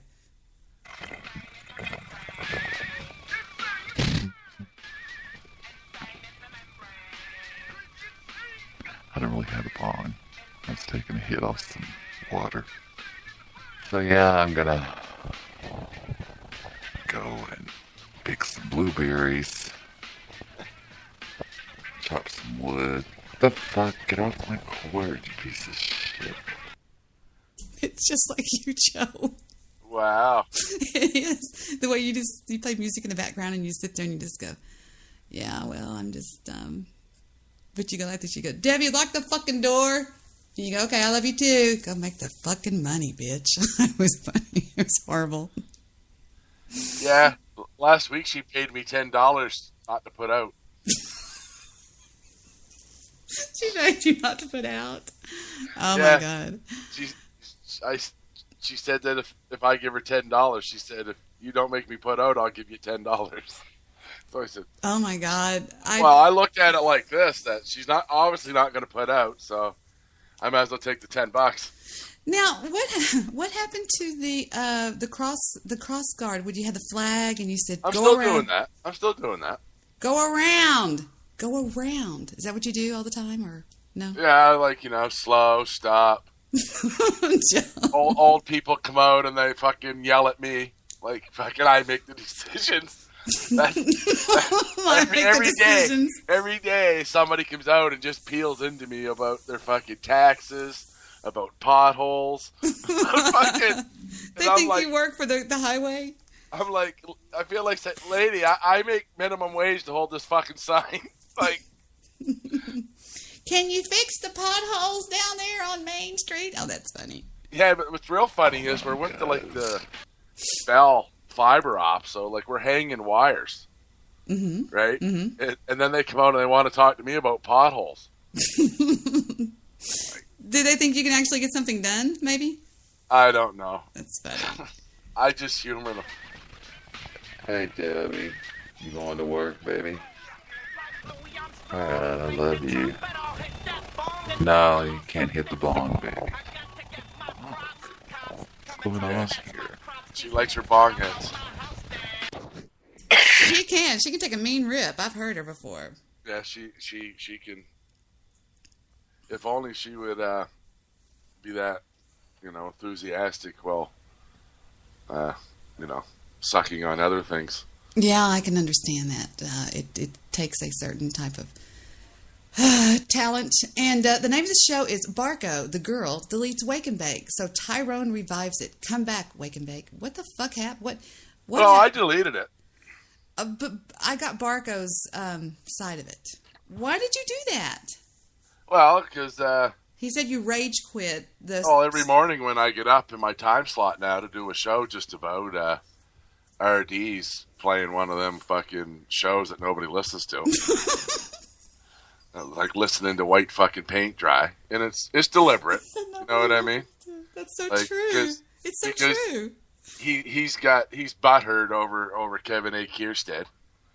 Because he's the big Kierstead supporter.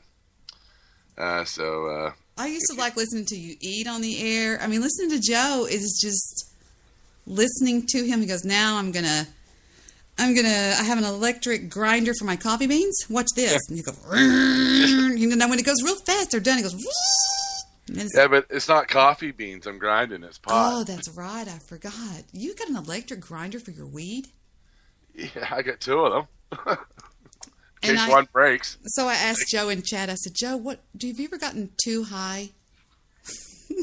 He goes, not at home, but I've been away from home and been too high. Oh, yeah. Like, look, I'm too high. one time going to coach baseball. Oh, fuck. I get this homemade oil from a guy. Oh, and no. I ate a bunch of it. And then just fucking 15 minutes before I got there, I realized how fucking high I was. What did you do? And I had to go to the coaches meeting before the tournament. So I got this big anxiety thing going on about fucking... Your heart's pounding in your chest. Oh, yeah. So I did what every cool stoner does in such situations. I just went to the meeting with sunglasses on. And you had to tell yourself that, like the strains that were on TED 2, it wasn't gorilla mind rape or this is permanent. Yeah, it was just like, wow. I love what are they talking about? Because, nothing was sinking in. Well, I want to ask you something. I get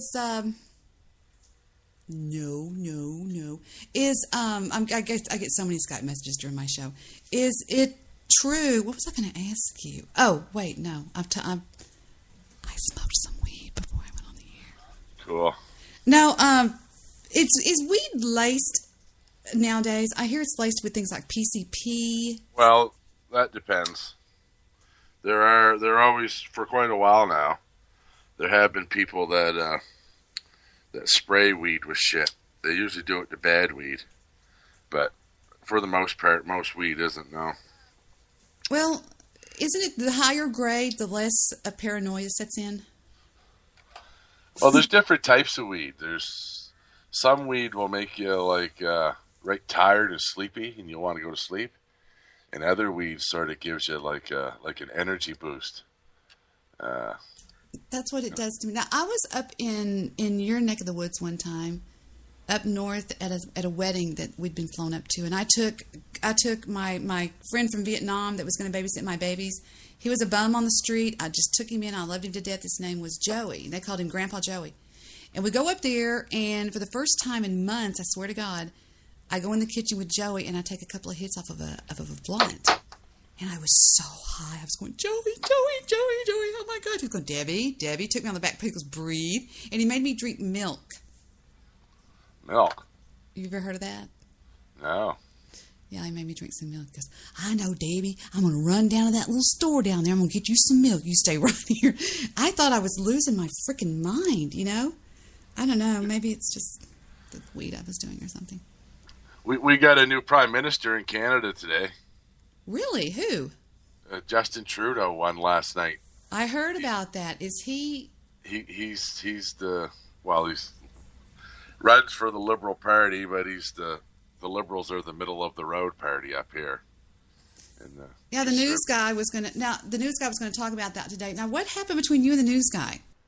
Oh, nothing. He just gets upset. I think he's jealous over you, Debbie. I think he has deep desires and feelings for you. And a lot of people have said that. I'm not going to deny. A lot of people have said that. And when he senses, it's sort of like the guy that has a crush on you. And then, like, when you talk to other people, he sort of gets all butthurt. Nobody really knows why. Because he won't admit that he has, like, a big crush on you. So he comes across as, like, crazy. Right? But, he called you, like, shit, Billy. And oh, yeah. He's horrible. Yeah. And I'm, what the fuck? What are you doing? What are you talking about? Well, okay. So the one nickname he's come up with me is shit, Billy. I've called him Fuse Guy, News Girl, News Gay. Jews guy. Like in, and have you ever noticed that in the stupid freaking chat room that they could stop it? They can call him every name in the freaking book. And if I say one word, boom, I'm banned just like that. And I'm like, what a little freaking girl. I get so mad. But yeah, he gets mad at me all the time. He had me on his show today. He fucked up on his show, and he just totally fucked his complete show up. Well, but he sort of broke a golden rule of Spreaker. What? He was having problems, and then he was very open and public about those problems. And I don't know if you noticed, but right after he told me to stop calling on the air, he got flooded with calls. Did you hear whose call he took? Yeah, but me. Everybody's a troll. So as soon as he said stop calling, me and Goose said bomb. We just went bomb. Pilot to bombardier. We just went crazy calling. Yeah, I just kept calling him.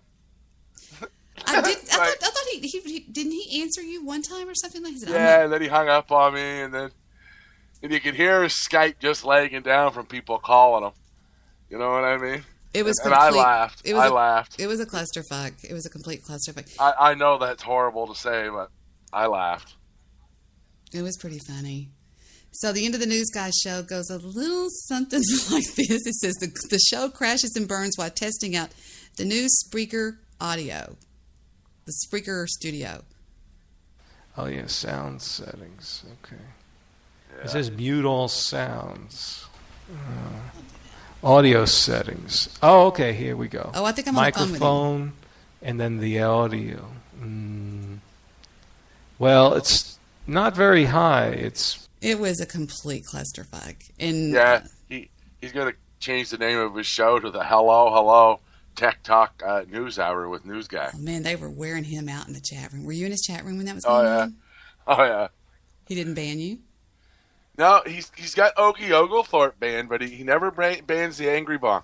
Angry Bong says, just let Dembski snort a pill. He'll be fine after he perks up. Angry Bong. The Hello and Tech Talk Hour with News Guy, says Angry Bong. You're horrible. Yeah. And I always laugh at what you say. News Guy won't answer. He fears me, you say. And he does. I always answered laughing out loud. Scared of me. Laughing out loud. Scared of me.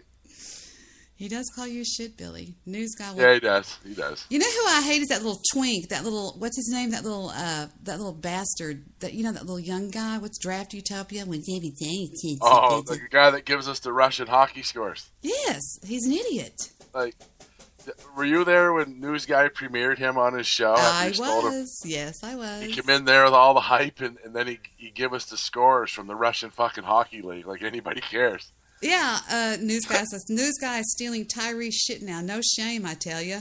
Yeah, he's stealing Tyrese Sneed stuff now. He stole his whole show premise from me. And then he goes around and he begged Cowpote for a year to join him, and Cowpote kept telling him no. So he stole Cowpote's co-host. He wanted Andy Bong.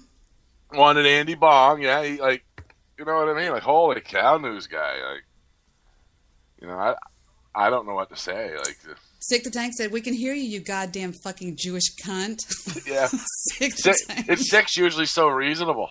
Like, oh yeah, that was pretty. Oh my God! Everybody's going, tell him to answer, tell him to answer, tell him to answer. It was just going on forever. And Goose said, "Screw these guys, I'm leaving." And I answered, "Yes." Princess of Darkness is trying to get you to ask me something, and I can answer. Okay. It says, I'm sorry. She goes, "We need to find out the mystery of the ghost of Polly's toothbrush." Yeah, well, it turns out there is no such ghost because Polly never owned a toothbrush. So I like Polly B. Yeah, so do I. Yeah, I can tell.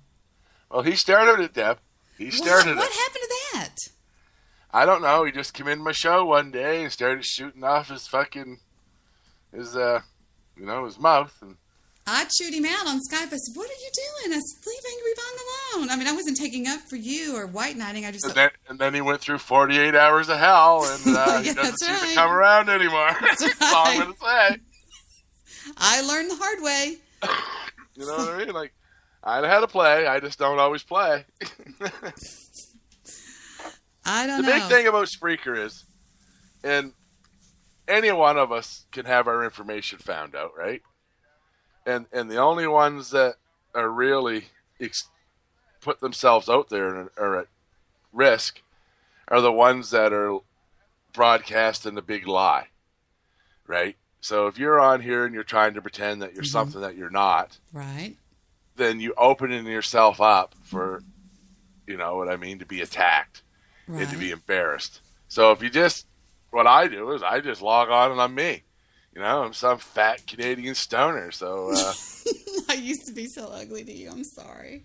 Oh, I don't care. No, you know, I'm not sorry. Like, I've always said that all the people that I know in my real life know me.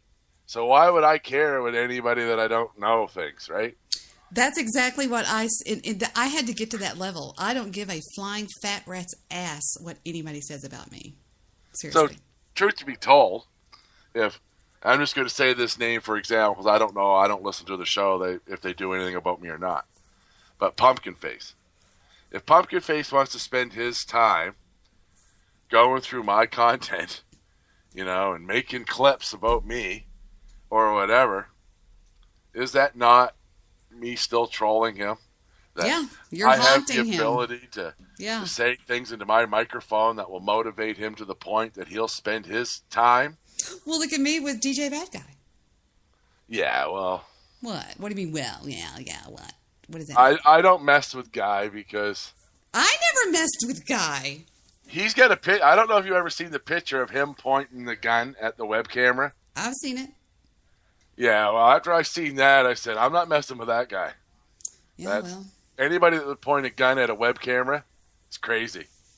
That's pretty spooky. I'll give you that. That's crazy, Debbie. That's crazy. Now, he actually did a parody of you on YouTube one time. Do you remember that? Oh, yeah. Me and Guy have been going at it for 5 years.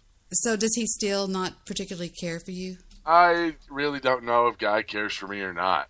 And you don't really give a shit, right? It is what it is. I laugh at Guy and everything and stuff. Were you really at one time somebody that said rock the world, not the cradle? Yeah, that was over the Chris Top stuff. But you weren't serious when you said rock the world, not the cradle, right? Or were you? Were you? Well, how could... Well, as serious as I could be, I guess, from, being stoned and podcasting. You know? It's not like I was out trying to rally the troops and lead, had, Rock the World Club going where the first rule of Rock the World Club is you're not allowed to talk about Rock the World Club and shit like that. No. You left an epic voicemail the other day for somebody that I know. Do you remember that? Steve Fresh. Oh my God, that was funny. Me and him were in the Iraq War together. Yeah, Goose actually sends me a link that tells me the show and where to find it. Yeah. He goes, go to such and such inn and listen to. He wiped a whole village out. Yes, that's what you said. That's what you said. He killed me when he gave me that. He said, he always goes, do you want to go on Dr. Phil with me? He always says that. And he says, did you see the 30-second kid that got on Twitter, that deal that he was tweeting, that Goose was tweeting on Twitter? It's a Vine, a 3-second Vine. Did you see that about the kid, the little kid? No. Oh, it's unbelievable. Let me show you. I'll give you the link on Skype and you can hit this link. Seriously, you'll die when you see what happens in this.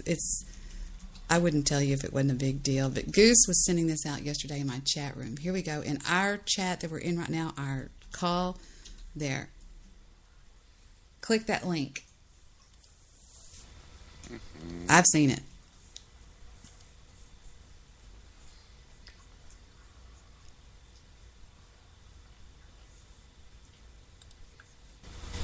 What the fuck is this? Turn your volume up on the thingy. 30 seconds fights. Right. There's a little video. Yeah, I'm not seeing where the video link is, so. Really? Yeah. Did they take it down, I wonder? There's all I see is comments. Oh, man. Hold on. Let me see if they took it down. I'm so dead. Wow. Wait a minute. Okay, here it is. Stop. Wait just a second. I'll show you. I'll show you on my screen like I do everybody. You aren't going to believe what this is funny. And I just felt horrible laughing about it. Okay, watch my Skype screen, okay? Oh, yeah. All right, here we go. All right, there it is. And here we go with... I'm going to turn it up first because all Vines are muted. Holy fuck. Watch again, watch. He just bopped him. Kids not very Kids. And you just you couldn't help but laugh. Like one person said, this child broke his spine. That's me when I thought I'm playing. People were really, really wearing it out. And I just couldn't. I was laughing my ass off. Well, I got a buddy who's got 3 boys. They're all older now. But now you see it. You got it? Yeah. Okay. When they were growing up, they were always fighting. Anyway, when they were about 14, they were all upstairs and they were all into it. And he come running up the steps. They were all in like a big brouhaha. And their mother yelled that their father was coming. And he was running up the steps. And one of them threw a blanket over top of him while he was running up the steps. Mm-hmm. And then fucking they give it to him. Oh, shit. The dad? Yeah. Like he's like a no. stepdad. They didn't know it was the dad, or did they know? Oh, it was yeah, the... they know. But fucking... So... I just thought it was funny that they fucking threw a blanket over him while he was running up the steps and beat him up. Wow. It's funny stuff. Yeah, it's, you know. Heather did one of those like that on her face. She had one like that on her Facebook. And it was a slow motion of... You know how you can do super slow motion on your iPhone? Yeah. Yeah, she did super slow. Look at these freaking comments. It just goes on forever. Oh, yeah, to get back to the election. Yes, getting back to the election. The Liberals won a majority, so they 186 seats, it looks like. So so what does that mean for you? That means that pot's going to be legalized in Canada. Wow. That was one of the platforms of the Liberal Party. And you're sure Federal about that? Legalization of marijuana. That's right. I'm going to go from being a criminal who can't work for the federal government to being just another Canadian citizen with, sticky P. So this is the son of the late Prime Minister. Pierre Trudeau. Yeah, okay. And I heard gay, is that right? He's gay. Yeah, they wish he was gay. He's not gay, okay. Well, no. I think that's great.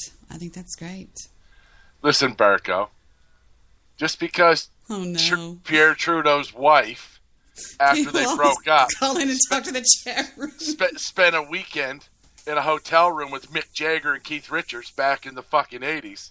Don't mean anything. Don't mean anything. Yeah, Barco.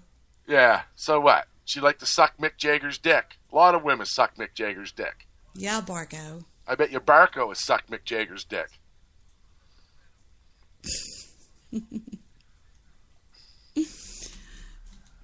I always play songs for... No, that's true, though. Like, back in the late 70s when Pierre Trudeau and his wife broke up, she spent a weekend in a hotel room with Keith Richards and Mick Jagger. Yeah, true shit. Well, this is the new generation coming up, right?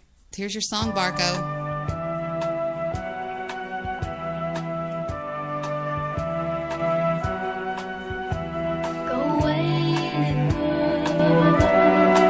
One morning, Chili Bong was on his wake and bake, and he got stoned, and he got in this mood, and he starts telling us all these stories about when he was a little boy, and his mom this and his mom that, and she would sing in the car, and yeah, that's true. It was so sweet. It was so touching. The stories. We used to drive around and what song was it? Sites. What song? Conway Twitty stuff, wasn't it? It was yes, it was Conway Twitty's something about a girl. What was it called? Don't Cry. Oh, Joni. Don't Cry, Joni. And he plays this song, and I'm thinking, oh my God, this is the sweetest thing I've ever heard in my life. He played this. He goes, my mom used to sing this all the time.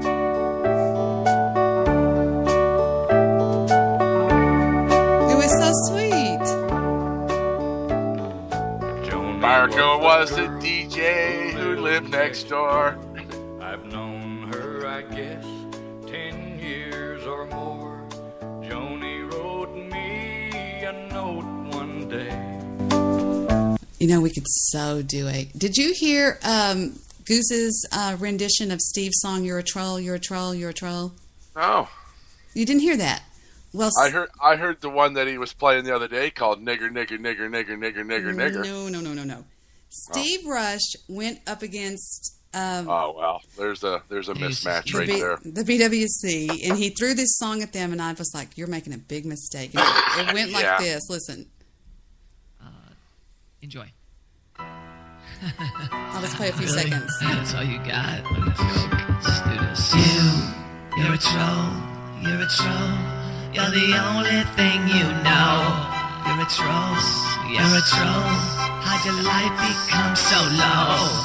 I don't know what you want from me, but let me tell you one thing you can't see. Every day you walk out the door. So Goose happily answered him with this, which is da da da da da da. Oh, I shouldn't have spoke so soon. Where is it? Okay, hold on. Gunner, stop it. Up here it is, I believe. Here we go. This is a Steve Ogle production. Steve Ogle Ogle Studios. What? I gave up my wife for you, Debbie. And ever since you kicked me off your show, I've been holed up in a closet, drinking Four Loko and listening to Rush. My life is now devoid of meaning. Thief, I'm a thief. I'm a thief. I cause wedding brides some grief. I'm a thief. I'm a thief. And my voice sounds like a queef. People didn't know about my wedding scam until they found my docs on my Instagram. So I skipped town, never had to go to court. Now they're listing my misdeeds on Ripoff Report. I got lippy, but Debbie put me in my place. Now the BWC is jizzing in my face. One last part. All over my face. He even tracked it. He did different tracks. Oh, fuck. Well, thanks for calling in, Chili Bong. You're welcome on anytime you want. You have to be crazy to take on the BWC, actually. I heard you talking about that, and I totally agree. Is that and your here's picture? why. It's not that, like, it's relentless, right? It's like, if you're only one person and you're up against the BWC, they're like all over the world, so they're like 24/7, and it's relentless, and no one person can keep up. You know what I mean? And you might do it for a week. No, I don't. Tell me what it's like. No, but you like it because it's just relentless. So, like, it's just, I don't know. I just don't see the sense in trying to fight it. Well, there's one saying that reminds me of them is, we never forgive and we never forget. Expect us. I mean, I know that's anonymous, but still, I just think it just reminds me of them because, I don't know. I thought, he played it on my show, and he was going, play it. I said, Steve, this is, you're tugging on Superman's cape here, man. I mean, whatever. And they've never sort of, given it up since then. So, I don't know. I wouldn't mess with them. You said, man, I wouldn't mess with them. No, fuck that. And when I first met Goose, I heard their show. I stumbled across it when they first come here. Mm-hmm. So I was playing, I downloaded it and I was rebroadcasting it because they punked this pervert. And I was doing it as, go listen to these guys. They're fucking hilarious. And Moxie come across it, and Moxie took it as I was trying to steal their content, which was the furthest thing from the truth. But anyway, it turned into a bit of a brouhaha at first, right? I didn't know who they were. Yeah, they can be... lucky for me that they didn't care who I was, I guess. Yeah, well, if they can't dox you, then yeah. Well, and the thing about it is, they could dox me and put my info out there, but you can't really send me pizzas. Mm-hmm. Because I live in a small town where pizza companies don't deliver, the taxi does. Yeah. And I know the 3 guys that own pizza places by name, so you know what I mean? Don't call them out. No, I'm joking. No, but what I'm saying is you would have to call the pizza place, and then you would have to you'd have to trick him into believing I ordered this pizza, right? Right. And then you would have to trick the taxi driver, and it's just not easy to do here. Like, it's not like calling Domino's and getting pizzas delivered from Domino's. Like, I live in a town of 3,000 people with 3 pizza places. So they'd call and they go, "Hey Joe, did you order a pizza?" And you go, "No, all right, never mind." For starters, if you would have to know what I order on my pizza because I'm very, very, very specific, and I'm a little fussy. So if you call it up and you order some pizza that wasn't me, they'd be like, "What? That's not Joe." They're gonna know you didn't do that, right? Is this the call that you're talking about? Hello? Hi, baby. Hi, Lauren. How are you? I'm good, you? Good. You really good. Oh, so it's yours. God, oh, thank you. What are you wearing? I'm wearing underwear and a tank top. You want to take your underwear off? Yeah. Take it off for me, okay? Okay. You sound so fucking hot. You need to come, Lauren? Yeah. Oh, I need to come with you, okay? I want to make you come. Oh, Lord. Oh, Lauren, will you slide your fingers in your pussy for me? Okay. I want you to do it. Take 2 fingers and slide them in. Explain yourself to me. That sounds like Chris Top talking to Kiss Kiss. Could you? What's wrong with you? Daniel, I know you're on the line. We have the chat logs, your IP address, your phone number. Talk to me, Daniel. He says he's Officer Wagner with the FBI. Yeah. Funny stuff. Yeah. Now the guy I'm talking about is this guy that they got him to poop in a solo cup, and then he screwed it. John Beulah. Yeah, he ended up going to the nut house. Shit, he's horrible. Absolutely, he's horrible. Wrecked his life. They had him screwing a solo cup full of poop. Yep, that's right. That's John Beulah, I believe it's Beulah. Yeah, Beulah. I don't know. They do some good work. Yeah, that's what I mean. Like, how can you... I think they called me one time. You think so? Yeah, I got... Back at my other house, I got and then because I didn't know who it was because I get fucking phone calls all the time, right? And then about a month later or so, I was talking to somebody on Skype, and they mentioned about fucking me removing everybody from Skype because I got a phone call. I'm like, what? No, I removed everybody from Skype because I get moody when I have no pot. It had nothing to do with a phone call.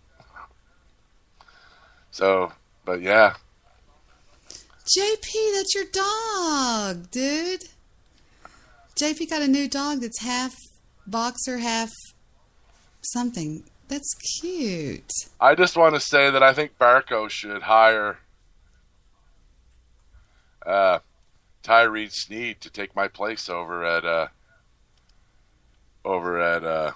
Spreaker Park Boys. So where are you going to do Wake and Bake? I'm going to, next Friday on payday, I'm going to sub up Shillbilly Internet Radio and start doing it from there. So no Wake and Bake until... We don't have the reruns anymore. I know. I can't. Nothing to do about it. He says you rage quit.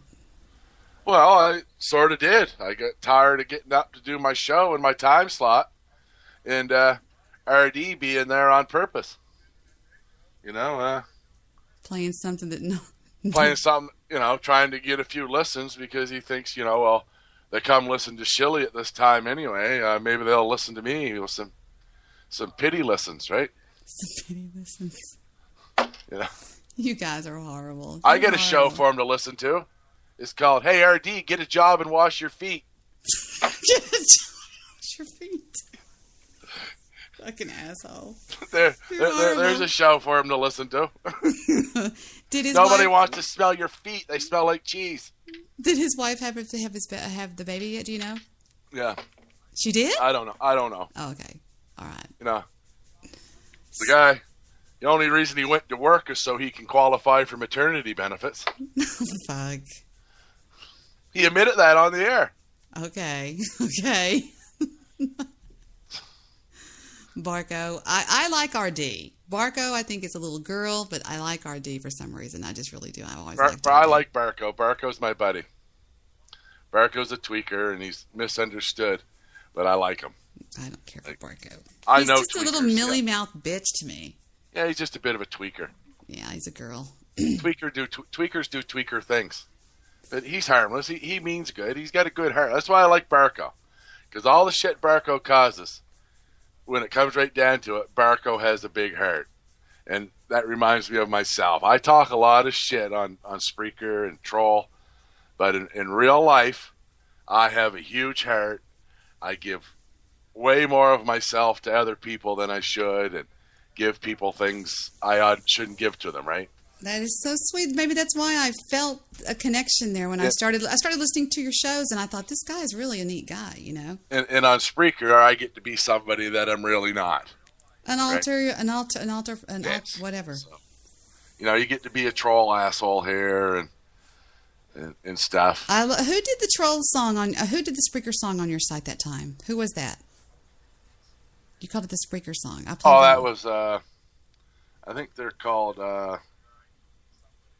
fucking something Rebel. Rebel Sun? I don't know. I think they're called Rebel Sun. Joe sits and watches TV while he's on Spreaker. You can just sit and listen to the entire news broadcast. What do you watch, the Weather Channel or something, or what? No, I don't have the news on. What's that in the background? That's your show. Very, very... Oh, I see. Okay. Well, the Jew pissed me off tonight. I got rid of the Jew. I banned him off the show for tonight. Who, the angry Jew? The one angry fucking Jew. He was the one angry Muslim the other day. You should take it easy on that guy. Oh, I love the Jew. He's an Because old every friend day of at mine. work, the lawyers make fun of him and make him get coffee. Oh, shit. Did you hear that, Jew? Did you hear that? See? That's what I tell you. You're why we can't have nice things. That's right. He's mean. He's very mean. The lawyers, they don't mean to be, but they're lawyers. They're dicks. See? Hey. I hope you're hearing this, baby. So when he's got to go, get their coffee and go around and take their lunch orders and stuff. See? There you go. They talk down to him, and he can't very well talk back. Does he make you in a bad mood? Ooh, the angry Jew? Fuck no, he don't make me in a bad mood. Okay. Well, man, I was going to have him call you sometimes. No, He's a curmudgeon. Yeah, my favorite part about the one angry Jew is how he Googles things and then acts like he's giving you answers off the top of his head, and you can tell he's skim reading. Listening to this. You can tell he's skim reading. You know what I mean? Jew, you hearing this? He's not listening. He's someplace right now hiding his Jew gold. Ouch. That's what Jews do at night. They hide their Jew gold. That song is so perfect for the Jew. And they try to figure out ways to oppress Mel Gibson. Mm-mm-mm. Joe, thank you for calling in. I'm going to take my dogs out right now, and I'll see. All right, I got to go get ready for work anyway. Is that your picture right there? Do you have blue eyes? What, right there in that picture right there? On your Skype. I'm the duck. Bye, Joe. Bye. I'm the duck. She says she's 18. No, she said she was 15. My iTunes automatically mutes whenever I play something, and then it gets interrupted by a Skype call. So that's it, you crazy people. I did do one thing one time at the Trolls. This is what I said to them. And then I'll see you guys next time. Mute.